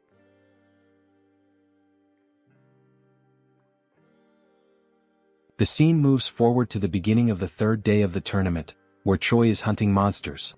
He notices that he is gaining 1 level for each monster he defeats. At this point he has already leveled up 4 times and wonders if it is actually real. The monsters he is defeating are dryads, generally female individual creatures, classified as plant-type demonic beasts. These monsters typically serve to assist in the reproduction of other monsters by exchanging pollen. While holding the body of one of the defeated dryads, Choi questions why he is gaining so much experience. During this moment, a purple sphere floats above him as part of the current training round. On this third day, the challenge is for participants to survive in the demonic beast forest, and the event will continue until 10 out of the 24 participants are eliminated. Each participant has been given a magical item for the day. This item is the same purple sphere that Choi is suspicious of. The sphere is used for military tracking, made by Hemis and composed of demonic energy capable of locating individuals. Its main function is to inform the organizers of the position of everyone in the tournament, essentially acting as a GPS. Rachel approaches the sphere, astonished by the magical skills of the Demon King's army, impressed by their ability to create such complex spells. Choi decides to move on quickly before someone comes and steals the monsters he has defeated. Suddenly, he is struck on the head by an object thrown by someone, causing him to fall to the ground and lose possession of the monsters he was carrying. The attacker expresses joy at finding him and Choi tries to recover from the hit. The attacker is revealed to be the goat, who is now furious and determined to defeat Choi once and for all. Meanwhile, elsewhere, the tournament host seems bored, finding the task of overseeing the event annoying. He questions why he is always assigned to jobs he compares to guarding a doghouse door, while other guards assist in watching the portal to Inamazet. One of the guards tries to motivate the host, saying he shouldn't talk like that because guarding the portal is important. It is the only one connected to the main gate, and if it breaks, something bad could happen. The host agrees but insists that it is unlikely anyone would show up in such a remote location. Far away, a presence appears, and the portal guardian quickly senses strange creatures. He channels his energy to scan them and identifies a group of humans, guessing they might be monster hunters. However, he chooses to ignore the potential threat since he doesn't sense any special magic from them. The guardian considers that it would be troublesome if he took the initiative to attack and they ended up finding the portal. He decides to wait, reasoning that Inamazet is very large and they probably won't encounter the tournament group. Despite sensing something odd, he continues with his farewell and chooses to leave the strangers alone for now. Back at the confrontation between Choi and the goat, the new enemy tries to intimidate the hero, claiming to have immense power and that Choi should beg for mercy. Noticing Choi's indifference, the goat tells him that if he won't plead, then he should run as there is no shame in fleeing. Scars on the back are not dishonorable for those who fight with their fists. Choi, annoyed, asks Rachel if it wouldn't be better to just kill the goat already. Sensing the shift in Choi's demeanor, the goat immediately changes his own behavior to one of submission, begging Choi not to kill him, warning that he would regret it. This confuses Choi, who doesn't understand the reason behind the threat of regret. The goat then reveals that he possesses very valuable information, prompting Choi to ask what it is. The goat explains that all demons currently have Choi at the top of their target list. Choi is skeptical and asks why, if that's true, they aren't all after him already, since he is supposedly the common enemy of them all. The goat suddenly begins a countdown, leaving Choi confused. As the countdown ends, all the other tournament participants approach a dominating chair, and Choi is startled, while the goat laughs at his situation. Meanwhile, at the Black Fortress, the scene is being magically transmitted to Hemis and Hyuna, who are observing the events of the tournament's third day. Hemis admits she didn't expect everyone to target Choi and laughs, calling it shameful. Hyuna reprimands her, saying this is not a moment to laugh. The transmission is abruptly interrupted by the Guardian, who reports that humans are attacking and attempting to destroy the gate. He explains that the enemy group is composed of highly equipped humans using stealth devices, and somehow they know the exact location of the gate. The transmission ends, and Hemis immediately assigns Riadrun to take action. Riadrun quickly understands the gravity of the situation and offers to act at once. Hemis notes how well prepared the attackers are and declares that information must be leaking from somewhere. As she speaks, Hyuna watches in shock. Hemis then raises her voice, demanding to know where the leak is coming from, while Hyuna reacts again, visibly shaken. Back in the forest, having escaped the other participants, Choi is distressed, questioning why the contestants are breaking tournament rules and why those monitoring the stage are doing nothing to stop it. Rachel urges him to remain silent so as not to compromise his hiding spot. 2 participants are seen nearby, searching for Choi. They briefly scout the area but soon decide the hero isn't there and leave, planning to wait for the next tracking update. Choi stays hidden a bit longer to be sure, then collapses to the ground, overwhelmed and fearful of dying. He wonders how he will survive the ordeal. Rachel tries to comfort him, reminding him that his level progression has been going well and suggesting they could defeat more monsters nearby. She asks if Choi has anything in his shop that could help. He agrees it's a good idea and starts to search, though unsure if anything there could truly help him survive. Just as he finds something possibly useful, a dark cloaked figure approaches, interrupting his search. The stranger asks if he is the rumored hero, surprising Choi. The figure then removes his hood, revealing himself as a red-haired human, and Choi is taken aback. The rest of the group reveals their faces too, all fixing their strange gazes on the hero. Though they are all human, something about them feels unusual. The leader apologizes for not introducing himself earlier and tells Choi his name is Andrew Taylor, and that he is also a hero. At that moment, Choi's system interface appears, presenting him with a mission: survive at all costs and eliminate all the villains with a reward of 1,000 hero points. Choi quickly attempts to deceive the enemy group's leader by pretending to be a rookie hero. He energetically introduces himself as Choi, the new hero, and casually asks what brings them to such a lowly place. Andrew, the leader, replies that they are hunting demons. Choi agrees, saying it's a noble mission and that eliminating demons brings justice. Choi then stands up and prepares to leave, claiming he will go crush some demons too and wishes them luck. Suddenly, Andrew draws his sword and slashes at Choi, narrowly missing. Choi is startled by the sudden attack. Andrew then declares that they are also there to eliminate the traitor human. As Andrew readies another strike, the tournament participants arrive at the scene, also searching for Choi. The goat mocks Choi, claiming there's no way he can escape. Some of the participants behind the goat notice another human nearby and speculate that Choi may have the ability to duplicate himself. Andrew becomes confused by the statement, while Choi quickly analyzes the situation and begins to unfold an emergency plan. He boldly calls on everyone to recite the chant of the Demon King's army's third command. Everyone is surprised and doesn't quite understand what Choi is doing. Andrew is also confused by his actions. Choi then loudly begins a speech, declaring they are the mighty army of the Demon King. As he speaks, a blue aura begins to radiate from him. As he continues, the goat and the other competitors are unsure of the next step and ask if they should devour the humans ahead. Choi confirms and urges everyone to eliminate the enemies of their father, the Demon King, as true warriors. At that moment, the system announces the activation of a hidden status called Charisma and Leadership, and notes that morale among allies has increased. Choi raises his voice and commands the group to charge. The participants begin discussing among themselves, and the goat comments that Choi isn't wrong. Another participant agrees, saying they are an army either way. The goat then reinforces Choi's words, proclaiming that they should all advance and destroy the humans. Empowered by Choi's blue aura, the group charges into battle. In the midst of the crowd, Choi is thrilled that his plan is working and vows to remember their bravery. As they rush forward, Choi runs in the opposite direction, joyfully declaring that they will all meet again in Valhalla. As he flees, Choi reflects that they probably won't last long and that fleeing is his only option. Suddenly, someone grabs his scarf. It's the commander who was guarding the gate. Choi recognizes him and asks what's going on. The commander explains that the gate linked to the castle was destroyed during the humans' ambush. Choi asks about the fate of the gate's guards, and the commander says they were likely wiped out, adding that he barely escaped alive himself. Choi questions how that could happen, recalling there were only about 40 enemies. The commander explains that all of them were at least battalion commander level, with 3 at regimental commander level, and 1 nearly at division commander strength. Choi then asks what they should do to survive. The commander replies that survival may not be possible. He then reveals that Choi has a tracking spell on him and that, being of high rank in the Demon King's army himself, both of them are top priority targets for the enemy. Choi then asks the commander if there is any way to remove the tracking spell. The commander replies that it would not be possible, as the process takes too long and they do not have enough time. Suddenly, the tracking spell alerts them to the presence of a nearby creature of extremely high-level demon beast class. Choi realizes that this monster might somehow be useful. He turns to the commander, who waits to hear what Choi has in mind. Choi then announces that he has an idea that might help them escape the situation. Sometime later, the invading army has already wiped out all the tournament participants and realizes that the traitor hero has fled, prompting a full pursuit using the spell to track him.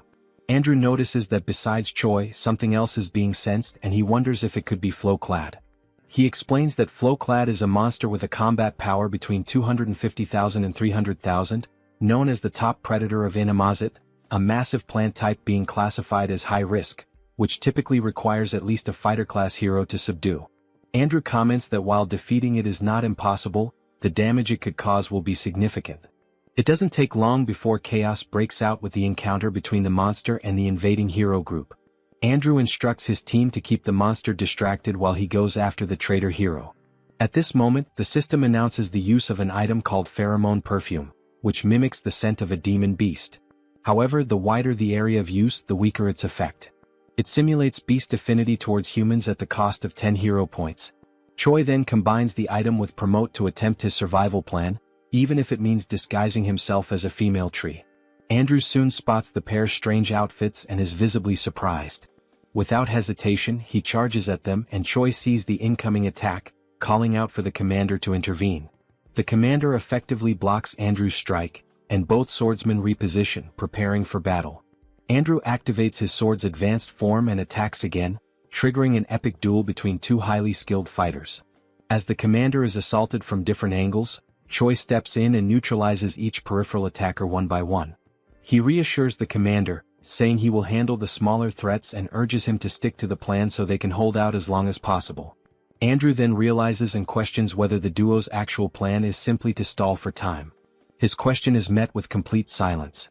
The scene then flashes back to when Choi explains the plan to the commander. The central idea is to use the demon beast as their main force against the enemies. The commander's role is to evade Andrew as much as possible, tiring him out while using the beast as a shield against his attacks. Meanwhile, Choi is to deal with the rest of the group by leveraging the presence of the demon beast. The crucial point of the strategy is to never engage in a direct fight. Choi names the operation "You Come at Me." Returning to the present battle, Andrew grows frustrated with the commander's evasive tactics, asking how long he plans to keep dodging blows.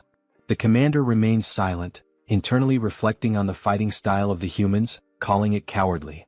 Still, he admits that it's exactly this method that allows them to buy precious time. The focus then shifts to Choi, who now faces a cloaked enemy. Weakened but determined, the opponent rises with one goal: kill the traitor. As the man charges, Choi easily dodges each attack. However, he notes the precision and strength behind the enemy's strikes, each one powerful enough to cut him in half. Despite that, the movements are highly predictable. Without embellishment, the enemy swings his sword like a machine. Choi counters, first striking the man's leg to unbalance him. When he falls, his chin hits the ground and Choi follows up with a direct kick to the head, knocking him out instantly. The swift victory earns Choi several level-ups, leaving him surprised by how easy the fight turned out. He wonders if they are truly human given their mechanical fighting style. Suddenly, while reflecting on the extended use of Promote, and the risk of exhausting his stamina, Choi is caught off guard by a potential side effect. His forehead begins to undergo a strange mutation. The system alerts him that his demonic chi has increased from rank C to rank B. As a result, a horn begins to grow from his head. Confused by the transformation, Choi now possesses a demonic appearance. The system then informs him that his body has temporarily synchronized with demonic chi, triggering an immediate transformation. The commander, covered in armor made of intertwined plants and vines, watched his opponent from a safe distance. His eyes were fixed on the hero Andrew, who held his sword with unwavering determination. The commander could feel his energy waning. He was already near his limit, and he looked at his opponent with growing concern. The demon beast he was using as a shield, a towering creature with alabaster skin and razor-sharp claws, bore several deep wounds across its body. Its breathing was labored, its legs trembling. Neither the beast nor the commander could hold on much longer. Andrew, steady with his sword in hand, broke the silence that had settled over the forest like a heavy fog. His voice was calm but laced with contempt. He said the commander had nothing special aside from his ability to run away, and even that would end right there and then. A dark smile curled on Andrew's lips as he boasted of his imminent victory, claiming that heroes like him grew stronger every time they killed a beast or demon. He concluded with a smug tone, pointing out that his current level was 983. Once he killed the beast shielding the commander, he would easily ascend to level 1000, a milestone few had ever reached. Without further warning, Andrew lunged forward, striking at the commander with deadly precision. The commander barely managed to defend himself, using the long whip coiled at his side to parry the attack. Concern was now etched into his face. He was clearly at a great disadvantage against this overwhelming force. He knew that unless he came up with a solid plan he would be defeated right then and there. Without hesitation, the commander began touching strategic points along the massive white beast's body. His fingers moved swiftly with practiced accuracy, and from his hand, small red sparks erupted with each contact. These sparks flickered like embers, tracing cryptic markings along the beast's skin. He continued the sequence even as Andrew relentlessly pressed forward with fierce, calculated blows. The battle intensified, yet the commander stayed focused, gambling everything on the seal he was about to complete. Andrew, thirsty for victory, advanced on the commander, who kept blocking the transferred blows while clinging desperately to another part of the beast's massive body. The weight of each strike forced the commander to retreat little by little, his defense beginning to falter. After another powerful blow sent him tumbling backward, scraping against the forest floor, Andrew gripped his sword with both hands, raising it high above his head. His eyes burned with anticipation as he prepared to stab the weakened demon beast. He warned the commander, his voice dripping with arrogance, that once he killed the beast and gained a boost to his attributes, dealing with someone as weak and desperate as him would be nothing more than a formality. But before Andrew could deliver the final blow, the commander, still catching his breath, spoke firmly. He hadn't been running around for no reason. His words cut through the tension like a blade. At that moment, the intricate marks left by his hands on the beast's skin began to glow, igniting into beams of radiant red light. The symbols pulsed with energy, and from them, several thick metal chains erupted, snaking out in all directions. Red sparks danced in the air around the demon beast, crackling like fireflies caught in a storm. Then the scene revealed a new technique, an advanced movement restriction skill. The commander, ignoring his injuries, focused his energy and curled his fingers into a circle, completing the final gesture needed to activate the seal. The red glowing chains, now shimmering with intensity, surged forward and wrapped themselves around Andrew from behind, just as he was about to drive his sword into the beast once more. The narrative then shifts to a memory, showing the commander and Choi discussing the second part of their plan in a quiet moment before the battle. Choi, barely able to contain his excitement, suggested they name the plan Kill Steel. The commander raised an eyebrow and crossed his arms, clearly skeptical, and asked if that was some sort of code among the heroes. Choi grinned and continued with the plan's outline, explaining that he would first take care of the rest of the group before the demon beast fell. The commander, always cautious, asked what would happen after that. With a confident smirk, Choi concluded that the commander would keep buying time, just like he was doing now, and when the right moment came Choi would return to help finish off the beast. The two shared a look that said they both understood the risks, even if they didn't speak them aloud. The commander scratches his head with an awkward laugh, accepting that they had no other options anyway, but he points out that Choi's plan has two glaring flaws. 1. Would he really be able to come back in time? 2. Even if he did, could he actually defeat that guy after leveling up?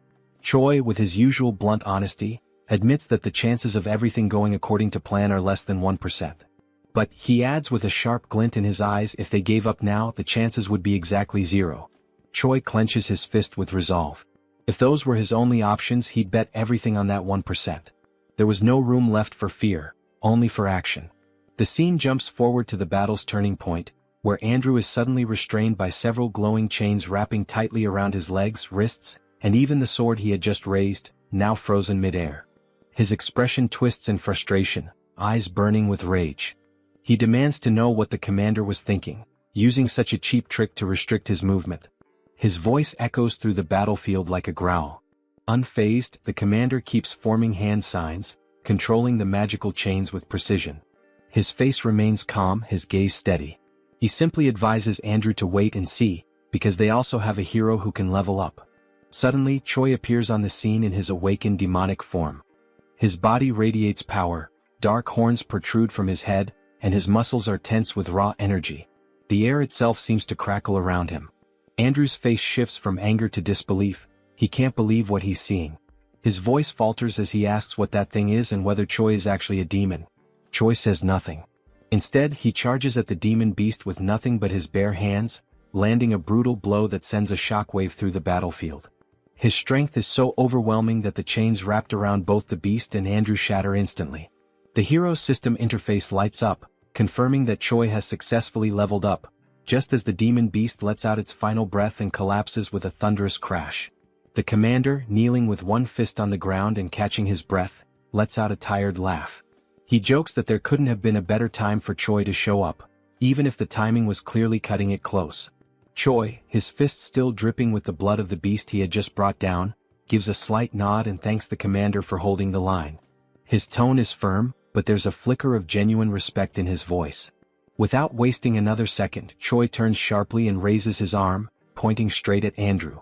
"Now," he declares with unwavering confidence, "the hero will be defeated by me." Andrew lifts his sword, his expression darkening. He scoffs at Choi's boldness, dismissing his claim as nothing more than overconfidence. In his mind, no one could possibly defeat him just because they managed to kill a weakened demon beast. He tightens his grip on his blade and prepares to crush Choi's foolishness with overwhelming force. In the next scene, the air vibrates with tension as Andrew's newest skill is revealed, a high-level sword technique in Form 3, ominously titled Dragon Slayer. Energy flares around the blade, forming arcs of blue light as the hero steps forward, each movement heavy with the confidence of someone who has never lost a battle. Then with a roar he strikes. Choi doesn't flinch. He braces himself, raising his arms and crossing his wrists above his head. The massive blade crashes down, but he holds firm, stopping the strike with raw power. The ground cracks beneath him from the impact, yet he remains standing. Andrew's eyes narrow. In that instant he understands, this wasn't just a brute. Choi is a close-range combatant with terrifying physical strength. If he lets him close the distance again, his sword advantage might not be enough. On the other side, Choi's eyes glow with intense white light, sharp and calm, reflecting not just power but total composure.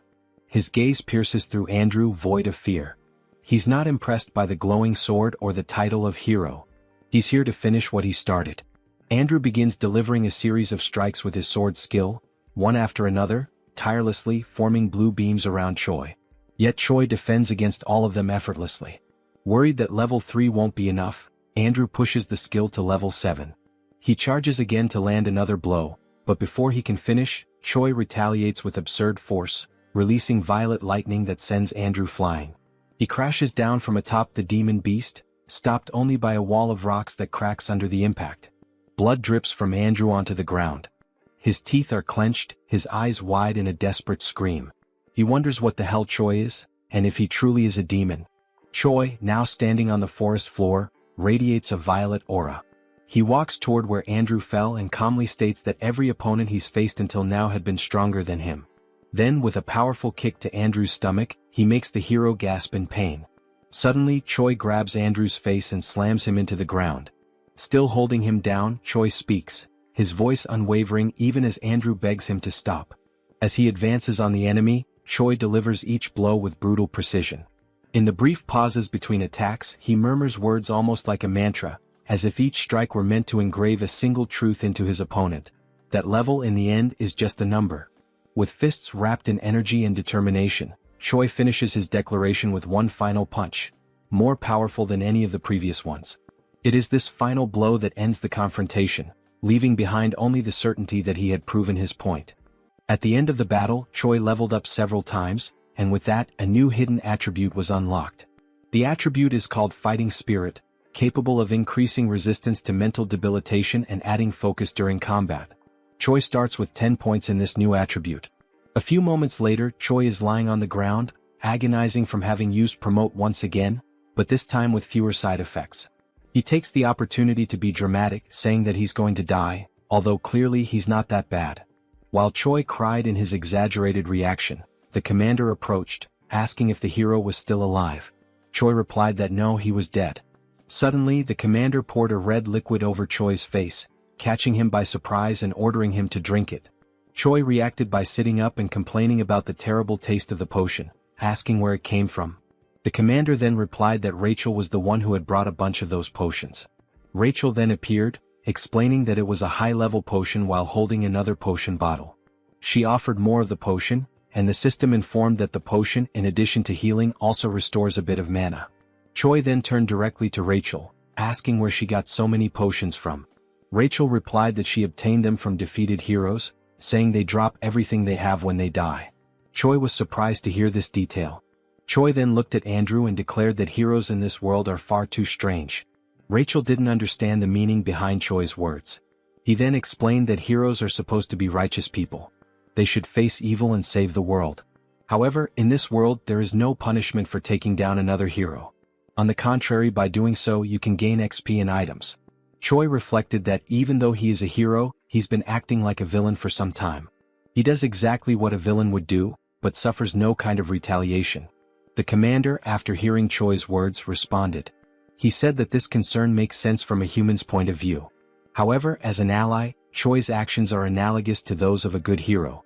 After all, he saved him. Finally, the commander said that it's not worth getting too attached to human morality, as there are two sides to everything, and judging only between right and wrong doesn't work, because those points of view are not absolute. Choi carefully observes the commander's words. However, one detail catches his attention. Was the commander trying to comfort the hero? When Choi asks this, the commander responds with kicks, ordering Choi to shut up and go rest. Choi, still suffering from side effects, complains about the aggression, saying his bones hurt. The commander then stops and begins to explain that he requested help before the signal was lost due to the attack. So, it's likely that reinforcements are on the way. Choi smiles, relieved that the situation is over, but he remains defensive, bracing for more attacks from the commander. The scene then moves to the moment Riadrun appears. He is responsible for creating a portal that will be used by everyone to return. The commander gives Choi a hand to enter the portal, and it works perfectly. Everyone crosses through the portal and arrives at the Dark Fortress. Choi is delighted and announces his arrival. But as soon as he opens his eyes, he notices something catastrophic. The entire scene before him is one of destruction. The structures are in ruins, and Choi reacts with surprise upon realizing that his safe zone is no longer safe. His despair grows as he sees that his house is on fire. He becomes furious, trying to find out what caused all the destruction. Riadrun and the commander notice the calamity, and the three of them quickly realize the source of all the chaos. All the destruction came from Hemis herself, who was still there, driven by rage, her face expressionless. Hyun-na is desperate. She is the one under Hemis's wrath. The heroine tries to make Hemis see that continuing with the destruction isn't worth it, especially considering that the attack makes no sense. At this moment, it becomes clear that Hemis believes Hyun-na is the traitor, even though the heroine vehemently denies it. Hemis, at this point, no longer cares whether Hyun-na is a traitor or not. She is enraged, and that alone is enough to keep her going. Hemis is determined not to let anyone complicit with the Demon King live in peace. She smiles sadistically as she prepares another attack. Hyun-na, with no other option, prepares to defend herself.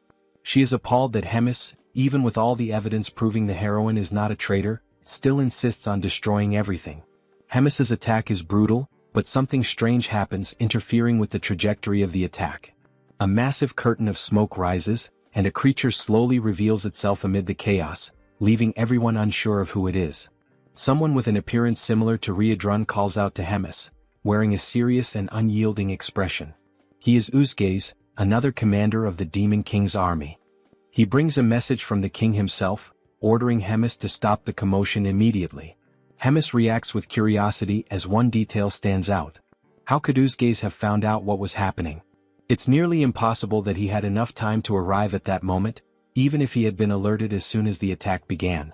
In other words, the Demon King knew before everything started and sent Uzgaze. Hemis then realizes that Hyun-na was just a decoy, and that someone else was actually tasked with spying on the commander. When she says this, Confronting Uzgaze, he replies that Hemis is being paranoid and giving exaggerated importance to something in her own head. That response is interpreted as mockery, and Hemis prepares to give Uzgaze the attention he deserves by directing her next attack at him. Hemis hesitates for a moment and lowers her guard, descending to the ground to speak with Uzgaze. She approaches him, recognizing that she may be overreacting. Then she begins to mention that she was unjustly punished for saving Rotak from the humans and was confined for 100 years in the Dark Fortress.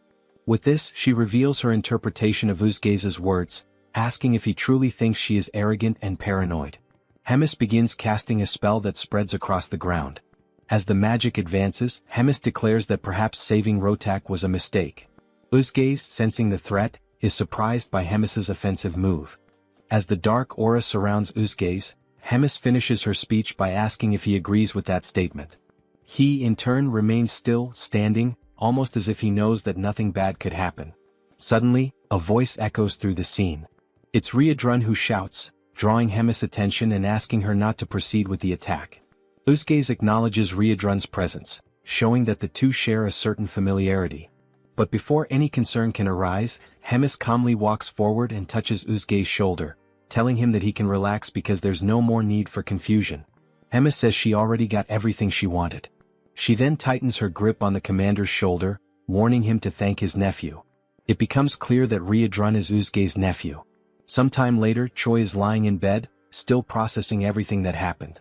He is surprised that there is so much disorder within the Demon King's army. Abelson is once again by his side, helping with his recovery.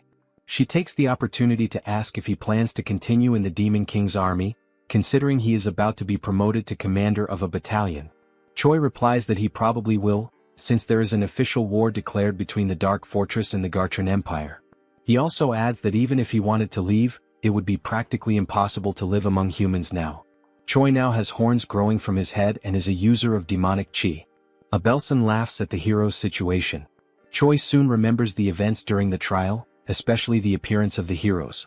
Something seemed very strange about the heroes in that group with the exception of Andrew. They had a strange appearance. All of them looked dazed, and no matter how injured or even killed they were, their expressions never changed. When asked if she knows anything about those heroes, Abelson responds to Choi that she isn't sure. She recalls that she was expelled and therefore doesn't know the internal workings of the kingdom. However, she confirms that the Empire has many strong heroes, and that most of the wars against demons are not fought by heroes of priestly rank. Amid this, it remains a mystery how the divided Empire manages to gather so many strong heroes so quickly. However, there are rumors that inhumane methods are being used to make that possible. As soon as she finishes speaking, their conversation is interrupted by someone arriving. Riadrun apologizes for interrupting and ruining the mood between the two, but he informs them that Hemis wants to see them. The scene shifts to the meeting in Hemis' office. There they are warmly welcomed by the commander. She happily announces that they have a new mission.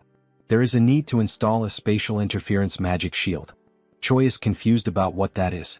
Hemis then explains it simply, asking him to think of it like a barrier capable of preventing unauthorized teleportation. She argues that it's important so that he doesn't wake up with an assassin waiting in his room. Hemis explains that only the Second Corps can carry out such a task.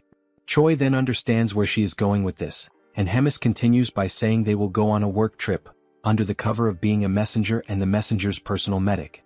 Hemis states that this is basically to protect them from humans so it won't be hard to fulfill a simple task. Moreover, she will send a trusted guide to lead the two. And that guide is, once again, Commander Roy, who reads the travel order with fire in his eyes, irritated at being dragged into another ridiculous task.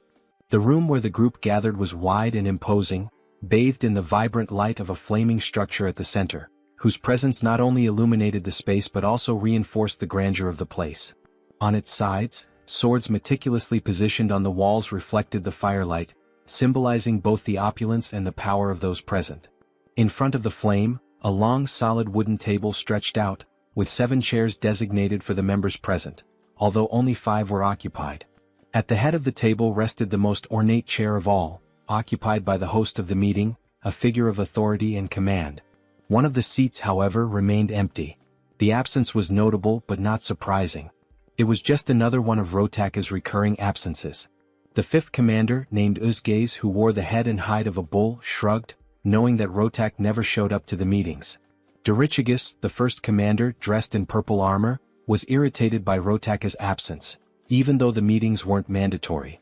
Hyuna, who until that point was comfortably lounging in one of the chairs, resting her arm over her bent leg, claimed carelessly that if Rotak had come, he would just be talking nonsense.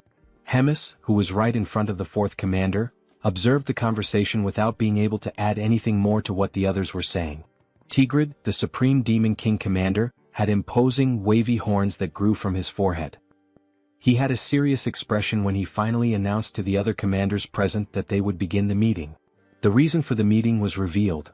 They had gathered to talk about Commander Hemis. She had carried out a major event without reporting it. Scenes are then shown of the battle between Choi in his demonic form and Andrew. Tigrid continued explaining that the border had been left exposed, and the humans had created an ambush that resulted in severe consequences.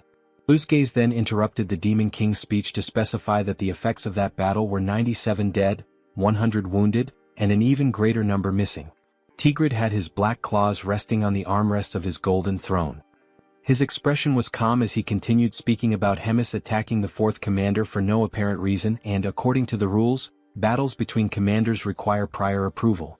Then, with a serious look, Tigrid announced the beginning of the discussion regarding the punishment that would fall upon Hemis, based on her actions. At the moment he opened the floor for objections, Hemis promptly interrupted, wishing to express her side. She raised her hand and requested attention to object. With no resistance from the others, Hemis began to speak, aiming to defend herself against the claim that she had acted without cause. She then explained that everything happened because there was someone acting as a spy against her. She explained that the attack on the fourth commander happened because she thought he was the spy, given the circumstances. With that, Hemis raised a question, suggesting that the ideal would be to find out who was trying to harm her, not try to punish her for defending herself from something so sneaky. Tigrid's expression changed. He was irritated by the question, seeing it as an affront. He then asked if such a proposal was a way of challenging his authority. Hemis simply replied that it was nothing more than a humble suggestion. She smiled, and her bold expression spoke louder than her words. Such an attitude only raised Tigrid's indignation, who was stunned by the commander's boldness and clenched his fists on the armrest of his throne. Some time later, Uzgaze, Dorichigus, and Hyuna gathered in the corridors, in front of the meeting room, discussing what had just happened. Uzgaze pointed out how terrible the emotional outburst of both commanders had been in front of them, rendering the meeting useless. Hyuna expressed her frustration, irritated by the possibility that Rems and the Demon King would never be friends again. Dorichigus commented that he thought it impossible for them to be as united as they once were, and Hyuna declared that she didn't like the direction things were taking. In the end, the group decided to put these events aside and not give them much importance, as situations like this would probably repeat themselves frequently from then on, and the only thing left to do was to choose a side to stand on. Meanwhile, in the magical tower of the fourth command, Shai's group approaches, and the hero is soon mesmerized by what he sees. They are then received by the fourth commander's bodyguards, who immediately request everyone's identification. Roger introduces himself as the commander of the 3rd Regiment and notes that he is accompanied by 2 humans. The guard receives the referral sent by Hemis, reads the contents of the paper, and greets everyone enthusiastically, declaring that the commander is waiting for them, and then guides the group to the meeting. Meanwhile, Rotak is in his office, relaxed in his chair, reflecting on the human who can use dark mana and who, furthermore, has a body in the process of transforming into a demon. Even though he finds the situation interesting after receiving warnings from Hemis, he ultimately reminds himself that the human is still just a human. Soon, the group arrives at the room and greets Commander Rotak, who receives them and immediately jumps toward Choi, who barely has time to greet him and is caught off guard. While analyzing Choi's body, he is surprised that he doesn't feel anything and then begins the infusion of energy into one of the hero's arms, warning that it will hurt a little, but that Choi needs to endure it. Choi doesn't understand the situation, and the only option is to endure the discomfort caused by the energy emitted by Rotak, flowing through his body without understanding what is happening. As soon as it ends, Abelson expresses her concern, asking if the hero is okay, while he is on his knees trying to recover from what just happened. The saint approaches Choi, ready to help him, while Rotak declares he is impressed with Choi's evolution. As the hero raises his head, Rotak asks if he knows about the future that awaits him, and only then informs him that if Choi continues at the pace he's going, he will be dead in about 3 months. This information leaves the hero stunned, surprised by such an unexpected future. Rotak then explains what is happening in the hero's body, and that, since he is rapidly transforming into a demon, he can consider himself fortunate, as only small parts of his body will undergo alteration. However, it won't be long before, sooner or later, his organs will be corrupted by dark manhwa, and the moment Choi's heart or lungs are corrupted, he will die instantly. Choi doubts it, claiming that he doesn't feel anything, and Rotak turns his back to retrieve something, while simply warning that if Choi doubts it, he just needs to wait and see. He then picks up one of the papers on his desk and presents it to Choi, informing him that it is something called the Demon Contract, whose function is merely to reveal the truth. This surprises Choi. The Demon Contract then confirms the conversation, stating that Rotak's certainty about Choi's death in 3 months is genuine, and outlining Rotak's intention to take care of the hero Choi, foreseeing that Choi will agree to participate in Rotak's experiments, which will also be conducted using methods that will not result in Choi's death, and that the hero will not contest possible deformations during the treatment. Also, if his intelligence or ego fades during this treatment. Choi realizes the commander's intentions, and Abelson is surprised by the presentation of the contract, asking Choi not to agree, since she will take responsibility for caring for him. Rotak then intervenes, calling Abelson arrogant, warning that dark manhwa and divine power are opposites, and that her healing power only worked until now because Choi still has a mostly human side. However, in the future he will become a complete demon, and that will completely nullify the effect of divine powers on him. Abelson and Choi are surprised by Rotak's statement, and he, aiming for urgency in the contract signing, reminds them that 3 months is an optimistic estimate, urging Choi to decide quickly what he wants to do. The group then takes some time to reflect on the situation, and Rachel worries about what might happen to the hero, who apparently has a terminal illness, whose doctor capable of treating him demands that the hero give up his body to undergo psychopathic experiments.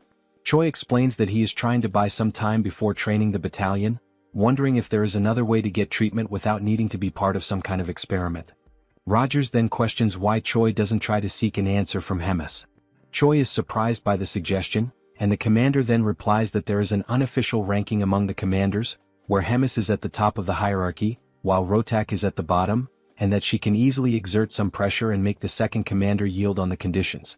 The group then knocks on the door to return, requesting authorization, and Rotak promptly allows everyone to enter. Thus, Choi presents himself again, holding something covered by a cloth in his hand, asking permission and entering the room. Rotak then notices the artifact and asks what the hero is holding. Commander Rogers places the object on the table, revealing it to be a glowing purple orb, already known by everyone there, and then he begins to cast the spell to contact Hemis. Rotak becomes slightly startled and concerned by the presence of the communication orb, and it doesn't take long for Hemis to initiate contact, greeting Rotak and asking how he has been. Rotak, with a trembling voice, greets Hemis, highlighting how long it's been since they last saw each other. Hemis recalls that the last time they met was at one of the meetings with the Demon King, and Rotak, even more nervous, repeats and confirms that it is indeed true. Hemis then goes straight to the point, stating that she is there only to ask for a favor. In a threatening tone, she asks him to write a few things into the contract, starting with a demand that Rotak do his best to treat Choi. Secondly, that the hero will not suffer any harm. Rotak realizes the direction of the requests and is stunned, unable to argue. Hemis wastes no time and adds the third point, requesting that he include in the contract that nothing in Choi's body can be altered without permission, and that the hero must not die before the contract is finalized. Rotak becomes enraged with the list of changes to the contract, questioning why Hemis would care so much and why he should follow that for a human. Hemis, with a neutral expression, calmly calls Rotak's attention, and he straightens up in submission upon hearing Hemis recall the moment when she took him in and fed him after he had been abandoned by his people 350 years ago, that she also helped him win the commander selection tournament 200 years ago, and that she also saved him from being killed by humans 100 years ago. And with each reminder, Rotak's pride sank further. Hemis finishes by saying that, lastly, she ended up paying the price for having interceded for Rotak, and gives him the ultimatum. If he remembers all that, there is no other choice but to sign everything, leaving Rotak with no alternative but to obey. Sometime later, he expresses his anger, cursing the humans and Hemis, and then calls one of his subordinates to bring him a communication device, as he has something to do in retaliation for the humiliation he suffered.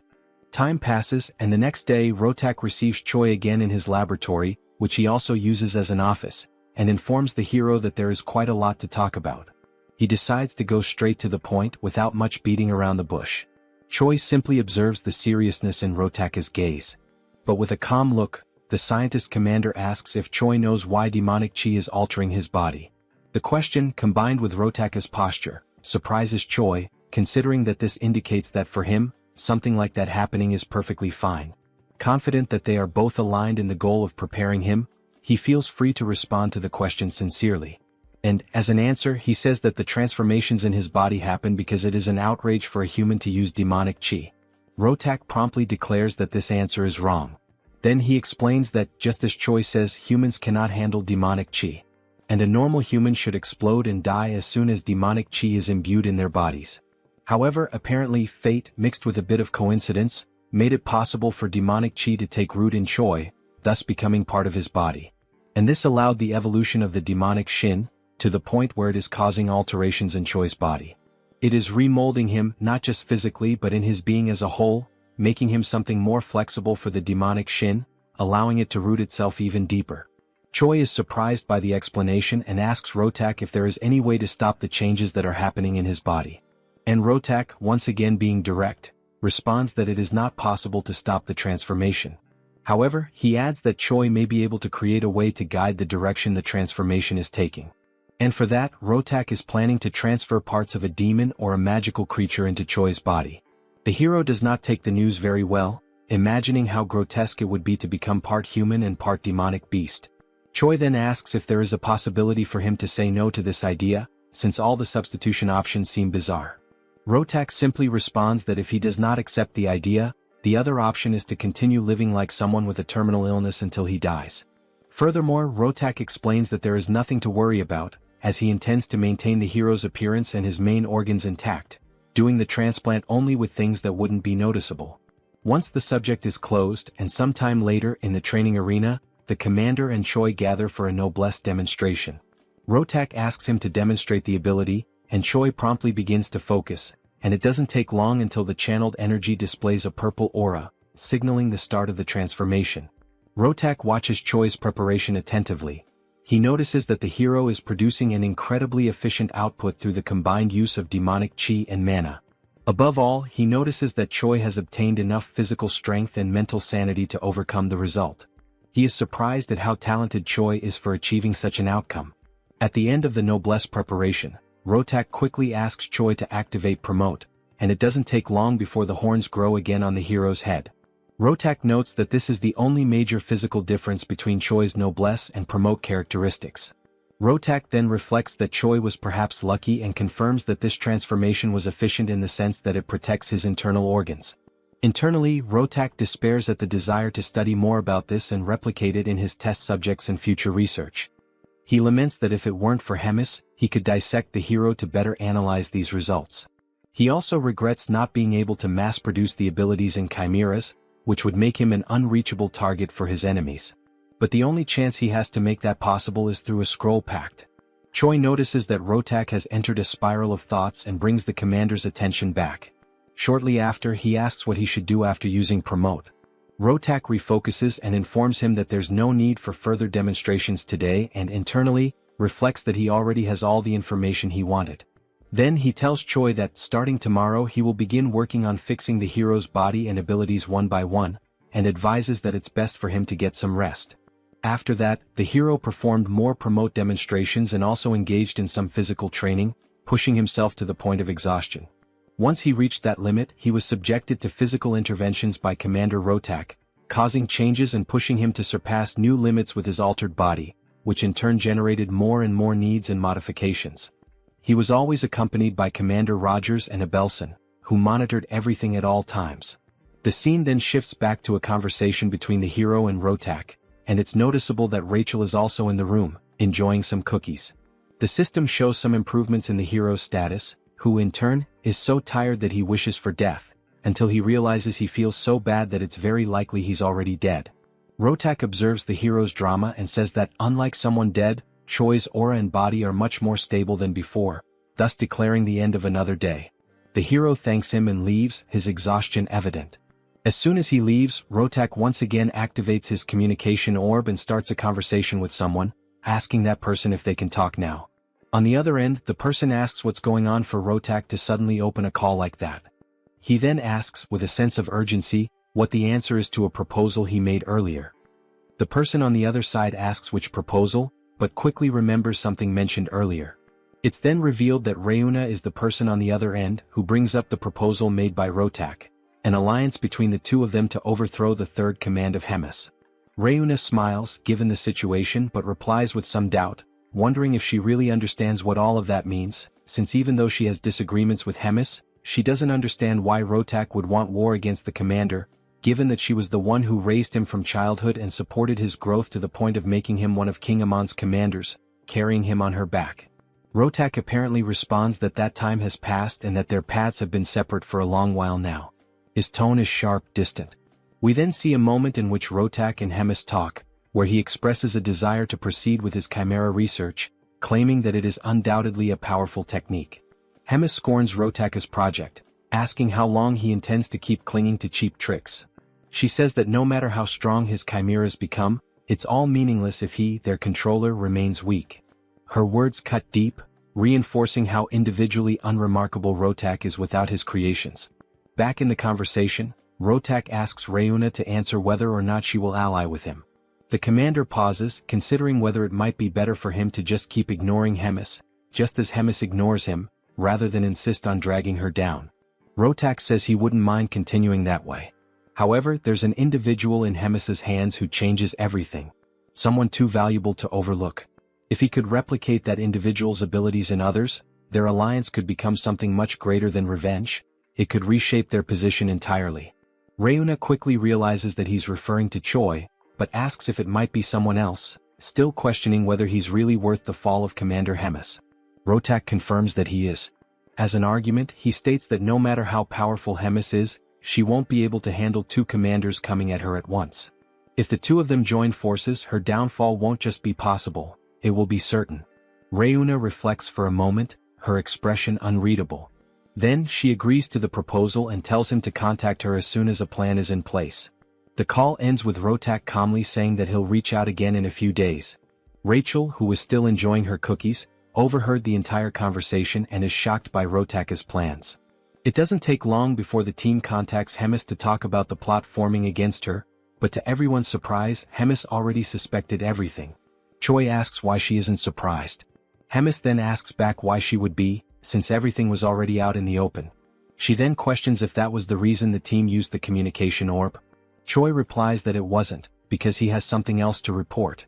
He wants to know what he should do in this situation, considering that he is just a small shrimp in the middle of a battle fought by great whales. Hemis reflects for a moment, her gaze turning distant as if measuring the weight of her next words. Then she looks back at them and asks for their opinion on an idea she just came up with.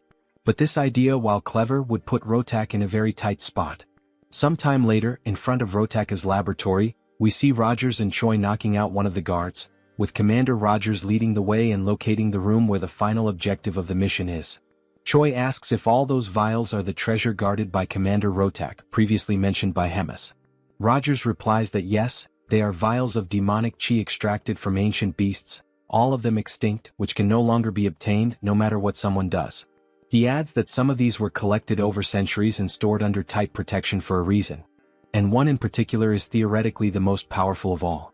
While holding a vial with a red liquid in his hand, Rogers asks Choi to wait a bit before taking any action, and warns that if something goes wrong, he'll make sure to arrange a good funeral for the hero. Choi reacts with unpleasant surprise, saying that he's very moved, and sarcastically thanks the commander. Then, without much hesitation, the hero takes the vial from Rogers and asks if it's the right time to drink it, as he begins to consume the potion. Moments earlier, still during the call between Choi and Hemis, the detailing of the plan that would follow began, an unexpected strategy meant to help Choi take better advantage of his encounters with Commander Rotak. The instruction was short and clear, yet jarring. Hemis told Choi to hurt himself. The simplicity of the order contrasted sharply with its implications. Naturally, the plan left the hero stunned, confused, and hesitant. He couldn't help but wonder why he would do such a thing to himself, especially considering that Hemis had previously gone out of her way to force Rotak to include strict rules in their pact, rules that ensured Choi's physical integrity at all times. The contradiction unsettled him. Hemis, noticing the hesitation and fear building in Choi's expression, softened her tone slightly. She clarified with calm but firm seriousness, that this wasn't a joke or some kind of twisted training exercise. It was a direct order. A strategic one. She had learned through her own sources that Rotak had been lazy and half-hearted with Choi's treatment. From what she gathered, he was doing nothing more than the bare minimum, just enough to satisfy the conditions of their pact. Once that obligation ended, so would his efforts to keep Choi alive. Still unable to grasp how this related to harming himself, Choi asked what any of that had to do with self-inflicted injury. The very idea clashed with everything that had been set to protect him. Hemis then elaborated, informing the hero about the collection of rare and dangerous demon essences that Rotak had gathered over the years. These weren't mere specimens. They were remnants of power from ancient beings, each carrying immense, raw potential. The plan now hinged entirely on those essences. More specifically, Choi would need to absorb the most powerful ex-demonic essence in Rotaka's possession. The mere mention of absorbing such volatile energy made Choi's stomach turn. He voiced his concern, asking whether ingesting something like that wouldn't inevitably lead to death. It was a fair question, one Hemis had clearly anticipated. With the same composed authority, she reminded him of the Pact's power. Because of it, Rotak would be magically and contractually bound to do everything possible, and impossible, to keep Choi alive no matter what. That was the very leverage Hemis had counted on when she forced the terms. It was the safety net. No matter how dangerous the essence was, Rotak would be forced to use every last ounce of his knowledge and skill to save Choi from dying in the process. To calm the growing fear inside him, Hemis reassured Choi again, adding something more personal this time. She knew Rotaka's capabilities intimately. She didn't just know him, she had created him. Every facet of his medical prowess, every ounce of his talent, she was responsible for nurturing. If anyone knew what Rotak could do, it was her. She believed in this plan. The scene returned to the moment when Choi was reluctantly consuming the supposed potion. As the bitter liquid slid down his throat, Commander Reuters watched him closely, arms crossed, his expression unreadable. Rachel stood nearby, concerned, and asked if everything was all right. With a sigh and a grimace, Choi remarked that nothing unusual had happened, except for the awful taste, which he couldn't help but complain about. For a fleeting second, it seemed like things would go smoothly. But then everything changed. A wave of searing pain crashed through Choi's body. It was so sudden and overwhelming that his limbs locked, and the potion vial slipped from his fingers, shattering against the floor. His vision blurred. His breath caught. The agony was unlike anything he had experienced before. Rachel's voice broke through the chaos, calling his name with urgency. Reuters, though less panicked, narrowed his eyes and murmured something about the side effects having begun. The pain intensified. Choi writhed in place, desperately trying not to black out. In a moment of delirious humor, he sarcastically berated Reuters, accusing him of withholding just how brutal the side effects would be, especially since he clearly knew what was in the potion. Reuters responded with dry indifference, saying it was common sense and didn't warrant explanation. Choi glared at him, opened his mouth to say something more, but the pain took over and he lost consciousness. Sometime later, Choi woke up groggily lying in a bed. He immediately realized it wasn't any place he recognized. The air was sterile, the light cold. He sat up slowly, his muscles sore and weak. Just as he began scanning the room for clues, Rachel appeared, smiling softly. She told him that he was in Rotaka's office. The commander had personally tended to him for 4 consecutive days, using all sorts of questionable but effective methods to keep him alive. Rachel's words were comforting, but her expression hinted at unease. Finally, she asked how Choi was feeling, but before he could answer, the door opened. Rems entered the room with theatrical flair, declaring how long it had been since they last saw each other. Behind her, Reuters and Rotak followed quietly. Rems approached Choi with a pleased smile, commenting that his power had grown noticeably. She noted that he was stronger than she'd imagined he'd become. Choi tried to deflect the praise, modestly insisting that he wasn't that strong, but she ignored him completely.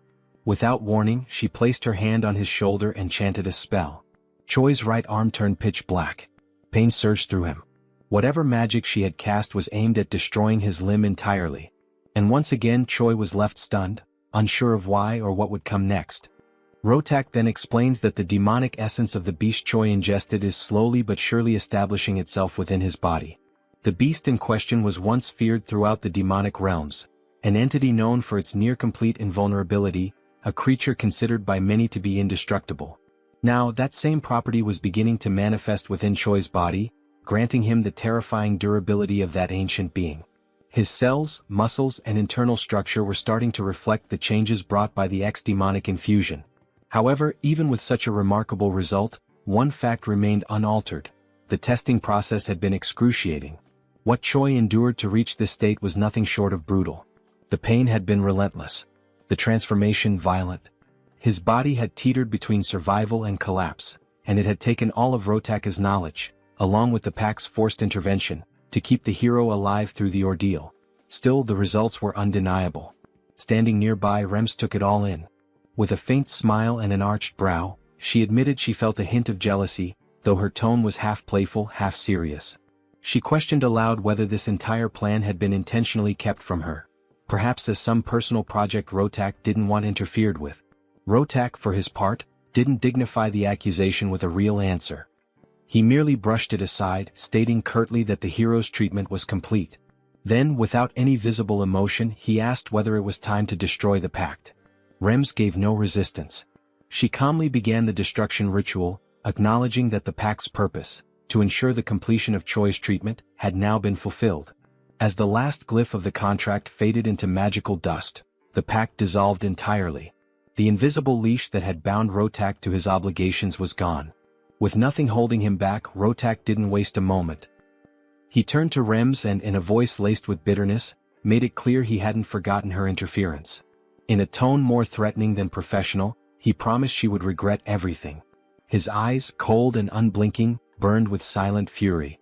Rems, unfazed, merely smiled. Her voice carried a touch of amusement as she questioned if she truly would be the one to regret anything. Her answer was cryptic, a layered warning rather than a rebuttal. She suggested that regardless of how things unfolded, perhaps regret would fall on someone else entirely, and that in the end she would be waiting eagerly to see how Rotaka's threat unraveled. The scene shifted to the training grounds, where Choi and Riadrun stood amid the dust and sweat of daily drills. The sun hung high in the sky as their sparring session intensified. From the very first strike, Riadrun noticed a difference. Choi's posture, his timing, the pressure behind each attack, it had all improved.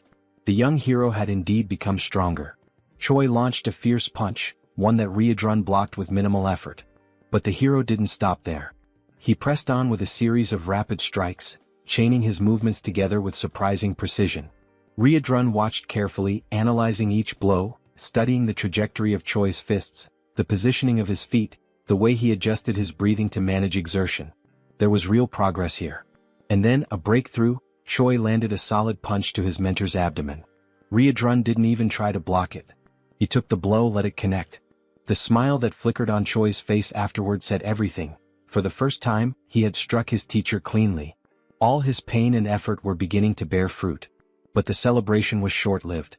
In a sudden motion, Riadrun brought his massive elbow down on Choi's head, knocking him flat onto the dirt with a dull thud. The world spun for a moment.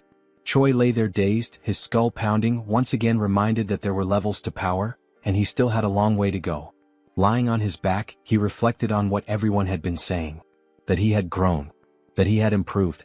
And yet, here he was, laid out once again by Riadrun's sheer strength. He sighed. Maybe progress wasn't enough. Riadrun, ever the calm and supportive mentor, knelt beside him. He said that there was no need for discouragement. Choi was unlike anyone he'd ever trained. His rate of improvement was staggering. He didn't seem to have any plateaus in his development, just an unrelenting climb. His body hadn't fully adjusted yet, but once it did, the results would be extraordinary. Choi, still skeptical, rose to his feet. He muttered that he didn't believe it. He remembered how he'd barely survived the last real fight, and that was only because others had stepped in to help.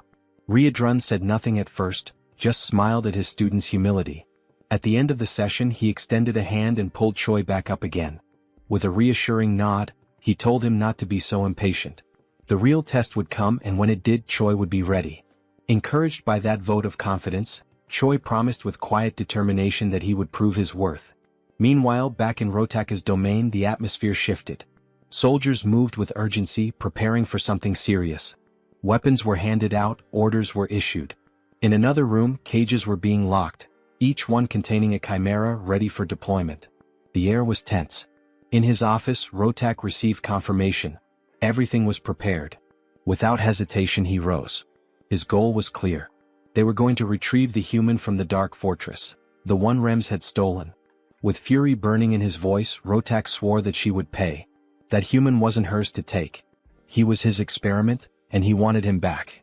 Back to the moment when Hydrun and Choi finished their training, and Hydrun speaks words of encouragement to Choi, asking him not to be impatient, as the moment to prove himself is yet to come, leaving the hero with renewed confidence. A great explosion occurs, causing massive damage to the wooden structure surrounding the training grounds. The explosion catches the hero by surprise, leaving him and Hydrun alert for what is to come. The Sentinel team quickly sounds the attack alarm, informing that the Skeben tribe is attacking them. Hydrun immediately realizes it is the troops of the second commander, and with that, both are left stunned.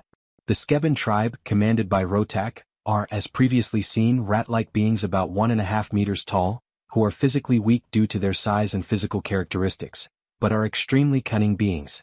Outside the fortress, the commanders of the Skebens order more firepower, and cannon projectiles are launched toward the fortification that protects the fortress.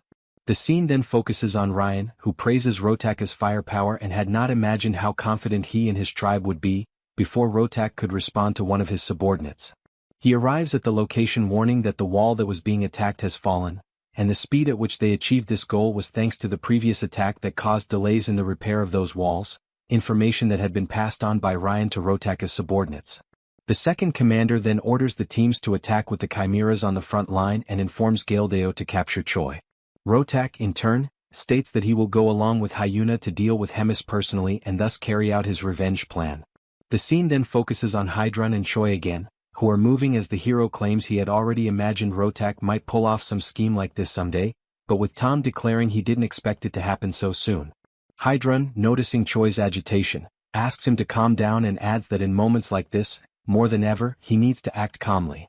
In contrast, Choi reacts hysterically, asking what they are supposed to do now in a situation like this and also asking what he himself should do. Hydrun, with a serious expression, declares that he will gather all the troops and assigns Choi a particular mission. Choi attentively observes the instructions, which are, first, to eliminate Commander Galdeo, which leaves Choi completely stunned, as he is being assigned to deal directly with a commander.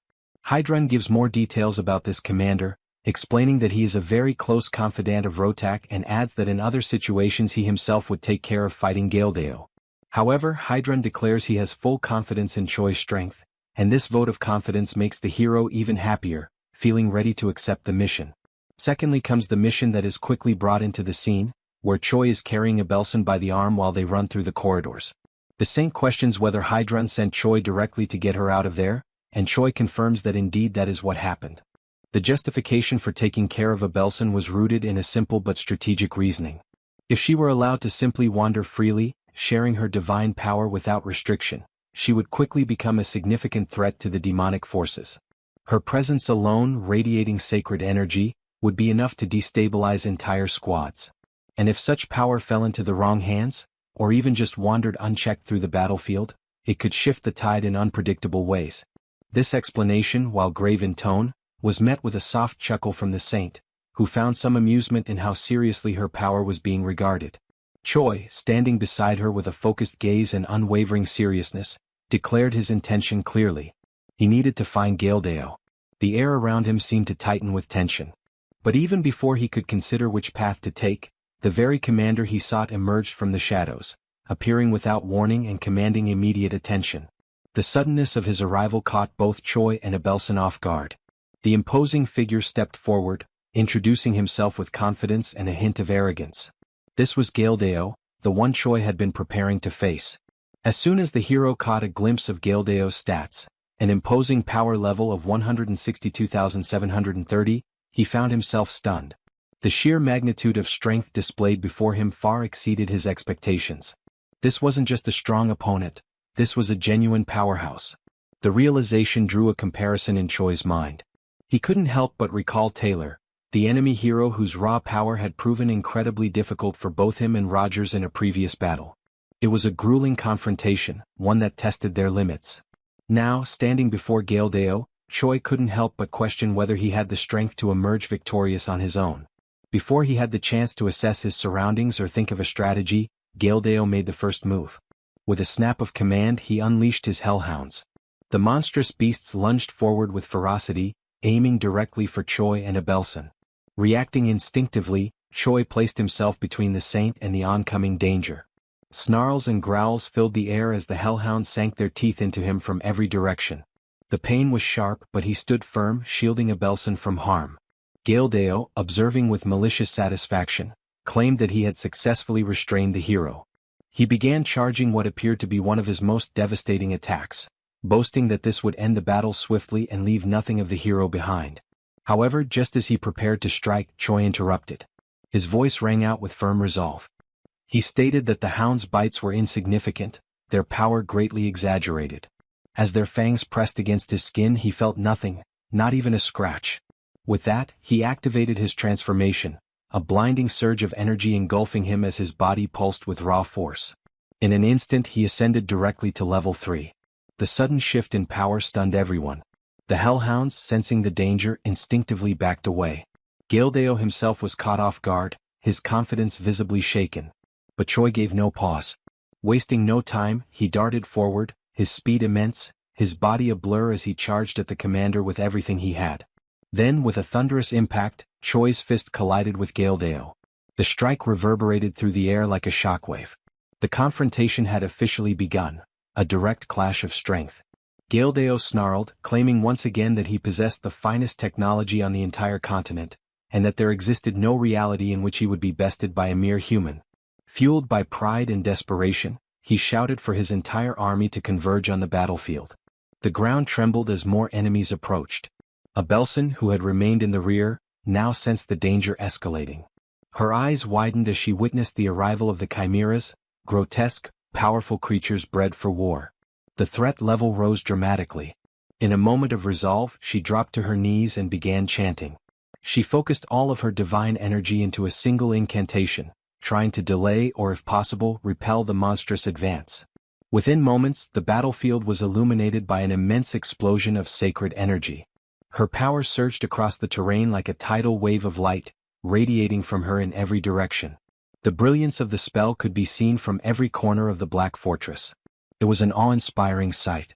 But Choi's admiration was quickly replaced with concern. He knew the toll such a spell would take. Abelson, breathing heavily, confirmed that she wouldn't be able to keep going. She had used everything she could muster to deliver a single blast. Her energy had now been spent like a sacred cannon shot. That was all she could give. But it was enough. With newfound vigor, Choi turned his attention fully to Gildeo. Channeling his strength and determination, he began to overwhelm his foe. With a fierce cry, he tore one of the mechanical arms from the commander's armored suit, ripping it free with a sound of screeching metal. Gildeo's expression contorted into one of fear. The commander, once so proud and composed, was now frightened. He couldn't understand how a human could possess such overwhelming power. But Choi didn't allow him time to process. Without hesitation, the hero surged forward once more, gathering all his strength into a single devastating blow aimed directly at the buoy that protected Gildeo's head. The punch landed with tremendous force. Metal cracked and shattered. The buoy split apart entirely, and the impact transferred directly into the commander's body, sending a tremor through him. It was a finishing blow, one that left no room for recovery. With that, the enemy is finally defeated, falling to the ground with a dull impact that echoed through the battlefield, and Choi finds himself unexpectedly disappointed with his rival's overall performance. He tilts his head slightly, observing the fallen enemy with a look of contemplation, questioning whether this individual truly carried the weight and responsibility of a commander.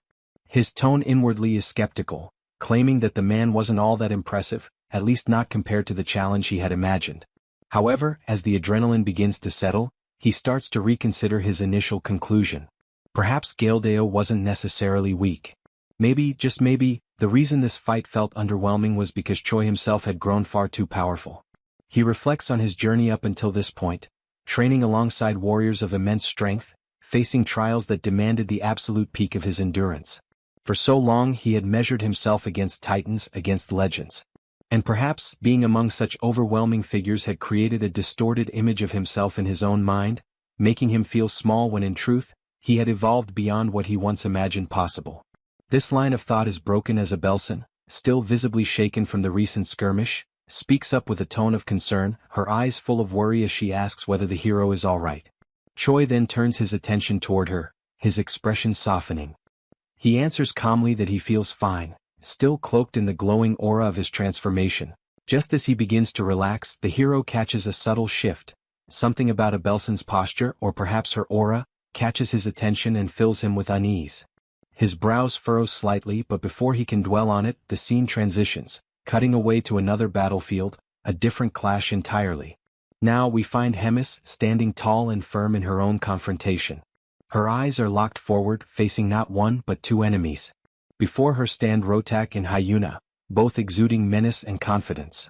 The second commander, with a twisted smirk, asks whether Hemis is ready to face her end. His voice is laced with mockery, echoing across the scorched terrain. Hemis responds not with fear but with biting sarcasm. Her words drip with irony as she mocks their excessive preparation, noting with theatrical dread that they even saw fit to bring the fourth commander just to take her down. The absurdity of it almost amuses her, and she scoffs at what she calls cowardice taken to an entirely new level. But Rotak remains unfazed, dismissing her words with cold indifference. He makes it clear that he doesn't care what Hemis calls him, coward, weakling, dishonorable, it makes no difference. What matters is the result. And for him there is only one conclusion to this battle: her destruction. Not only that, but surpassing her as a warrior and burying her legacy in the ruins of this battlefield. With unwavering resolve, Rotak steps forward, his presence growing more intense, and prepares himself for the clash that is about to begin. Rotak then turns to Hyuna and asks if she is fully prepared and truly ready to begin the decisive battle that will at last bring an end to Hemis's reign. Hyuna reacts to his question with a sinister, almost mocking smile and a sharp, scornful gaze, as if she cannot fathom how naive and foolish Rotak has been all this time. She tilts her head slightly, her eyes glinting with mischief, and then, dripping with heavy sarcasm, she slowly and deliberately responds that she won't be able to join in because, all of a sudden, she felt an overwhelming, uncontrollable hunger deep in her core. She repeats this ironically several times, emphasizing the absurdity of her excuse, which only leaves Rotak utterly baffled and thrown off balance. Rotak, unable to contain his irritation, demands to know exactly what kind of nonsense and ridiculous excuses Hyuna is babbling about at such a critical moment. But Hyuna remains calm and composed, lightly waving her hand as she casually replies that Rotak and Hemis can go ahead and have all the fun and excitement on their own. She declares that she will be heading home instead to prepare and savor a delicious bowl of steaming hot ramen, almost as if nothing important were happening at all. Before finally turning to leave, Hyuna dramatically points her finger at Hemis and states that she has one final thing to announce before she makes her exit. It is then revealed that from the very moment Rotak first reached out to Hyuna with his plan, she had already secretly decided to betray the Demon King's army and side with Hemis instead, merely pretending and acting as if she were joining Rotaka's orchestrated attack. In exchange for taking Hemis's side, Hyuna asked for one favor in return: that all the endless disputes and conflicts between her and Hemis come to a final conclusion. With that agreement in place, Hyuna bids a rather casual and carefree farewell and walks away, leaving Hemis to focus entirely on Rotak. As Hemis turns her full attention to Rotak, she mocks him mercilessly, sarcastically asking if perhaps he has been abandoned and left behind by his strongest and most trusted ally, which stings Rotak deeply and fills him with rage. At that moment, Rotak finally begins to understand what had been obvious from the very start and demands that Hemis confirm the truth directly, whether she and Hyuna had truly conspired together to deceive and betray him. Hemis, calm and serene, gently affirms that Rotaka's guess is indeed correct. Hyuna had switched sides the very instant she learned of Rotaka's true plan, and because of this betrayal, Hemis had known every intricate detail of his schemes from the start. At last, Hemis, wearing a more peaceful expression on her face, decides to ask Rotak if even after everything that has happened, he still insists on moving forward with his foolish plan. Despite the shocking situation and betrayal, Rotak, seething with anger at what he perceives as Hemis's pity and condescension, activates a strange, hidden device embedded deep in his chest. While doing so, he fiercely declares that nothing else matters anymore and that he will finish this no matter the cost. By activating the device, he begins to generate a strange, complex technological armor that wraps and twists tightly around his arm, emitting a dark, ominous crimson energy that fully envelopes him and finalizes his transformation. Now fully armored and brimming with murderous intent, Rotak stands prepared for battle, clearly determined to demonstrate in the most brutal way possible everything he has learned and all the skills and experience he has gathered through the hundreds of years he spent living and training in Hemis's shadow, always yearning to surpass her. Meanwhile, back with Choi, it is revealed that the moment he noticed a figure was actually the moment Hyuna approached him, leaving him shocked and completely caught off guard to see her there. Hyuna calmly explains that she was merely passing by and happened to become concerned that Choi might get caught up and hurt in all the surrounding chaos. However, she quickly adds that she is relieved to see that he has obviously become much stronger, admitting that she worried for nothing and had overthought the situation. This unexpected revelation leaves Choi utterly puzzled and speechless, since she had originally been his enemy. Yet here she stands now, completely calm, asking casual questions and even showing genuine concern for his well-being. Choi then decides to ask directly if she wasn't supposed to be preparing to fight on the battlefield. Hyuna answers without hesitation that she was sent by Hemis under strict orders to stay out of any combat or direct confrontation, so she decided to simply watch from a safe distance instead. Realizing that Hyuna was faithfully following Hemis's instructions, Choi then decides to ask who she believes will emerge victorious in this critical fight. Hyuna, looking thoughtful, declares that she is truly impressed by how well-prepared and determined Rotak is for this battle. However, she calmly adds that she knows with complete certainty that Hemis is infinitely superior to any power or strategy Rotak could have possibly brought with him into the fight. As the battle ignites, several blazing energy spheres are launched directly toward Hemis, who merely stands still, patiently waiting in total composure as all of Rotak's attacks hurtle toward her. Seeing Hemis's unwavering, passive stance, Rotak grows increasingly frustrated and loudly questions why she refuses to retaliate, demanding that she take this seriously and treat it as a true fight. He reminds her that he, too, is one of the proud commanders of the Demon King's army and beyond that, the leader of an entire tribe of his people who are depending on him. Realizing that Hemis's unwavering stance would not change no matter what he said or did, Rotak decided to channel every last drop of his energy to the absolute limit, gathering all the strength he had accumulated through countless years of struggle and pain to strike at his opponent with everything he had left. Hemis, still calm and composed as if nothing in the world could shake her, questioned out loud why she should even bother to counterattack or treat this as a real battle. In her mind, it was pointless, since regardless of any effort Rotak might make, she already knew with absolute certainty and unshakable confidence that she would ultimately emerge as the sole and undeniable victor. Without any further words or hesitation, Hemis unleashed a tremendous, blinding surge of energy that roared forward like a raging storm, crashing directly toward Rotak. At the same moment, she hurled harsh words in his face, mercilessly reminding him that he had been betrayed by Hyuna, the very ally he had trusted so deeply and counted on to stand beside him in this final confrontation. Moreover, the powerful weapon he had spent so many long years carefully developing, refining, and relying upon was now completely useless, rendered worthless in an instant, as Hemis's precise attack had been aimed straight at Rotak's most critical equipment, completely destroying it beyond repair. Hemis, her voice echoing with both authority and pity, asked him once again whether even after all this crushing defeat and betrayal, he still intended to continue fighting this hopeless battle. Rotak, with very few choices remaining and no clear path forward, simply confirmed everything Hemis had just said, openly acknowledging that he had been betrayed and admitting that her words were true. But even so, with a burning fire still flickering in his eyes, he fiercely declared that he would not retreat under any circumstances, no matter how impossible victory seemed. Determined, he then activated his promote ability to channel and amplify his remaining power, charging yet another of his desperate final strikes. He fired a series of enormous radiant energy spheres at Hemis using his cannon, launching what could only be described as a truly devastating attack, meant to end everything in one final desperate act. However, Hemis simply denied the entire offensive with a single effortless shield, as if swatting away a mere insect.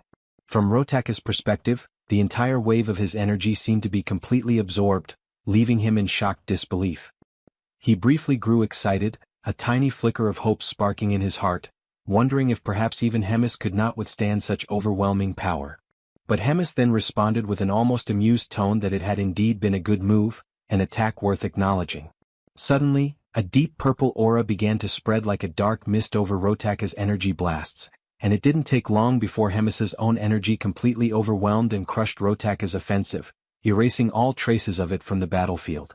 She then appeared before him, standing tall and victorious, and stated with unwavering certainty that Rotak had indeed changed dramatically compared to the weaker, lost version of himself she once knew. She even admitted that he had genuinely improved and grown stronger over the years. Nevertheless, Hemis firmly announced that it was now her turn to strike, and there would be no mercy.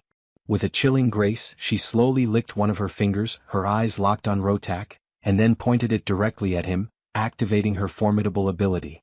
Countless black claws suddenly materialized and surged forward like a pack of ravenous beasts, advancing rapidly toward Rotak with lethal intent. Rotak quickly recognized the immense danger of Hemis's conjured technique, and in an instant, all the fierce determination he had gathered was replaced by pure, paralyzing terror. He stood frozen in place, unable to react, helplessly waiting for the swarm of claws to reach him. It didn't take long before he was completely caught, wrapped up and immobilized by the relentless claws. The assault quickly intensified, growing ever more savage and merciless. With overwhelming ferocity, Rotaka's limbs were torn and separated from his body, leaving only the trembling, weakened torso of someone who had come so determined to eradicate Hemis and her people. Knowing his end had finally arrived, Rotak decided to use the last remaining moments of his life to ask something of the woman who had once been his beloved mentor. As Hemis slowly approached his broken figure, she questioned whether he was about to beg her for some form of mercy, her voice carrying a distant, cold sadness. Rotak then asked, with his last flickering strength, whether she still saw him as weak, useless, and pathetic, recalling his entire painful journey. He remembered vividly how he had once declared he would become as strong as Hemis and rise to be a true leader, a leader who would stand equal to or above all others. Yet, his path had been completely shattered and derailed by the torment of being scorned and rejected by Hemis, turning his only goal into a desperate mission to surpass her and make her pay for all the humiliation and pain. Hemis paused in heavy silence to reflect deeply on his words. Instead of giving him a direct answer, she remarked that time is cruel and unrelenting, lamenting how certain things seem as though they will last forever. But as time inevitably moves forward, people change, making choices and taking actions they later come to regret. Despite it all, she expressed her sincere gratitude to Rotak for, in the end, being able to find and enjoy at least something meaningful in his journey over the many long years, and for the destiny that his actions had helped shape. These final, heartfelt words drew a faint, peaceful smile from Rotaka's face, and at last he collapsed, his eyes closing for the final time, as Hemis softly wished that he may now rest in peace. The scene slowly transitions to the crumbling remains of the Black Fortress. Once a formidable stronghold, the structure now teeters on the edge of collapse. Its towering walls are scarred with deep cracks, and dust drifts from the ceilings with every minor tremor. The air is heavy, stale with age and decay. In the heart of this battered ruin, a tense meeting unfolds between Hemis, Choi, and Riadrun. The topic at hand is the inevitable. The fortress can no longer serve as their base of operations. Then comes the announcement, sharp and unexpected. Hemis informs them that they are preparing to relocate.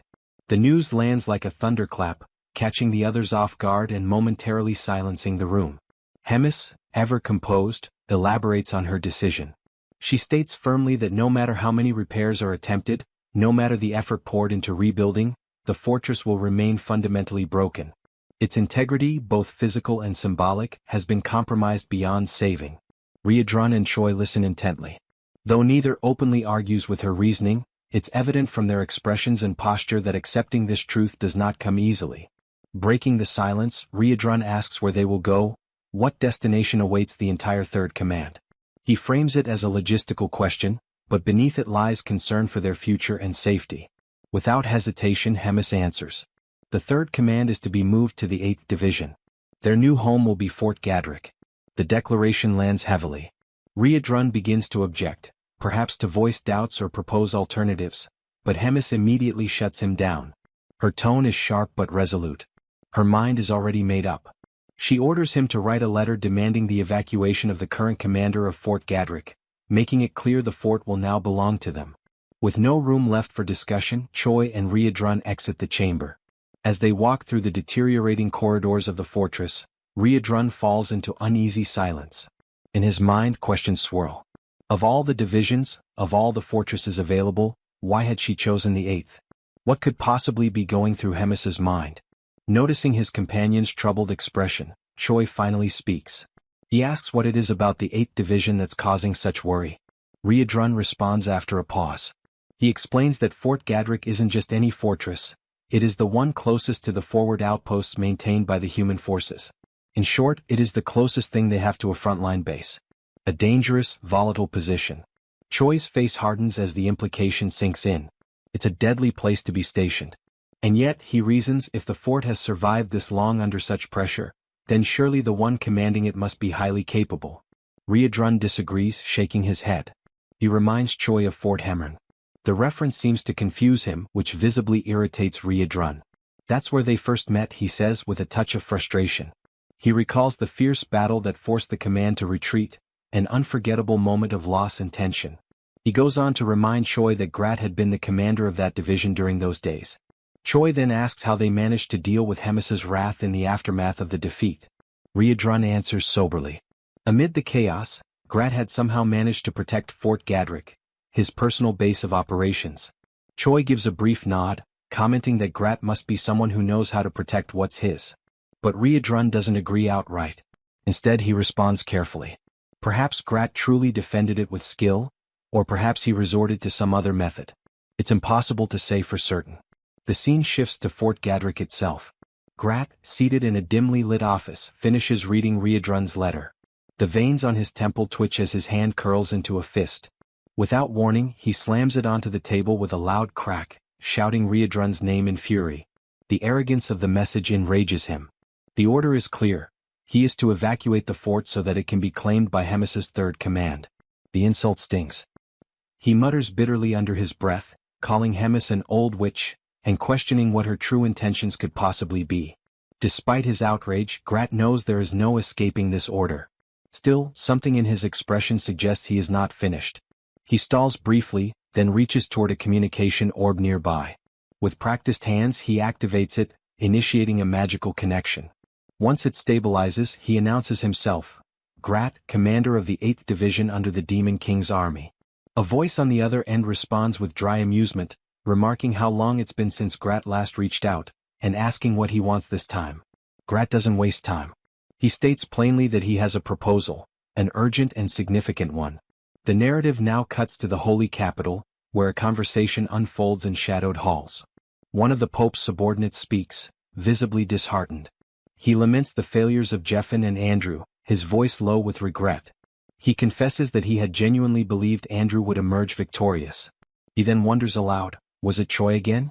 Was he the one who turned the tide? The man with the monocle confirms it without hesitation. He adds that Choi's progress is unlike anything they've ever seen. His power is rising far too quickly. It's a pattern that's now beginning to alarm the Pope himself. The advisor then suggests perhaps it would be wiser to deal with Choi later, to shift their focus for now toward resolving the situation with the Drajan Empire. After all, he says, despite everything, Choi is just one man. But the Pope rejects that reasoning. If Choi were merely a regular citizen, then perhaps yes, he could be ignored. But he is not. He is a hero. And that changes everything. The Pope then scolds the monocled man for brushing things aside so easily. He accuses him of failing to grasp the true nature of what a hero is, and more importantly what a hero can become. Such a decision would be incredibly dangerous and entirely indefensible, especially coming from someone in a position of such authority. The weight of such recklessness could ripple across kingdoms. The Pope, solemn and commanding, stresses the urgency of neutralizing this threat before it spreads, before it digs deep into the heart of the sacred capital itself and poisons everything from within. Turning to his aide, he asks in a quiet but heavy tone whether there has been any further communication from the spy embedded within enemy lines. The man confirms that there has. He reports that a message just arrived.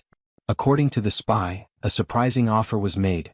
Support has been promised to completely wipe out all major enemy targets in a single decisive strike. Hearing this, the Pope falls silent for a moment. The offer is shocking. Completely unforeseen. Such a bold proposal leaves him visibly stunned. He narrows his gaze and, in a hushed voice, wonders aloud how the spy could even hope to carry out such a sweeping, ambitious mission. The man elaborates further. The third command is preparing to relocate. Their new destination is Fort Gadrick. The intention is clear. They seek to claim the fortress as their own and establish it as a new operational base. The suggestion is that something much larger may be unfolding there, some plan already in motion. As the room grows tenser, the Pope raises another question. If this proposal had already existed, why was it not brought up sooner? The response from the advisor is direct but uneasy. Grat had attached conditions so severe that they seemed impossible to fulfill. 10,000 sacrificial offerings.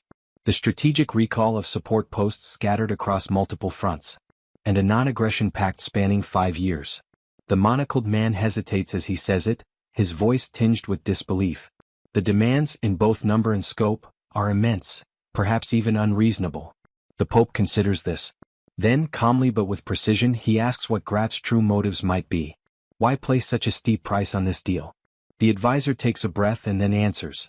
He's heard whispers that the second command seat has been vacated, the result of internal strife, specifically tied to Hermes's elimination of Rotak. With such a power vacuum, Grat might see a chance to ascend, to claim that seat for himself. And to do so, he may be attempting to manipulate the fragile balance between Hermes and the Demon King. The Pope ponders this out loud. 10,000 sacrifices, and perhaps more than just bodies, maybe land as well. A territorial gain masked beneath political strategy. But the monocled advisor responds carefully. It's not the land that's troubling, he says, it's the staggering demand for sacrifices. That level of loss could shake even the strongest foundations of the empire. The Pope then wonders aloud, why is Grat, of all people, seeking so many resources and services from within the empire's reach? Before another answer can come, the Pope rises slightly from his seat and delivers his verdict. With a voice of finality, he commands that the agreement be accepted. His conviction takes the advisor by surprise. The firmness in the Pope's decision is unshakable. The Pope begins to explain his reasoning. This might be the only opportunity they'll ever have to crush every looming threat in one bold stroke. To sever the heads of every rival in a single campaign.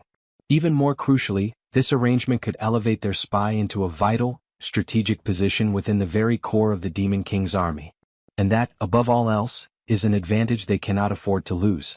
No matter the cost. Be it 10,000, 100,000, or even 1,000,000 sacrifices. However, the Pope warns, such a scale demands meticulous planning. Every step must be executed flawlessly. The margin for error is now non-existent. No further failures will be tolerated. With that, the Pope issues his final order. Summon the legendary warriors of every region. The time has come. Every blade, every spell, every oath must be prepared, for the final battle is about to begin. Sometime later, within the shadowed walls of Gadrick Fort, Grat welcomed the arriving members of the Third Command. His face wore a smile, but it was clearly forced. His exaggerated enthusiasm poorly disguised the tension lingering beneath. He appeared to agree with their mission, to vacate Gadrick Fort as ordered by Hermes. On the surface he was cooperative. But it didn't take long for the cracks to show. Barely a few words in, Grat's tone shifted. Something wasn't right. His eyes narrowed and a hint of concern bled through his voice. Riadrun, sharp as ever, cut straight to the point. He demanded to know what kind of issue Grat was referring to. Grat then launched into a detailed explanation. According to him, the nearest human army had been behaving oddly. Their troops had been shifting in strange patterns, and massive quantities of supplies were being relocated.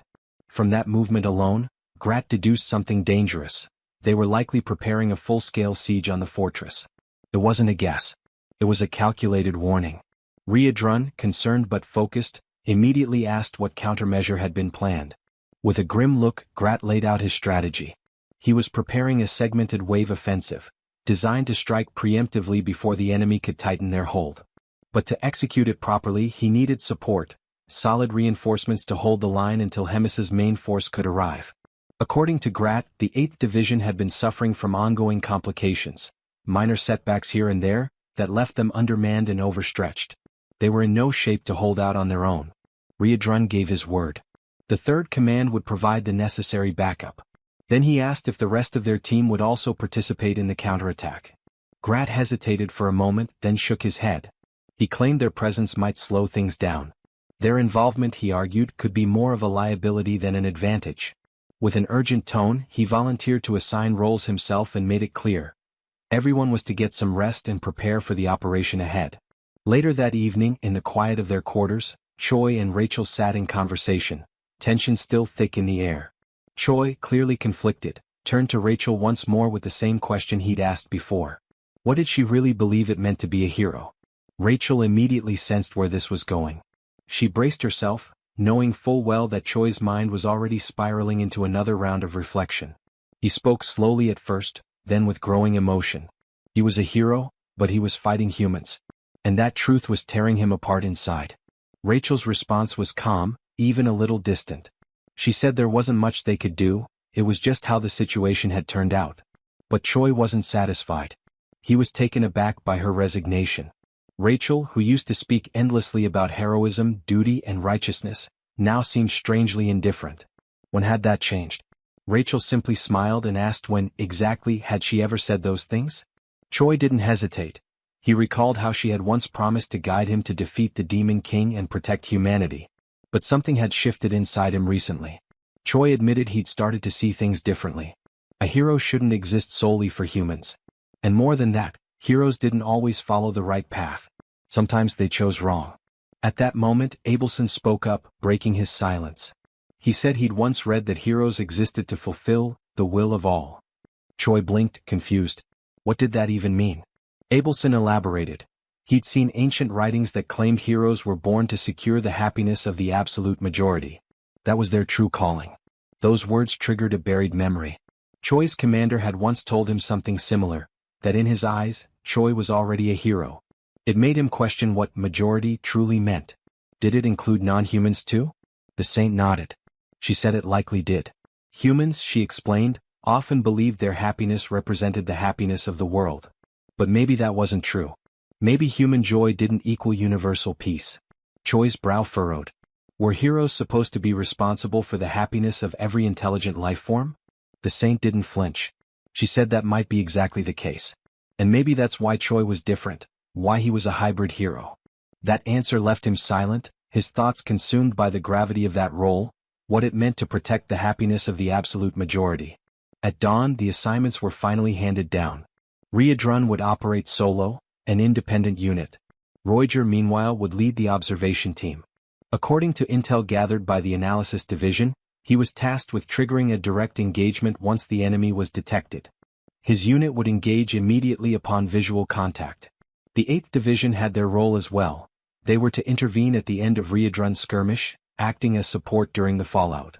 As for the trio, Choi, Abelson, and Bobo, they were stationed in the rear guard. Their duty was to defend the fortress's stockpiles and resources. Following instructions, the trio moved into what appeared to be a mess hall. It was a modest section of the 8th Division's domain, repurposed for quiet waiting. There, surrounded by crates, benches, and distant clatter, they awaited the moment the real battle would begin. Choi didn't wait long before voicing his discontent with the orders they had been given. There was something wrong, he could feel it in his gut. Something about the plan, the placements, it didn't sit right with him. Rachel, catching the seriousness in his tone, leaned in and asked what kind of bad feeling he was talking about. Choi paused.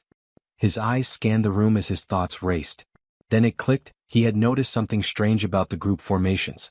When he compared them to the original setup that Rems had authorized, it became clear. Everyone had been split apart and sent in directions completely opposite from their intended formation. Rachel tilted her head, trying to wrap her head around the logic. Her face contorted with confusion, her usual confidence momentarily lost. She mumbled something, half thinking aloud, trying to figure out what it meant for them all to be positioned on opposite ends. But her puzzled expression said it all, she didn't get it. That's when Abelson stepped in, her voice calm but heavy with implication. She explained that Riadrun had been dispatched to a dangerously hostile region. Roiger, though not far behind in terms of risk, was placed in charge of the observation team, putting him right in harm's way. And yet, the three of them, Choi, Rachel, and Abelson, were stationed somewhere completely secure, far from danger. Rachel frowned in disbelief. That couldn't be right. It had to be because they were guarding a saint, that had to be the reason, she insisted. Protecting a saint should be an honor, something positive. But her argument rang hollow as the logic unraveled. Choi slowly stood up, still processing. He pointed out the strange contradiction. Riadrun and Roiger had both been pushed to the front lines, even though it had been said that the enemy forces weren't particularly powerful. And yet, 3 capable team members had been left behind, to guard supplies. Rachel's eyes widened as the realization sank in. It made no sense. Why leave behind someone as strong as Choi? Anyone could have stayed back to protect Abelson. It didn't need to be all 3 of them. Choi nodded. That was exactly what had been gnawing at him. Without another word, he began walking away. Rachel stood up abruptly, startled, and asked where he was going. Was he planning to disobey his assignment? Choi didn't stop. He said that Bobo was perfectly capable of handling things here alone. And as for him, he couldn't ignore the growing unease any longer. He had to see what was happening on the front for himself. Abelson hesitated for a heartbeat, then spoke up with determination. If Choi was going, then she would go with him, if he would allow it. Choi turned, his expression softer now. He told her he wouldn't object, but asked if she was truly sure. Staying with Bobo was still a solid plan. But the saint was firm. She said she could help him, and she meant it. Choi reminded her that he could move faster using his transformation. He wouldn't just sit around and slow anyone down. That wasn't the issue. But something else, something deeper, was bothering him. Abelson looked confused by his words, but before she could press, Choi shook his head. He told her to forget what he said. As long as she felt well enough to keep up, then she could come along. And with that, he announced his intent to head toward the battlefield. But before he could take a single step further, armed guards stepped in his path. Their orders were clear. Choi was not allowed to leave the zone. Not without explicit authorization. Thinking fast, Choi cracked a half-smile and claimed he just needed to use the bathroom. But then, sarcastically, he asked where it even was. He promised he'd be right back. The guards didn't budge. One of them repeated the directive firmly. Choi was not to leave under any circumstances. That shook Choi. The level of control, the extreme effort being made to keep him here, it felt too calculated. His anxiety intensified. Something was deeply wrong. And all he could do now was silently hope that Riadrun was okay, and not completely on his own. Meanwhile, far from the safety of the fort, Riadrun was already in the thick of it. He was breathing hard, his body marked by battle, facing off against a gray-haired hero wielding a blade. The clash had clearly begun, and it hadn't been an easy fight. Then another voice entered the fray. A red-haired warrior appeared, observing the fight with a smirk and calling Riadrun by his infamous nickname, the Red Nightmare. He praised Riadrun's performance. Even though Byron, the gray-haired one, was still just a rookie, the newcomer admitted he hadn't expected Riadrun to hold off two heroes. Byron scoffed. He said that if he hadn't let his guard down, he could have defeated Riadrun on his own. But the red-haired hero snapped at him, telling him not to get cocky. He reminded Byron that he was still green, and now wasn't the time for boasting. Then came the order, end the Red Nightmare. At once he called in the Holy Magic Unit. From the shadows, a wave of soldiers surged forward, taking formation with precision and discipline. Riadrun's eyes widened. It had been a setup from the beginning. All of it, a trap. And in that crushing moment of betrayal, the truth hit him like a blade to the back. Grat was the traitor. Back at Gadrick Fort, Choi and Abelson made their move. They slipped past the guards, pushing into the night at full speed. Soldiers tried to intervene, but the two were too fast. They left Bobo behind, not with worry but confidence. No one would dare harm him. Everyone knew that dog belonged to Rems. That knowledge gave them the freedom they needed. And as Choi surged forward, his breath quickened, not from exhaustion, but from the growing dread pulsing in his chest. He just hoped it wasn't already too late. Back to the siege against Riadrun, he realizes that beyond the two heroes, the other knights are armed with magical tools, and that is clearly excessive considering he is alone. The red-haired hero agrees with Riadrun's words, but they cannot let Hemis's most favored subordinate escape, and that statement makes Riadrun uneasy as he realizes she is the hero's true target. This gives Riadrun extra motivation to fight, and the red-haired hero notices Byron's agitation, ordering him to stay cautious, as the plan is to drain Riadrun's energy before taking advantage of a better opportunity. After that, he commands the 2nd Regiment of Warriors to prepare for the assault. Riadrun, noticing all the organization, also becomes tense, ready to give them a proper battle. As soon as he activates his combat mode, which looks more like a Super Saiyan Level 3 transformation, the hero signals the 1st Regiment to attack. Now fully transformed into a Super Saiyan, Riadrun is immediately struck by a rain of arrows and braces himself to repel the overwhelming force launched at him. With a single punch, he manages to defend himself and even sends several of the arrows back toward the hero's army. The incredible strike is capable of using just the force of the wind to both shield Riadrun and turn the enemy's attack into one of his own.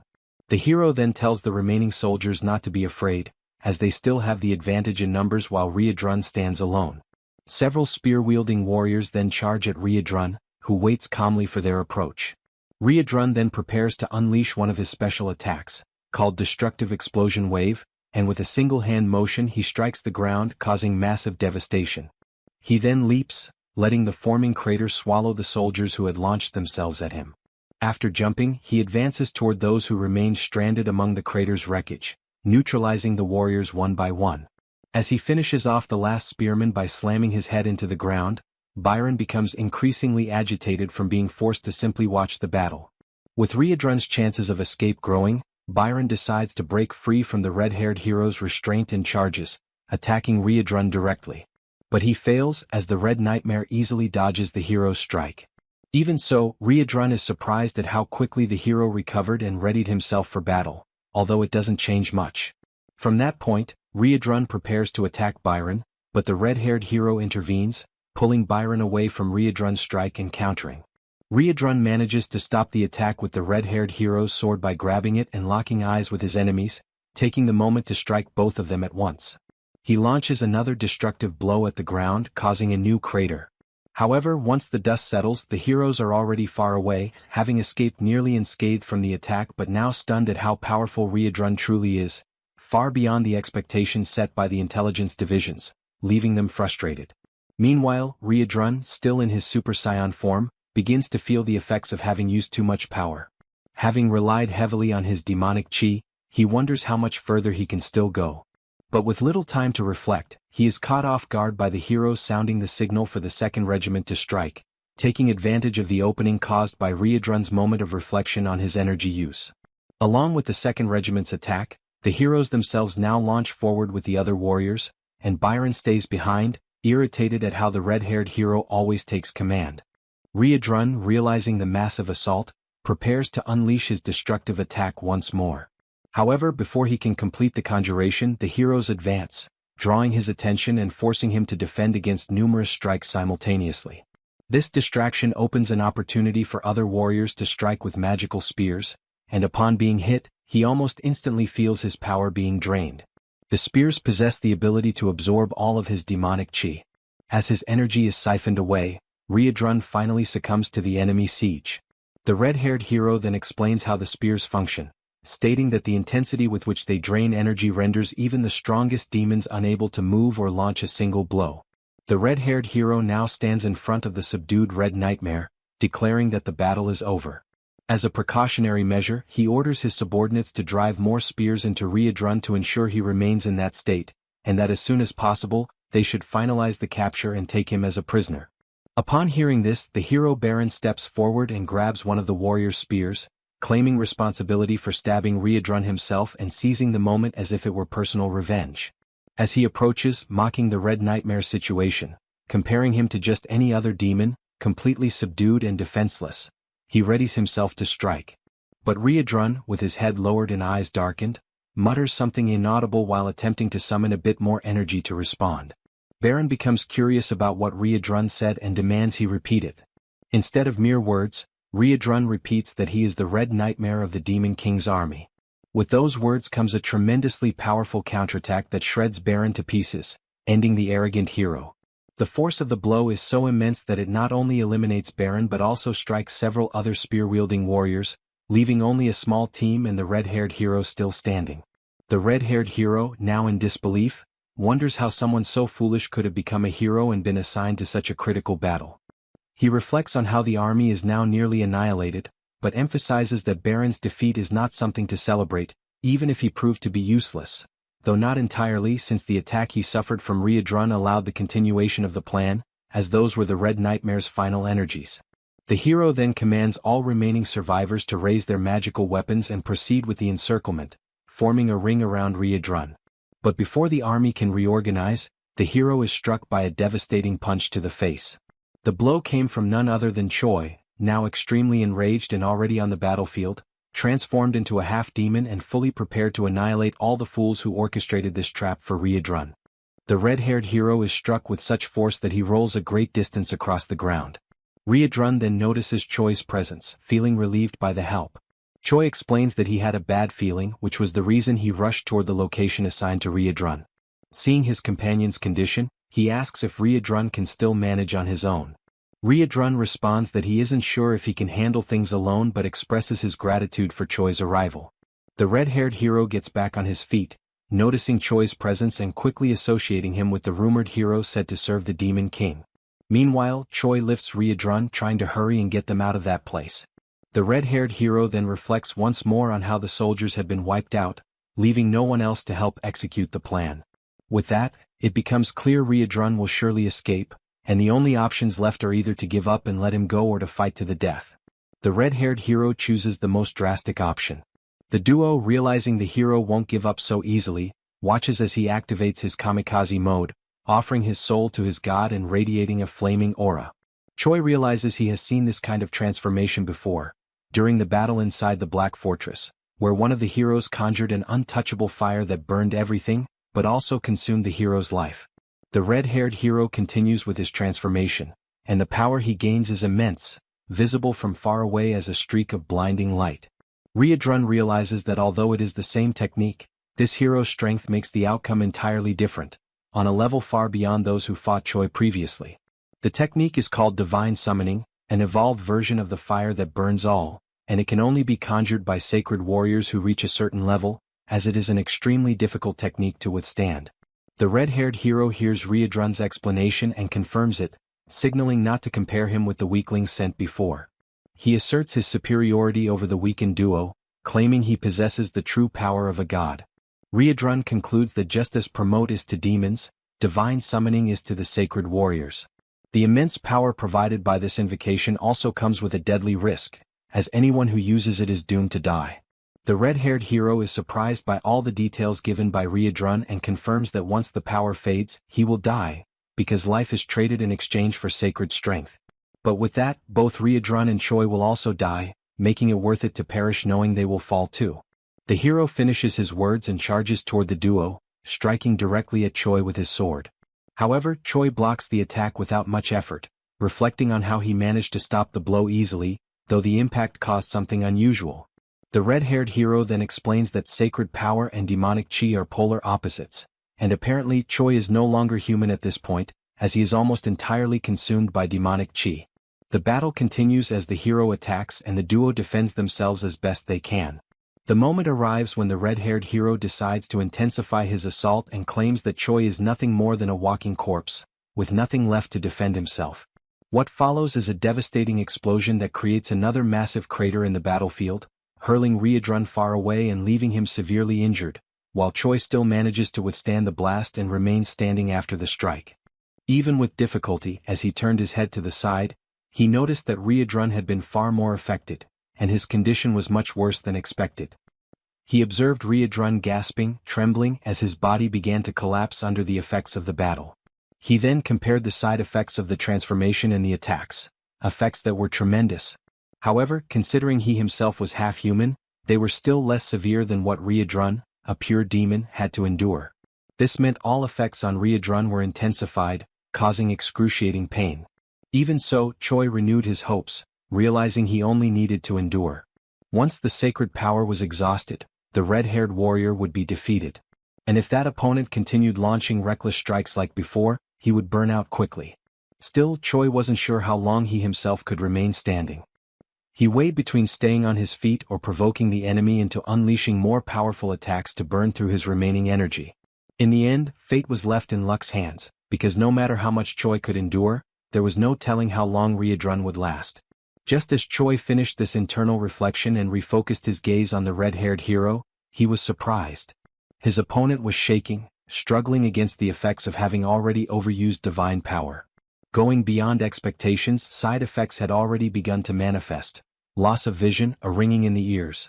Still, he wouldn't need those senses much, for he could feel the presence of demonic chi, making it possible to continue his attacks. Choi then caught the hero's attention, curious about something, and the hero asked what a walking corpse had to say. Choi questioned if the red-haired hero was having trouble seeing. The hero replied that he had wondered what Choi would ask, and confirmed it. Yes, he was going blind. But it didn't matter because he reiterated that he could still sense demonic chi even with his eyes shut. The duo then exchanged a remark, with Choi realizing this could be a disadvantage, even if the red-haired hero could still strike. Choi's behavior puzzled both Riadrun and the red-haired hero. Suddenly, someone wielding a bloodied club arrived on the battlefield.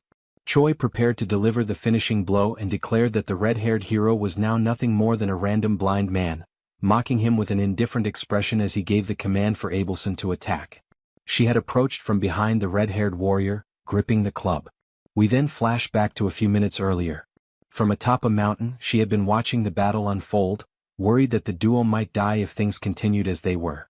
She wondered what she could do. Suddenly, someone grabbed the saint by the ankle, taking her by surprise. It was one of the heroes, pretending to be dead. The soldier explained that he had been waiting for Choi to move away so he could advance toward the saint and have the chance to take her with him. Abelson was unsure of what to do, considering she had no one left to lose her body for. However, realizing she was cornered, she knew she could no longer rely on others for protection.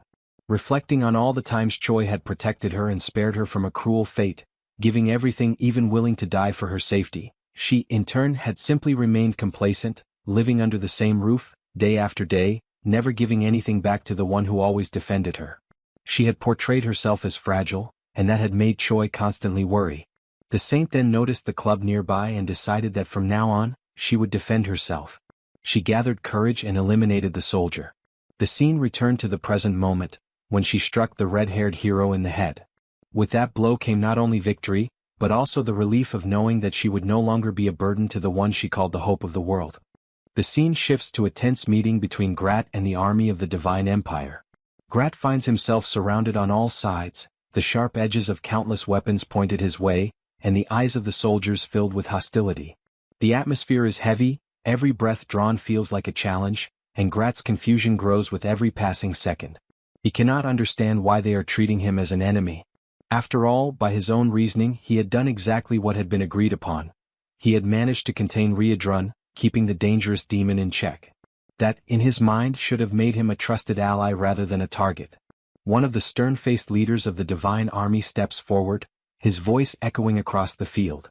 He demands that Grat remain silent and punctuates his order by calling him a vile demon, his tone dripping with disdain. The words sting, and the accusation lingers in the air like a blade yet to strike. Without hesitation, the leader goes on to accuse Grat of orchestrating deceitful schemes that had led to disaster.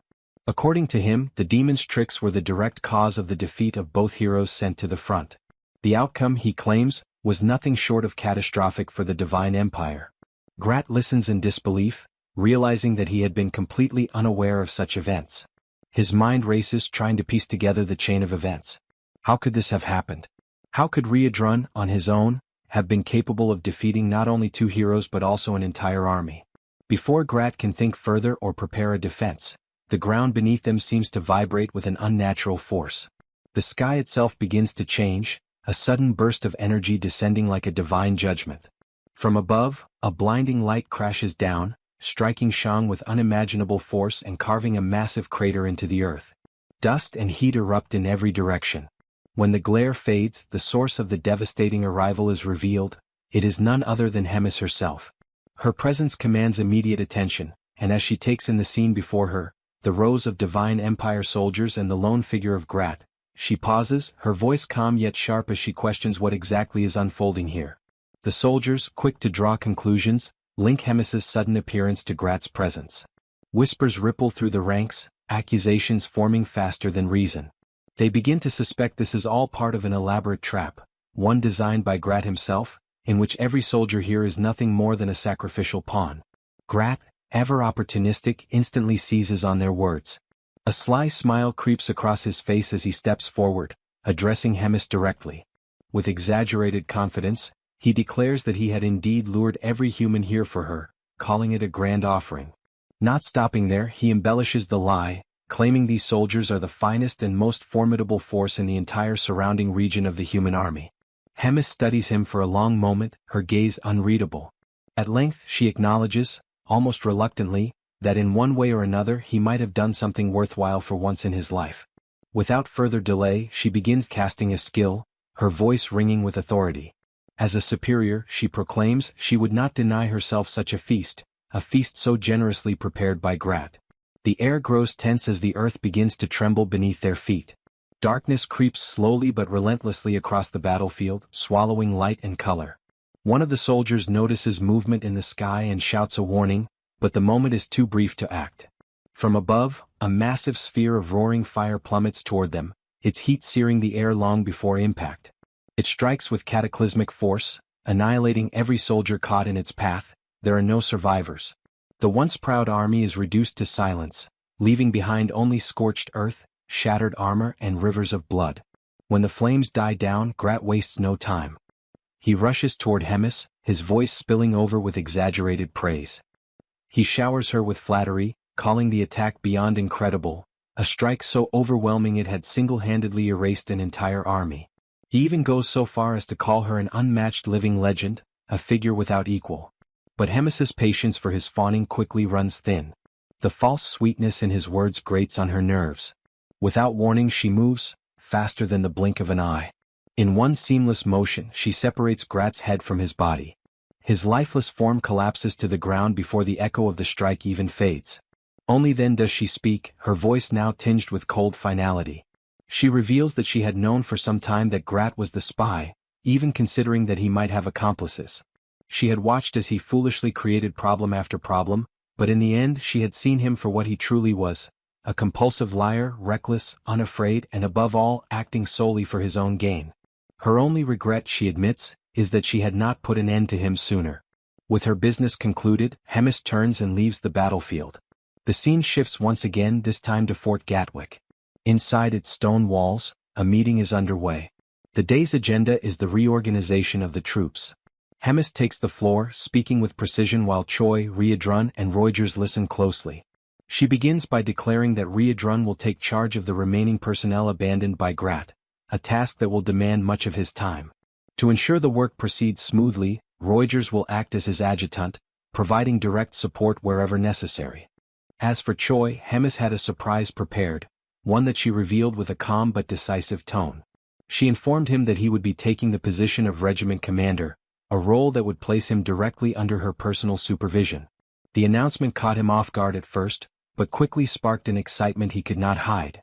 Still, curiosity got the better of him, and he questioned why he had not been placed at a lower rank, such as a simple battalion commander. Hemis's answer came without hesitation. She explained that she could not afford to waste a talent like his on something so limited. In her eyes, his skill set was far too valuable to confine to a mere battalion. This new rank would serve as both recognition and reward, for his hard work, his survival against all odds, and even for the strange way he had managed to entertain her along the way. Yet there was a condition, one that immediately shifted the mood in the room. Choi, as regiment commander, would move forward without the assistance of any troops whatsoever. The statement hung in the air, drawing puzzled glances from everyone present. No one could fully grasp the reason behind such an unusual arrangement. Riedrun, ever the curious observer, finally voiced the question lingering in everyone's mind. He asked if Hemis would share her plan, as he found it difficult to understand the purpose of appointing a regiment commander without any soldiers to lead. Hemis answered without so much as a pause. She explained that there was a possibility, however unlikely, that Choi might not require subordinates at all. She wanted to see firsthand how events would unfold if he were left to operate entirely on his own. Before anyone could press further, a firm knock echoed against the heavy door. A voice announced a visitor's arrival, and the timing was almost deliberate. It came just as Hemis mentioned that Moten would serve as a proxy commander. The door opened and Moten himself stepped into the room. With a small but purposeful smile, Hemis concluded her statement by requesting that the two men get along well. The moment provided Moten with an opportunity to greet Choi warmly, clearly pleased to see him again.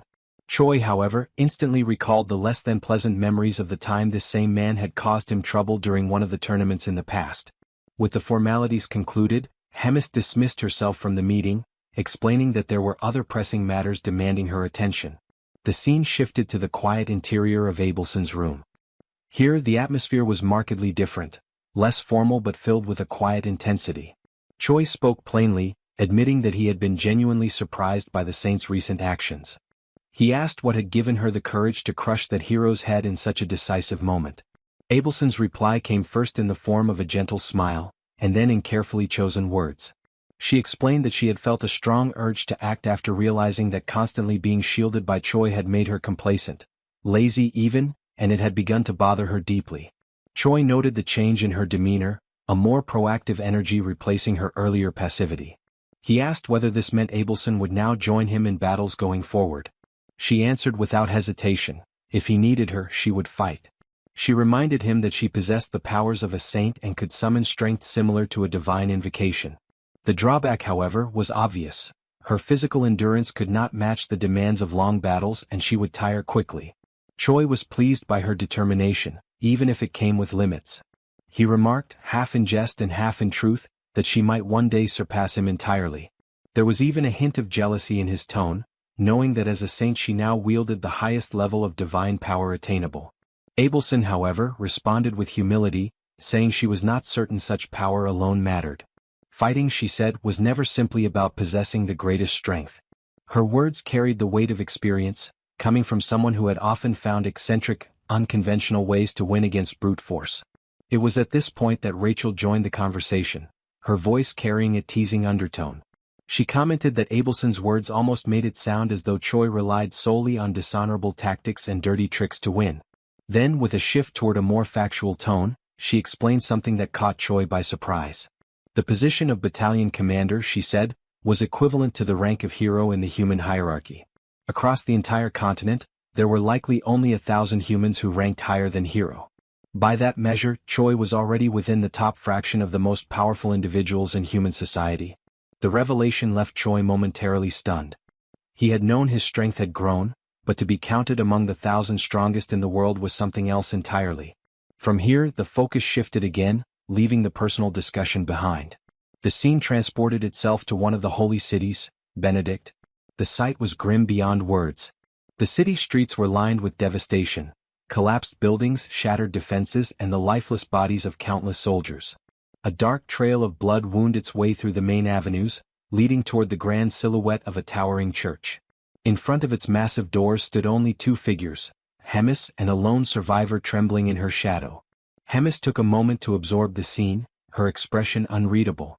When she finally spoke, her voice was steady and commanding.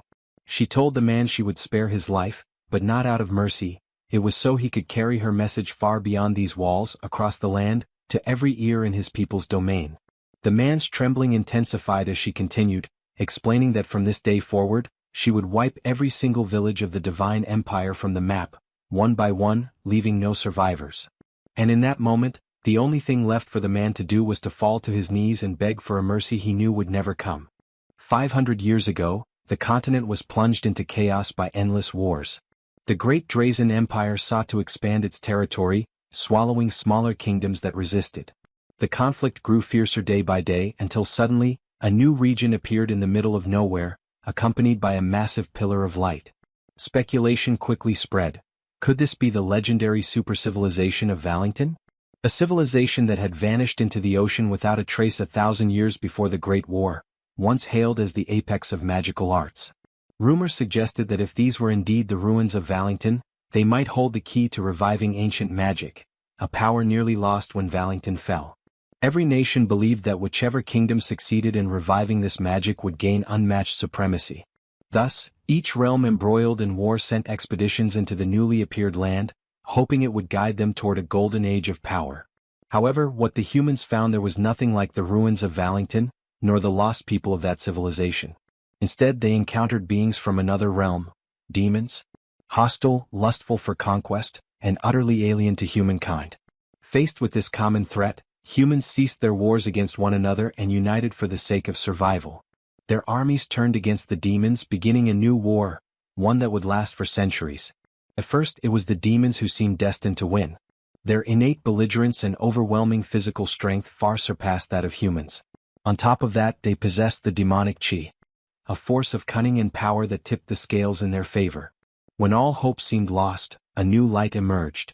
Clerics, healers and priests who had until then served as non-combatants, declared their intent to join the battlefield. With them came divine power, a force capable of countering the demons. Their presence was decisive. Not only did it balance the tide of war, it also spread the influence of religion across the continent.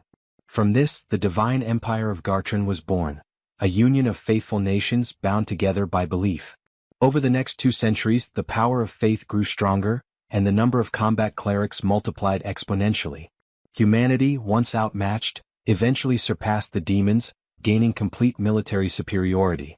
It was during this period that a new figure emerged, the greatest contributor to the war against the demons. He became a legend known as the Pope. Through his unparalleled martial skill, he trained countless knights and soldiers, and even summoned heroes from other worlds. Under his leadership, demons were driven to the edges of the continent. A new age of peace dawned. But peace brought with it a new problem. During a great council with leaders from every region, the Pope raised the issue. He asked if they knew why humanity once again faced danger after so long. And he answered himself, it was because the demons had not been completely annihilated when the chance had been given. Instead of eradicating them, the humans had chosen to prioritize rebuilding their ruined cities. This was not wrong, for the well-being of the people had to come first. Yet, in the end, the survival of the demons meant that all nations still bore the shadow of their threat, and each nation's way of life had been negatively shaped by that choice. Before the worst could happen, the Pope urged all nations to unite their strength once again and retaliate against the rising threat through a holy war. The divine empire of Gartrum would lead the charge, sparing no effort, no resource and no warrior, with one ultimate goal: to consolidate an era entirely dominated by humankind. The scene shifts to a religious setting where a message is being delivered. The speaker warns that the demons once more threaten human life. 3 cities have already been annihilated within days, and no one knows which will be next. Perhaps, even as he speaks, he and everyone present could be the next to die, for the demons show no mercy, not even to women or children. The man then points to Father Levi, the sole survivor of Benedict. With a hollow voice, the priest confirms that everyone in the city was slaughtered in a single moment, while they were merely living their ordinary lives. Only he remains to deliver the message, but his soul, he confesses, was left behind in Benedict, dead alongside those he once cared for. He admits he has no reason to go on. The speaker resumes, stressing the cruelty of the demons, who grow stronger with each passing day. He declares that the Pope has proclaimed a holy war and refuses to stand idle in the face of this threat. He also announces that Asahel Bald, the legend of Gatling, has ended his long seclusion to take part in the war. Other nations too have promised to send forth their legends and heroes to serve the people.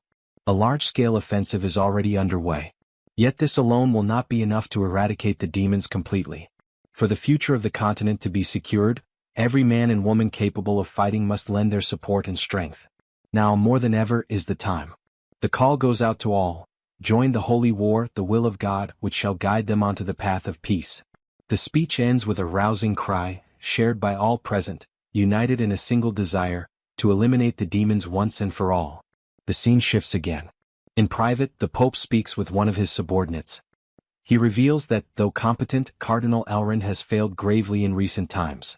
His blunders have led to the deaths of 2 heroes and the failed capture of Riadrun, a disaster that achieved nothing while costing tens of thousands of lives. For this reason, the Pope orders that Elrond's duties be reassigned within 3 days. Once this is done, all his possessions are to be seized and he, along with his entire family, executed. The scene shifts once more, this time to Riadrun, who storms into a room abruptly, visibly excited by Hemis's arrival. Hemis greets her with mild surprise, remarking that she never thought she would see the day Riadrun entered a room without knocking first, joking that it must be driven by longing. Riadrun ignores the comment and immediately presses the issue. Why had Hemis attacked an entire city alone? Hemis replies calmly. She had indeed acted alone, but her actions were part of a greater plan, one that, in the end, would benefit all demons. By acting as she did, she forced the humans to deploy their legends, for no ordinary warrior could stand against her. Hemis explains that the legends of each nation are the pinnacle of their strength, and by eliminating these figures the demons would gain more time. Riadrun, now both nervous and confused, demands to know what she means by gaining time. Rising calmly, Hemis answers, the time she seeks to win is so that the hope carried by these new winds may grow. Looking out the window, Hemis spoke quietly to herself, addressing Moten. She wondered whether Riadrun had truly been convinced by her plans. Moten replied that Riadrun was likely unconvinced simply because suspicion was in his nature. Then he shifted the subject. He asked Hemis if she truly no longer had any intention of working alongside the Demon King. His concern was clear. No matter how strong she was, the path she intended to follow was dangerously reckless. Hemis answered firmly. There was no longer any chance of them working side by side. Even if their relationship could somehow be restored, it would surely come at a price, one she was unwilling to pay. She added that she bore no resentment, for she understood why the Demon King wished to avoid another war with humans. But then she attempted to clear Moten's mind, pointing out that the Demon King had recently begun making foolish choices, guided by meaningless feelings, worrying about things such as the deaths of subordinates, comrades, or even family members. Such thoughts, she declared, were useless. If someone died, it was because they were weak, and thus deserved their fate. In a proper hierarchy, those at the top, the strongest, should trample without mercy upon the defeated and claim victory. This, Hemis stated, was what she believed, and what the Demon King himself once upheld as the natural order of the world. For that reason, his newfound empathy was incomprehensible to her. She decided to confront his cowardly actions, but in the end she lost patience. Giving him one last warning, she turned her back on him, telling him to compose himself and return to his colder, truer self. Yet even then Hemis admitted to herself that she felt a touch of remorse. She was about to make a choice she would never have made in the past. Moten listened, quietly observing the inner conflict within his commander. Hemis lamented that perhaps, had she realized sooner what it meant to want to protect someone, she might have understood the Demon King earlier, and better. That thought led her to regret that better choices could have been made. She then turned to Frisch, apologizing for having dragged him into trouble. Frisch approached with a calm smile. "It wasn't such trouble at all," he declared. "It was an honor to carry out your orders." He was then revealed as the Pope's right hand. Hemis smiled faintly when she noticed that Frisch was still wearing his priestly robes. As he began to remove his disguise, he explained that after so many years as a cardinal, he had simply grown accustomed to them. Hemis handed him a letter, clearly glad to see him again after such a long time. She asked that he deliver it to Riedrun and Moten when the moment was right. She could have done it herself, she admitted, but if she did, she feared she might carry regrets afterward. Frisch accepted the letter with full understanding of his commander's will. Hemis then mentioned Choi. She instructed Frisch to make sure Choi would not die. Frisch was visibly surprised by her words. Hemis noticed and teased him, saying perhaps she was getting old, or perhaps she was simply worried about leaving Frisch alone, without anyone to support him in her absence. The next day in Gardrick Castle, the doors burst open. Choi, asleep, was jolted awake. Startled, he leapt to his feet, reflexively shouting with arrogance, "Who dares disturb the commander's rest?" But when he saw it was Riedrun who had woken him, his pride quickly faded. He lowered his tone and asked what was happening. Riedrun ordered him to leave immediately, to flee as far as possible. Shocked, Choi asked why such sudden orders were being given. Riedrun explained that the next day the human army would launch an assault on the castle. A massive battle involving the highest-ranking humans, their legends. Choi protested. Would it not be better for him to stay and help? Riedrun shook his head.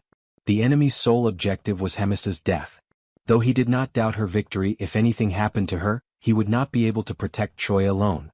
The scene shifts to the moment when a letter is slipped under the door of the room where Riedrun is staying. He picks it up and begins to read. Its contents reveal part of Hemis's past and the truth behind recent events.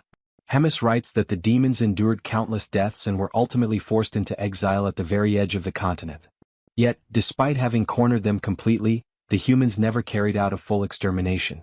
There were many reasons for this decision, but the most significant one was the existence of the Holy Empire. For the Empire to remain valid, it needed the demons to exist. The Demon King exploited this convenience to form a secret pact with Gartrum. They agreed to maintain the front lines and preserve each other's territories. Thus, the very survival of the demons became tied to the humans' perception of a war, kept alive only through small-scale skirmishes and minor threats. This balance became a key element in maintaining unity among Gartrum and the other nations. Only Hemis was entrusted with knowledge of Gartrum's proposal. Yet she rejected it outright. To her, a proud death was far better than a life of servitude. The price she paid for this defiance, however, was exile. Using Rotaka's actions as a pretext, she was banished to the Black Fortress. Hemis clarifies in the letter that this long explanation was only the introduction.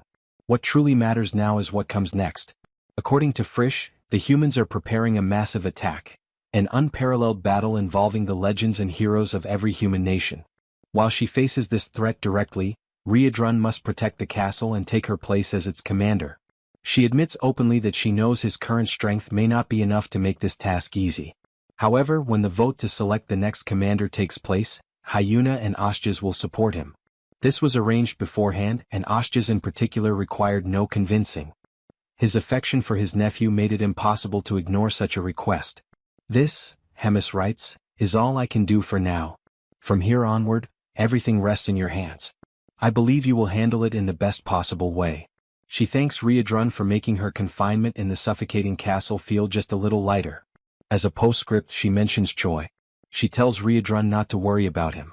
His path has already been arranged. Choi will leave the Demon King's army, and if all goes well he and Riadrun will meet again.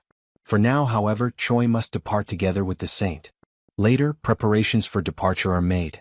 Riadrun assures Choi that once everything is settled and he has taken his rightful place, he will reach out through the communicator.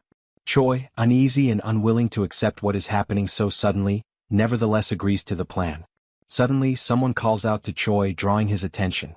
Abelson and Frisch appear.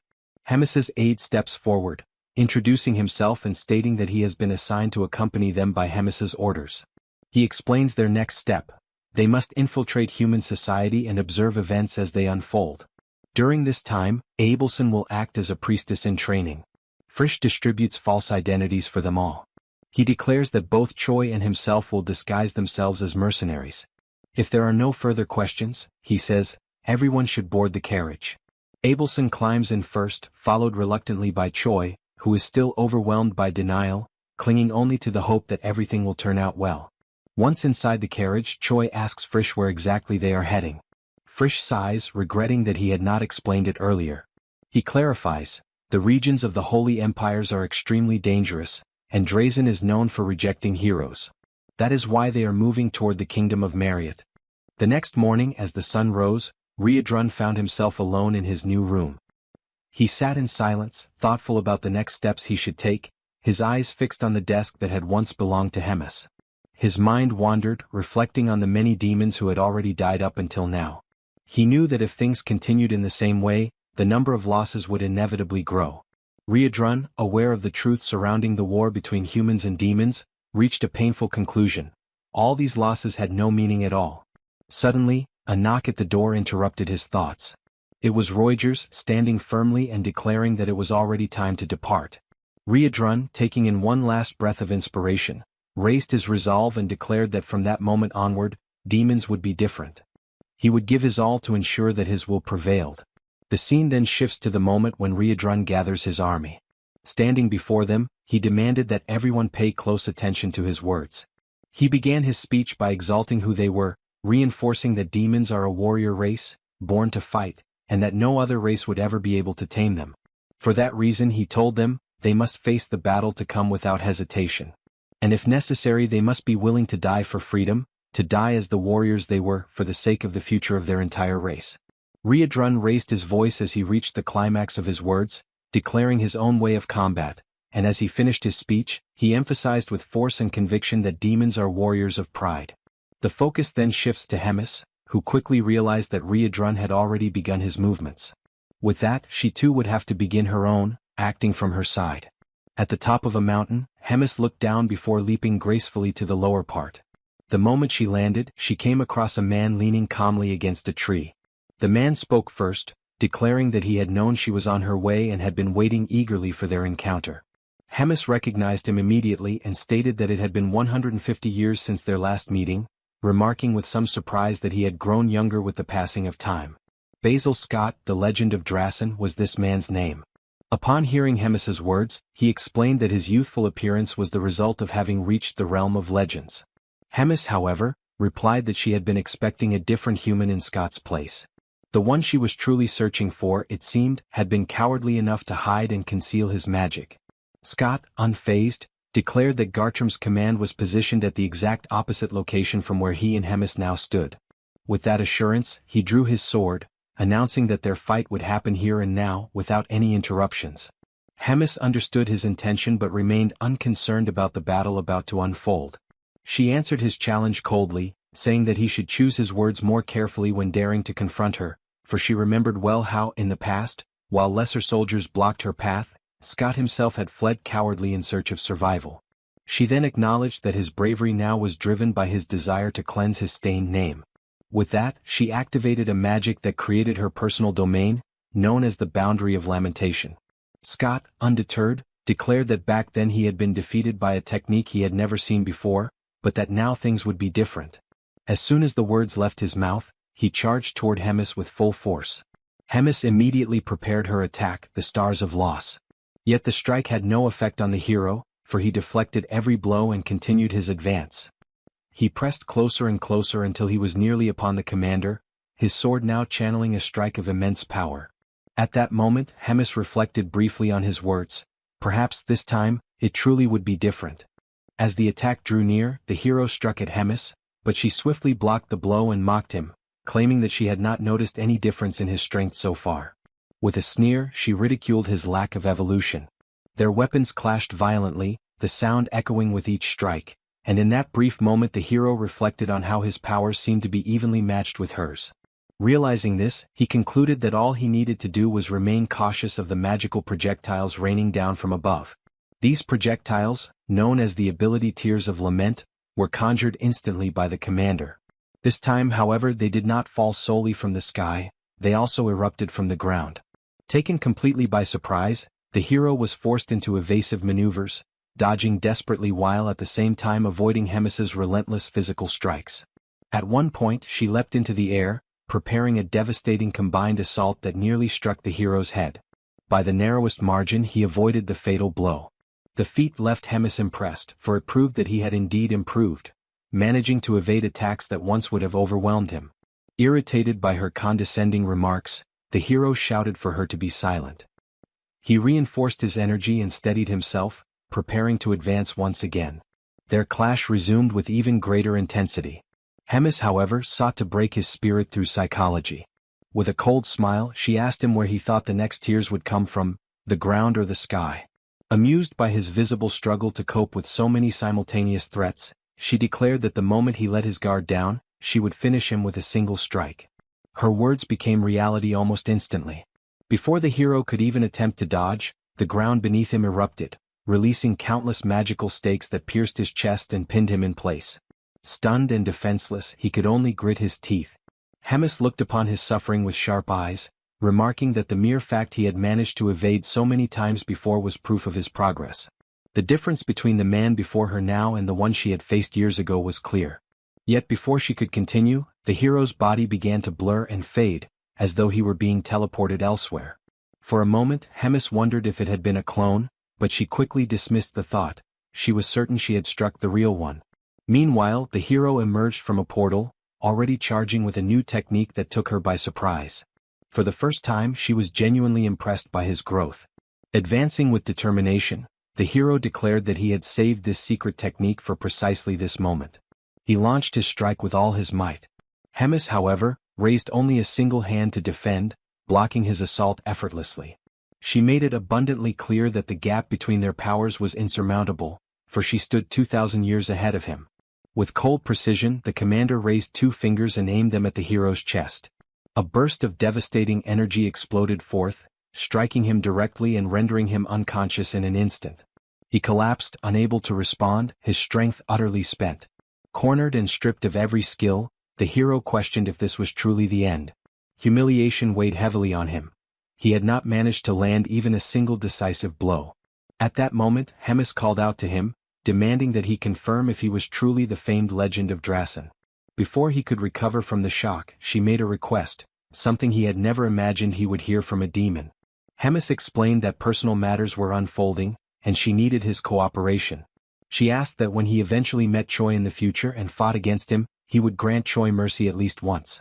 The hero was stunned, unable to comprehend why a commander like Hemis would lower herself to ask such a thing.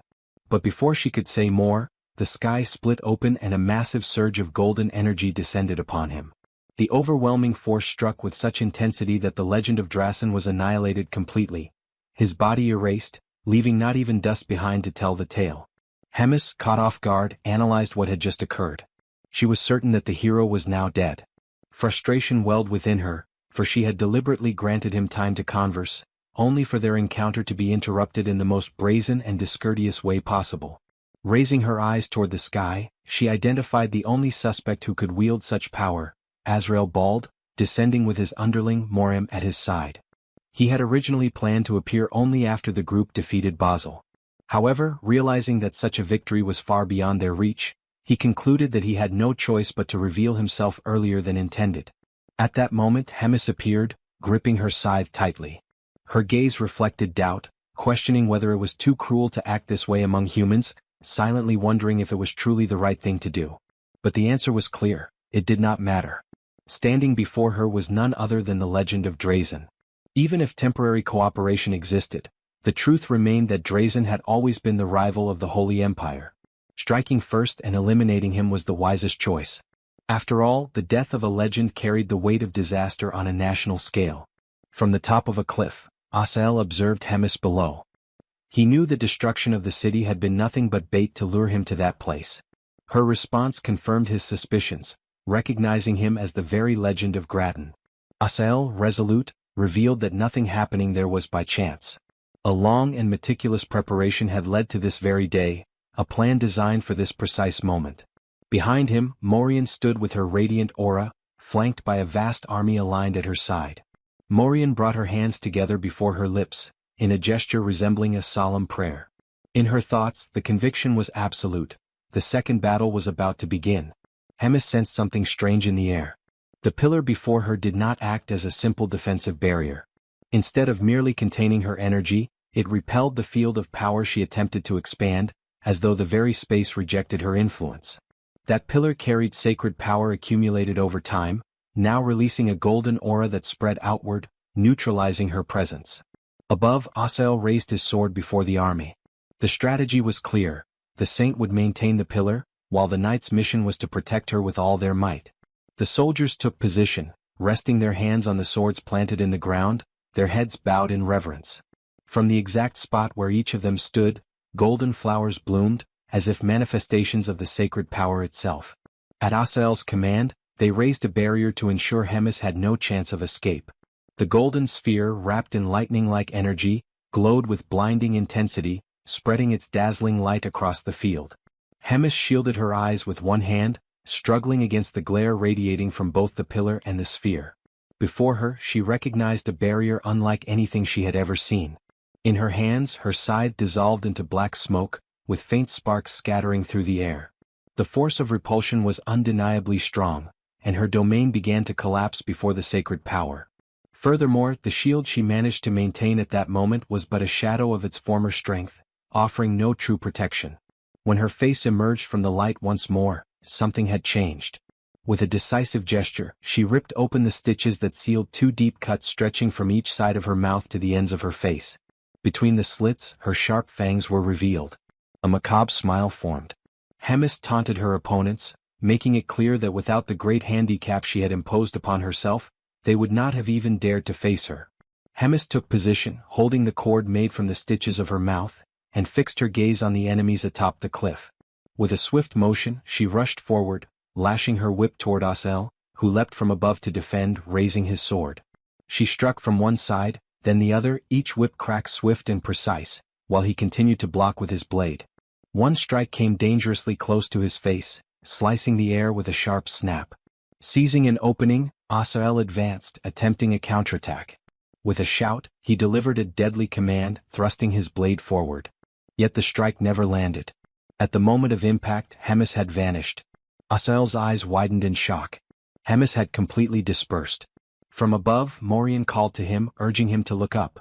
When he lifted his eyes, Asael saw Hemis hovering above, chanting an incantation.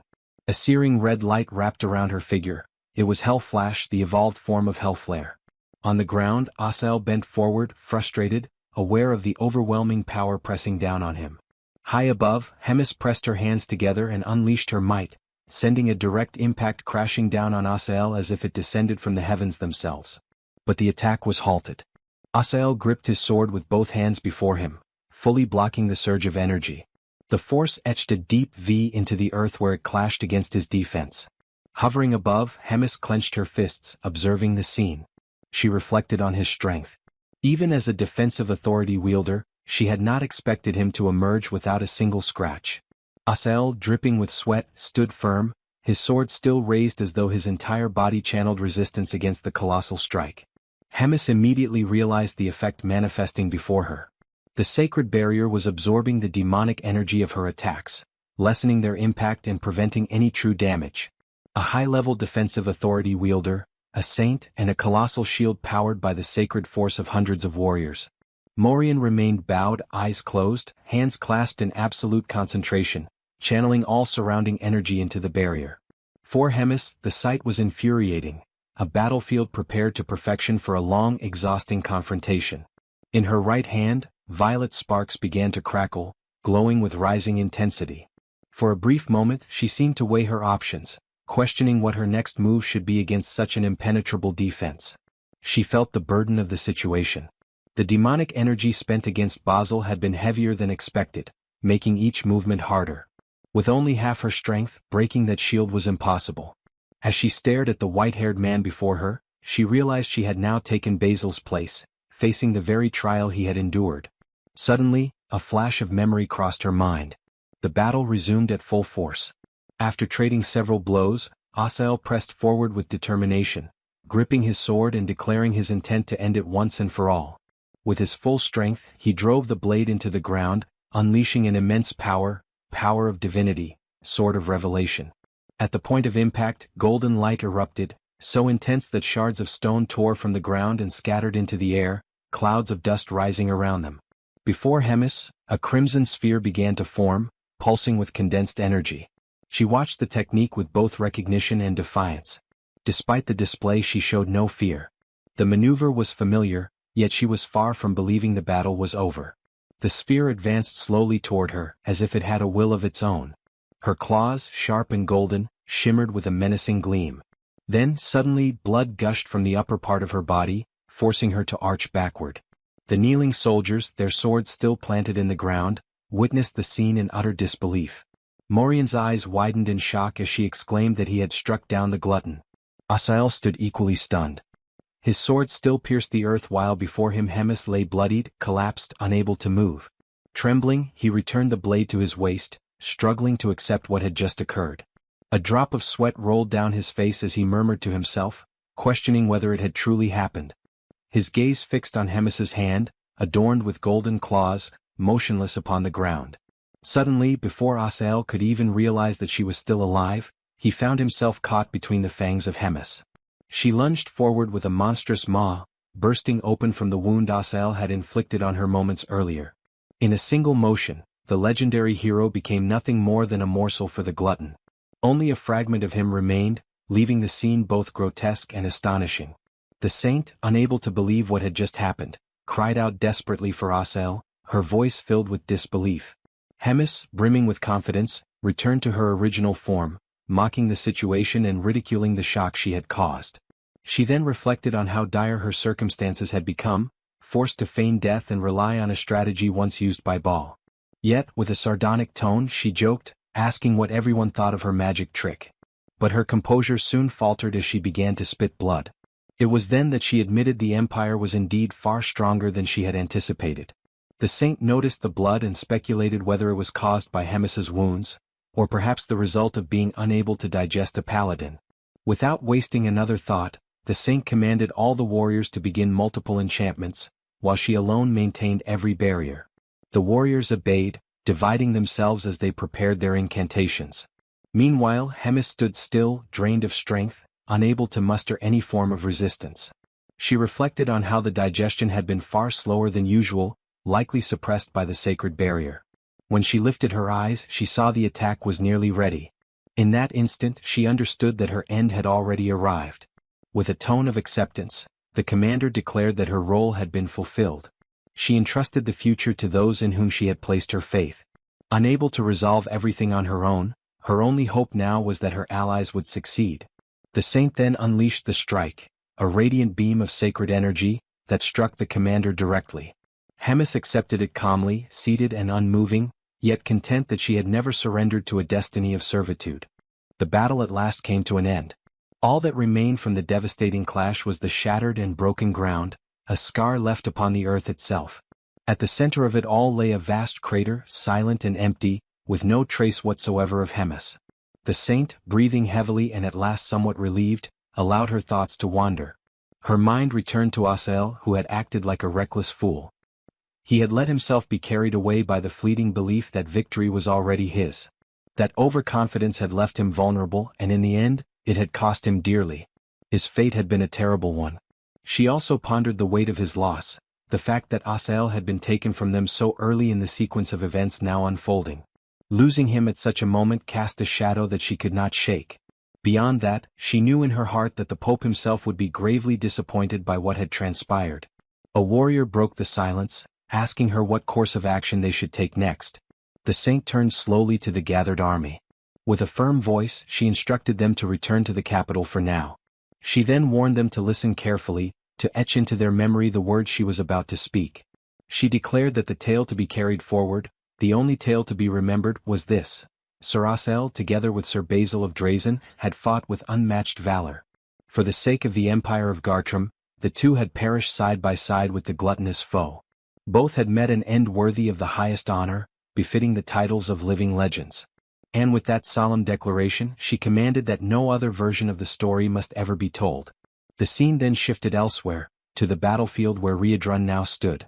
He had cut down every last soldier who opposed him, and still he remained tall and unwavering. It was then that Moten arrived, his steps echoing with authority, and he praised Riadrun's performance. Moten declared openly that none of those fallen soldiers had ever been a match for Riadrun's strength. Riadrun brushed off the praise, insisting that compared to Moten himself, his own journey was still long, his growth still incomplete. Moten, however, did not waver. He reinforced that his words were not spoken lightly. His praise was no exaggeration. For it was plain to see that within only a few short years, or perhaps even before the end of the current year, Riadrun would rise beyond him. That claim left Riadrun astonished, his heart shaken by the weight of such certainty. With solemnity, Moten drove his sword into the ground. He revealed then that the link he had once shared with Rems had vanished completely. Riadrun, startled, connected the signs and spoke aloud the fear that the worst might have happened. Moten confirmed his suspicion. Riadrun pressed further, asking what Moten's path would be from here. The knight did not hesitate. He declared that Rems was his one and only lord, and that he would continue to follow her final orders. His loyalty, he affirmed with unshakable conviction, would not falter whether she still lived or whether she had already passed beyond this world. Riadrun then asked what her final instructions had been. Moten explained carefully that she had charged him with protecting Riadrun, ensuring his safety until the day he succeeded in becoming a commander. From that day forward, Moten himself would take up the duty of aiding him, guiding his training, until Riadrun had gathered the strength and the wisdom required to rise above all others and become the most powerful among commanders. Powerful enough to change the rotten and corrupted state of the demon race itself. Standing face to face, Moten extended his hand to Riadrun, sealing their pact with a promise that he would remain forever as his ally. The scene shifted once more, this time to a grand place of worship, where the Pope himself stood before the gathered faithful. His voice echoed through the sacred hall as he delivered grim news. One of the greatest pillars of the Holy Empire had fallen. He announced that Asael had become a martyr, a man who had given more than 2 full centuries of his life to service. With sorrow heavy in his tone, he mourned the passing of a comrade who had shared so many years alongside him, and alongside the legendary Sir Quinley as well. The Pope then declared that Asael was a man who had lived with devotion to God beyond comparison, greater than anyone else could ever hope to achieve. To his very last breath, Asael's thoughts had been for the well-being of the people of the Holy Empire. He revealed that in the moment of his death, Asael had lifted his final prayer, asking that the remaining days of the sacred people might be spent in safety and in peace. The Pope then called upon all present to pray in remembrance of Asael's deeds, to ensure that his sacrifice would never be forgotten. His words carried a warning. The day would surely come when divine punishment would descend upon all those who opposed God. At last, with sorrow etched upon his face, the Pope reflected on how often he had warned against lowering one's guard in times of advantage. And so he lamented the tragic end of the legendary hero, Asael, whose fall would forever weigh upon the hearts of the faithful. The Pope was suddenly interrupted by a messenger reporting that Drazen had sent someone to Marriott, requesting access to investigate the battlefield where Hemis had been fought. The Pope remarked that they must be searching for the truth about Basil's death, but noted that the cleaning service had already been completed and nothing remained to be found. Even so, he instructed the man to secretly contact Marriott and have Drazen's request denied. The man bowed for leave, having understood, but the Pope asked him to wait, for he had another question. He inquired about the whereabouts of Abelson and Choi. The man explained that neither of them had been sighted, not even during the recent battles. He found it particularly strange that Choi had not appeared, as there would have been no reason for him to avoid the front lines. He suspected that Hemis had removed him from the Demon King's army. The Pope then faced the reality that even in the final moments, Choi remained a thorn in his side. Since Choi had not appeared during Hemis's moment of crisis, the Pope ordered the man to search the entire continent if necessary, but to find them both. He warned that if anyone dared to hide them or offer them shelter, they would suffer divine consequences. The scene then shifted to the carriage of the group, or rather the quartet, where Choi and Rachel were muttering complaints but were quickly interrupted. Rachel was asked to check whether the disguises were ready. She was surprised at how quickly they had been prepared. Looking at Choi, she noticed his newly dyed cold red hair, evaluated it, and asked him not to make a mess of things. Abelson then appeared, announcing that she had finished her disguise as well, and asked for everyone's opinion. Choi reacted with typical exaggeration, his eyes nearly popping out, declaring that Abelson looked stunning, like a princess from a fairy tale. Abelson laughed, thanked him for the compliment, and replied that she might not be from a fairy tale, but she truly was a princess, one of Marriott. Choi quickly snapped back to reality. Frisch was astonished that Choi had not connected Abelson's surname to the kingdom, which happened to be their current destination. Rachel admitted she would have liked to defend Choi, but he had been far too foolish this time. Choi then bent forward toward Abelson, apologizing for not realizing sooner that she was a princess. She assured him it did not matter and asked him to continue treating her as before. Choi muttered that he was Korean and carried something like a slave mentality. He then reflected on the fact that being a princess meant Abelson must have influence in Marriott. Abelson answered that she was not sure, explaining that she had already spoken to Frisch about it, but if possible, she wished not to reveal her identity or even return there. Choi, surprised, asked why, only to receive a blow to the head from Frisch, who called him an idiot, with Rachel echoing the insult. Frisch explained that one of the greatest empires of the continent was hunting him, and Abelson had no intention of letting anyone else suffer on her account. Abelson added that it was not as though she would never return, but if the situation became critical, she would have to find a way to ask for help, because in the end they were still her family. The scene then shifted back to the battlefield where Hemis and the heroes had clashed. A sharp crack echoed among the stones, and from within the ruins a dark aura began to rise. Whether this was a good sign, or not, remained uncertain. Already within human territory, the trio continues their journey deeper into the forest. Choi, worried, checks his system once again, intrigued by the fact that it is not functioning. Rachel notices the hero's concern and asks what is going on. Choi then explains the situation, saying that, strangely, ever since they entered human territory, the hero system has stopped working. The only thing displayed is a screen full of glitches and scrambled text. Rachel doubts the situation, saying that the system is far too intelligent to break down like that. Choi reports that he has been feeling something strange for some time now, as if someone were watching his steps and creating obstacles in real time. Rachel defends herself against Choi's remark by saying that, since she cannot see the system, she cannot be very sure. Perhaps the reason for the system bug is the fact that they are taking a completely different path compared to other heroes. Choi is such an irregular existence that the system simply could not withstand it. In other words, a depraved user of demonic energy who goes against humans. Choi focuses only on the word depraved, noticing that Rachel does not mince her words. Rachel concludes by saying that, despite everything, considering that she has not yet received any order to abandon Choi and return, this may mean that he is doing a good job. Frisch, overhearing the conversation, interrupts the chatterboxes, telling them to stop. He warns them that they are almost arriving at the village located closest to the borderlands, Khitan Village, Kingdom of Marriott, Viscount Andef. Abelson becomes curious and asks if this would be the first time he has entered a human village. The hero replies that yes, since he began his journey in a strange place thanks to someone, but that, in the end, he managed to get a chance to be a hero properly. Knowing this, Abelson points out that Choi will probably be disappointed. The hero's first time in human territory will be in a place far from wonderful. Meanwhile, guards approach the group, requesting identification, while Frisch promptly complies and describes the group as consisting of 3 mercenaries in search of paid work. Choi is surprised by the objective stated by the man, especially considering that the region is the demon border. Frisch ignores the surprise, replying that the objective will become clear once he sees where they are entering. Ahead lies a catastrophic scene, people in misery and ruins as far as the eye can see. Rachel steps forward and notices posters placed on notice boards. The poster contains discouraging information, stating that the region suffers from taxes, endless labor tasks, taxes and more taxes, and also a bit more taxes.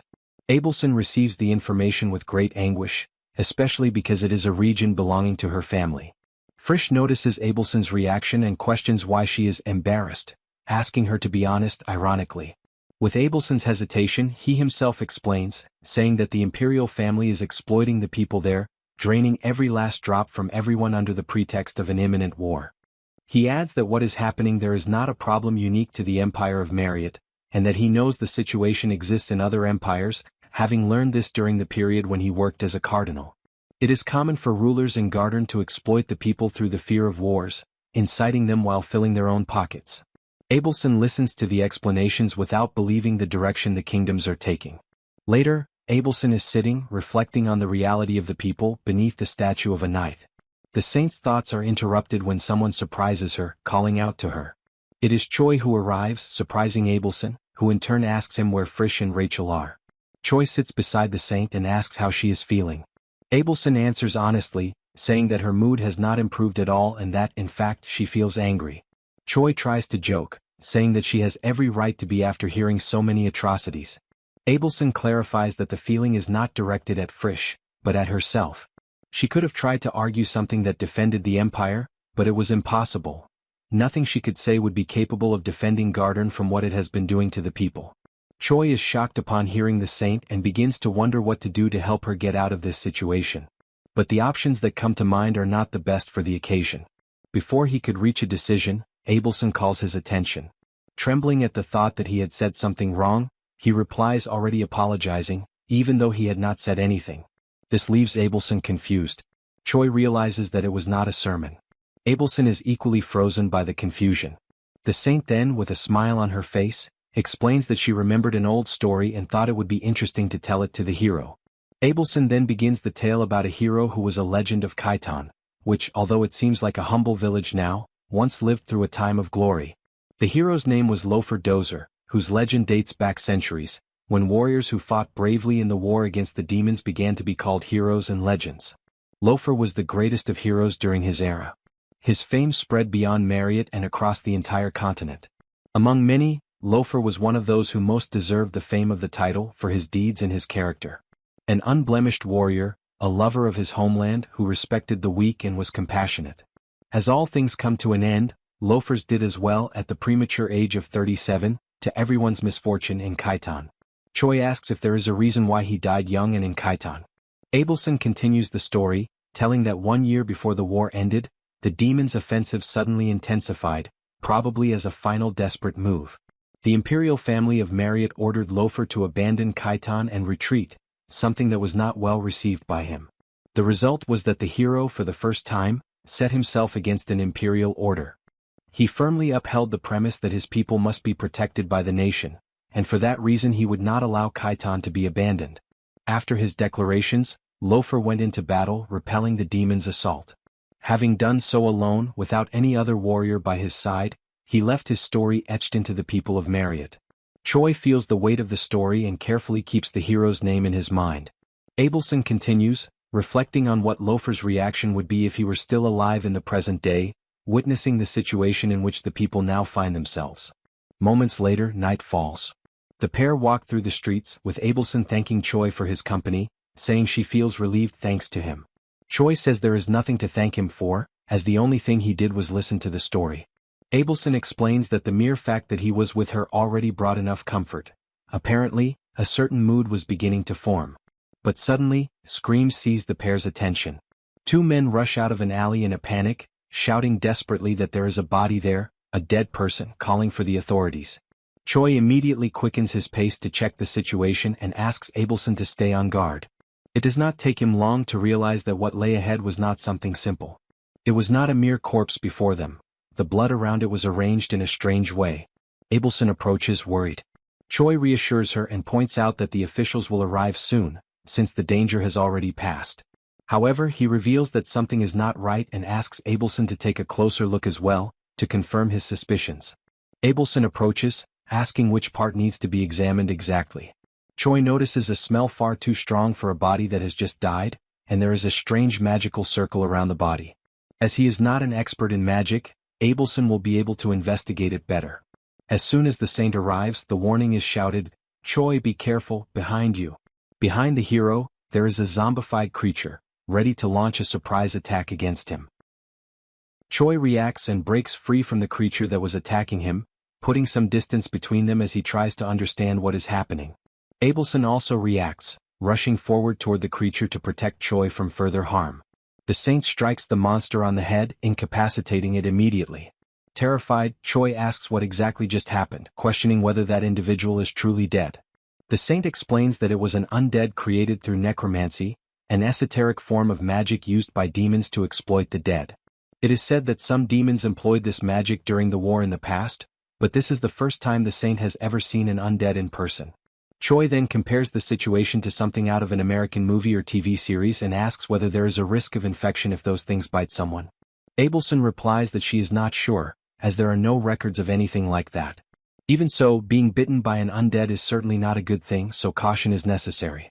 The conversation is interrupted when soldiers arrive to investigate the disturbance. Upon encountering Choi and Abelson, they notice that the two do not appear to belong to the village and ask what they are doing there. Abelson attempts to respond, but Choi steps forward and explains that they are mercenaries who came to the village in search of work. The guards then discuss among themselves the possibility that they are indeed mercenaries, with one of them commenting that the pair certainly carry themselves like ones. The guard then asks the hero to present his mercenary insignia, and Choi promptly complies. After examining it, the man confirms that they are telling the truth, understands why the pair are there, and asks them to follow him. Shortly afterward, once everything has been clarified, Choi explains to Frisch what happened, including the fact that he accepted requests as a mercenary. Frisch is immediately displeased with the way they have been acting in the streets, spreading rumors that they are mercenaries and accepting random jobs, remarking that at this rate Choi might actually become a mercenary for real. Not long after, Edmar arrives in search of the mercenaries that the guild described to him as incredible. The description leaves Choi and Abelson slightly perplexed, causing the man to doubt whether they truly deserve such praise. To maintain his superior demeanor, Choi responds that they are, in fact, legendary mercenaries, and that people are fortunate to live in the same era in which they were born. After boasting a little, he apologizes internally to the saint, believing it was the best way to prevent their true identities from being revealed. He then continues the introductions, explaining that the guild instructed them to deal with the matter as quickly as possible, though he complains that they truly must take care of it. The saint feels embarrassed before God and silently asks for forgiveness for her companion's lies. The man states that now that he has confirmed the mercenaries' identities, he will get straight to the point. Choi then summarizes that, according to the village chief, residents have been disappearing one by one over the course of several months. What is strange is that these are not simple disappearances caused by people leaving because life has become too difficult. Not long after each disappearance, some bodies are always found around the perimeter of the village. Some of those bodies are placed atop family graves, others are pierced with strange staffs, and others bear unknown letters and crude patterns carved into their bodies. Abelson adds to the explanation, emphasizing that this is the first time she has ever seen anything like it. Choi continues, saying that the villagers recently sent a letter to the Lord, asking him to resolve the issue. However, the response they received was merely an order to relocate to a neighboring settlement, most likely because the Lord did not want to waste his effort on poor villages that could not even pay their taxes. As a result, the residents pooled together whatever money they had and sent a request to the mercenary guild. Trish understands what Choi explains and asks whether that was the reason Choi made them be treated as actual mercenaries. Rachel calls everyone liars, complaining about being abandoned and claiming that this is why they are being punished. Frisch then turns to Abelson, saying that Choi lying might be acceptable, but a saint lying is going too far. Regardless, both of them understand the group's situation, and it would be best for them not to draw too much attention from now on. Since undead are involved, this could attract the Demon King's army, and interfering recklessly would be unwise. Abelson asks whether Frisch could do something, even if only for a single day. She explains that she wants to help the villagers as much as possible before leaving. Choi notices her empathy toward others and declares that he feels the same way and also wants to help. Frisch states that their stay will be limited to 1 week, and that if they do their best during that time and the situation is still not resolved, the order is to leave. Choi accepts this condition and reacts with happiness, as does Abelson, who now breathes a sigh of relief at being able to help the villagers. The group then devises a plan dividing the village into 2 zones. Rachel and the saint are assigned to patrol one zone, while Choi and Frisch handle the other. Choi asks what Frisch will be doing in the meantime, and Frisch replies that he will keep watch at the village entrance in case outside mercenaries appear. 4 days later, Abelson returns to the room where they are gathered and is greeted by Choi, who remarks that she is late. She replies that she needed to check something beforehand and that she has something important to tell him. Choi grows curious and asks what it is. Abelson explains that it started during her patrol with Rachel earlier that day, and that she is now certain of something. The village has an unexpectedly high density of demonic energy in the air. There is always a small amount of human energy, demonic energy, and divine power depending on the land, and it is natural for one of these forces to be stronger or weaker. However, even if the guardian of a land is human, the demonic energy in such a place should be minimal. In this case that is not so, and it is unnatural. Frisch and Choi immediately mention that they have felt this energy before. Abelson adds that, regardless, this abnormal demonic energy is most likely the reason behind everything that has happened in the village. During the remaining days of their stay, they will investigate why this energy is accumulating there and report their findings to the village chief. Choi points out that even with this effort, it will not result in a complete solution and asks whether Abelson is fine with that. She replies that she recognizes she has already taken too much of the team's time and does not feel right asking to interfere any further. Frisch and Choi then conclude the meeting, stating that they will continue this effort for 2 more days, and that now that they have a clear direction, they should regroup and proceed with the plan. As night falls, the group decides to begin their work. Choi comments that Frisch also uses necromancy. Frisch replies that he does not, and that it is uncommon for necromancy to be used by members of the 3rd Legion. Choi is surprised by the mention of the 3rd Legion. Frisch then explains that Rems despises necromancy just as much as it despises chimeras, and that, honestly, necromancy itself is an extremely bizarre form of magic to use. Choi asks in what sense. Frisch then turns his gaze toward the saint, asking whether she ever explained the use of necromancy to Choi. Ava simply replies that she did not, as she does not know many details about how the practice itself works. Frisch then mentions that only a small number of demons ever used this type of magic, and even then, it failed to produce satisfactory results. Because of that, necromancy left very few records among humans. He goes on to explain how it works in practice. It is an ability that turns the dead into undead in order to command them. During the war, bodies scattered everywhere were exploited for this purpose. At first glance, it appeared to be a grand form of magic capable of increasing army numbers. However, low-rank undead were far too stupid, requiring the caster to control each one individually. Attempting to command undead amid the chaos of battle left the caster full of openings. In the end, even when high-level undead were created, it was enough to surpass the abilities of the one controlling them for the undead to break free. There were even cases where the undead turned against their own summoner. Once control was lost, the undead would attack anything alive nearby, without distinguishing between friend and foe. Choi understands the explanation and agrees that it truly is a bizarre form of magic to conjure. Frisch adds that during the war, this resulted in significant friendly fire. Before the conversation can continue, a strange energy draws their attention. Abelson immediately points out the presence of another demon near the group. Frisch is surprised by the saint's sensitivity to demonic energy and asks where the demon is. Choi also asks from which direction the energy is coming, and she answers that it is emanating from the statue plaza. The group quickly heads toward the plaza, where they find an individual performing a spell on the ground. They stop, and Choi asks whether that person is the source of the demonic energy. Abelson confirms that it is, but asks them to wait, explaining that they cannot kill the individual yet, since what matters most is discovering what that creature is doing there.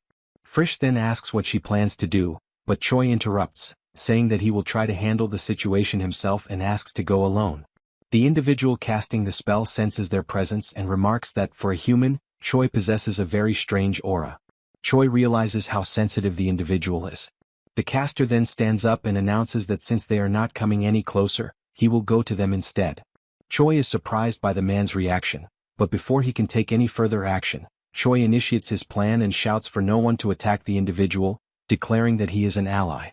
This leaves his companions confused, as it seemed Choi was about to start a fight. The individual is also confused and asks what the hell is going on.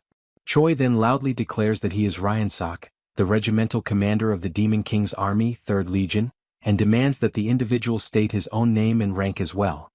The moment Choi issues the order, the man in the hood hesitates. He turns the command over in his mind, unsettled by the fact that the demand for identification comes from a human, one who was recruited into the demonic army and made infamous through countless rumors. Doubt lingers. The last time the man had contact with his regiment, Choi had been nothing more than a company commander. Obeying him now feels uncertain. Abelson senses the tension immediately and questions inwardly whether Choi's attempt to mislead the man is the right course of action. Frischl, however, chooses a different approach. Without hesitation, he steps into the role, presenting himself as the leader of a regiment within the 3rd Legion.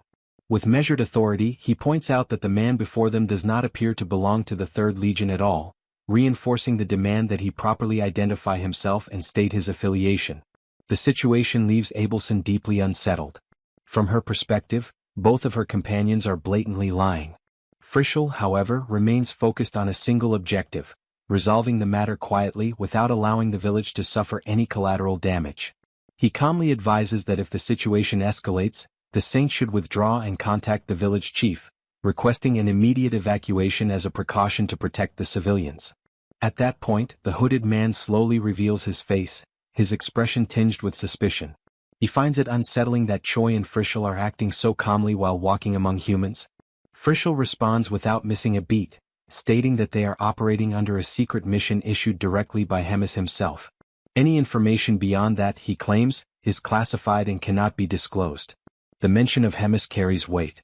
The hooded man acknowledges the authority at once, and Frischl takes the opportunity to repeat his demand for identification. Reluctantly, the man admits that he belongs to the 4th Legion. The realization strikes Choi immediately: this man is a subordinate of Park Hyuna. The hooded man's composure shatters as anger surges through him. He declares that Hyuna is not the rightful commander of the 4th Battalion, insisting instead that the position belongs to Lord Onyx. Choi and Frischl exchange a brief whisper. Frischl explains that Onyx was once the 4th commander, but lost his post after a decisive defeat and was demoted to vice commander. He also notes that the hooded man's reaction is hardly surprising. Many demons refuse to accept a human hero as their superior, and even within the Demon King's army, the chain of command is riddled with tension and resentment. Noticing their hushed exchange, the hooded man demands to know what they were whispering about. Choi dismisses the question, telling him it is nothing important and that he should not concern himself with it. Shifting the conversation, Choi recalls the man's earlier remark, that when he left his unit, Choi was still just a commander. That detail suggests the man has been away from his homeland for a long time. Seizing the opportunity, Choi softens his tone and offers words of understanding, suggesting that much time must have passed and that the man has likely endured many hardships along the way. Frischl mirrors the sentiment, acknowledging the difficulty of solitary assignments and expressing that he understands what it means to carry such burdens alone. The hooded man's resistance gradually fades. Moved by the unexpected empathy shown by the two, his posture relaxes. Before long, the three of them form a loose circle, their guard lowered, and begin speaking more freely, unraveling the reasons that brought the hooded man to the town in the first place. The hooded man hesitates, weighing his words carefully as if measuring the risk of speaking against the comfort of silence. Sensing the opening, Choi presses forward, calmly pointing out the obvious, that the man harbors no fondness for the current Legion commander. If all he wants is a moment to vent his frustrations and speak ill of Hyuna, Choi assures him that both he and Frischl are more than willing to listen. Choi goes further, adding that Hyuna's personality is genuinely deplorable, something he can personally attest to after a recent encounter with her. Frischl follows up by noting that the relationship between Hemis and Hyuna is severely strained, then casually asks whether the hooded man was aware of that fact. Without giving him much time to respond, Frischl mentions that their own presence in the city is tied to a mission as well, and that sharing information would be wise so neither operation interferes with the other. As the hooded man pauses to reflect, the two remark that he seems disconnected from the latest developments in the lands ruled by the King of Amon. Frischl explains that this kind of isolation is common for those assigned to solitary missions, often leading to long stretches without contact or updates from the main force. That observation seems to lower the man's guard. After a brief silence, he finally begins to speak, revealing that his mission involves testing a magical device capable of converting mana into demonic energy. The revelation visibly surprises Choi. The hooded man elaborates, explaining that when demonic energy is injected into the device, it triggers a reaction that converts surrounding mana into additional demonic energy for a fixed duration. The result is an environment heavily saturated with energy and yin, an ideal condition for necromantic practices. He adds that the device itself was created through a joint effort between Onyx and Rotak. Over the span of several months, they buried close to 100 bodies while constructing a massive magic circle centered on the village. Recently, the plan began to bear fruit, with zombies appearing on their own without direct summoning. The hooded man explains that he was sent to observe the results, gather data, and oversee the progression of the experiment, until he crossed paths with Choi and Frischel. Choi then asks what is meant to happen once the preparations for the circle are fully completed. The hooded man responds that there are rumors tied to the village, stories of a legendary hero connected to its past. The ultimate objective is to resurrect that hero as an undead. Frischel immediately thinks of Lothar Dozer and questions whether necromancy has truly advanced to the point where someone who died so long ago can be brought back. The man replies that summoning such a figure is certainly possible. Control, however, is another matter. He admits that the operation remains experimental, with no absolute guarantees. Noting Choi's apparent hostility toward Hyuna, the hooded man decides to divulge more. He states that if the experiment proves successful, the next step is to turn Park Hyuna into an undead as well. The statement jolts Choi to his feet, shock written across his face. The man calmly continues, explaining that such an undertaking would require an enormous number of magical devices, but if it succeeds, there would no longer be any need to entrust the position of commander to individuals of other races. In that scenario, his master, Lord Onyx, would be free to reclaim his rightful place as commander of the 4th Legion. With that, the hooded man concludes the conversation, expressing his hope that the paths of the two groups will not cross again. Choi shifts his gaze toward Frischel, and Frischel meets it without hesitation. No words are exchanged, no signals given, yet an unspoken agreement is reached in an instant. Their movements align perfectly. They strike at the same time, clean, precise, merciless. The hooded man is decapitated, and his heart is pierced before his body even has time to collapse. In the final fragments of his consciousness, disappointment settles in. Not fear, not hatred, only the bitter realization that he had been outplayed by the very people he thought he had manipulated. The moment his life ends, the magical device loses stability. Its core pulses erratically, energy spilling outward as it ricochets across the plaza, scraping stone and scattering sparks before crashing violently into the statue at the center. The device shudders once, then falls silent. Frischel breaks the stillness, noting how curious it is that, without exchanging a single word, they both aimed for the same result. Choi admits he did not expect their instincts to align so perfectly. Frischel follows by stating that the interests of the Legion mean little to him compared to those of Lord Hemis. He adds that he would much rather see Hyuna remain a passive, unambitious commander than allow chaos to rise through internal power struggles. Choi lets out a slow breath, tension finally easing from his shoulders. From his perspective, the legal problem is over. The summoner is dead, the device neutralized, and they can leave the city without guilt weighing on them. If they manage to dismantle the remaining magic circles, the undead will disappear entirely, and the demonic energy saturating the village should return to normal levels. Confident in that conclusion, neither of them notices the subtle shift in the air behind them.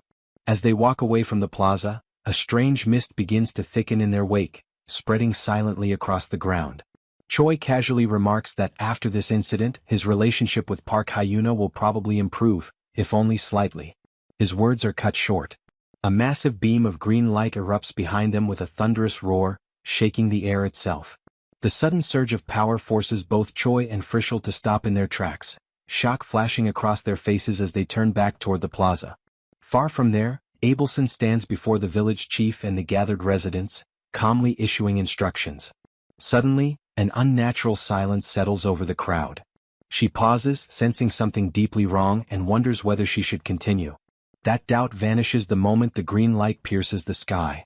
Recognizing its origin at once, the hero's statue, she immediately decides to return to Choi and Frischel. Before moving, she warns the villagers not to enter the town under any circumstances and orders the chief to contact the nearest temple without delay. Back at the center of the village, Choi struggles to make sense of what he is seeing. The summoner is dead, he is certain of it, yet the ritual continues. As the dense mist slowly begins to disperse, Frischel narrows his eyes, noticing a shape forming at its core. Something stands there, solid and unmistakably real. From within the fading fog, the summoned undead finally speaks, its voice heavy with age and authority. It demands to know whether its homeland is still a safe place.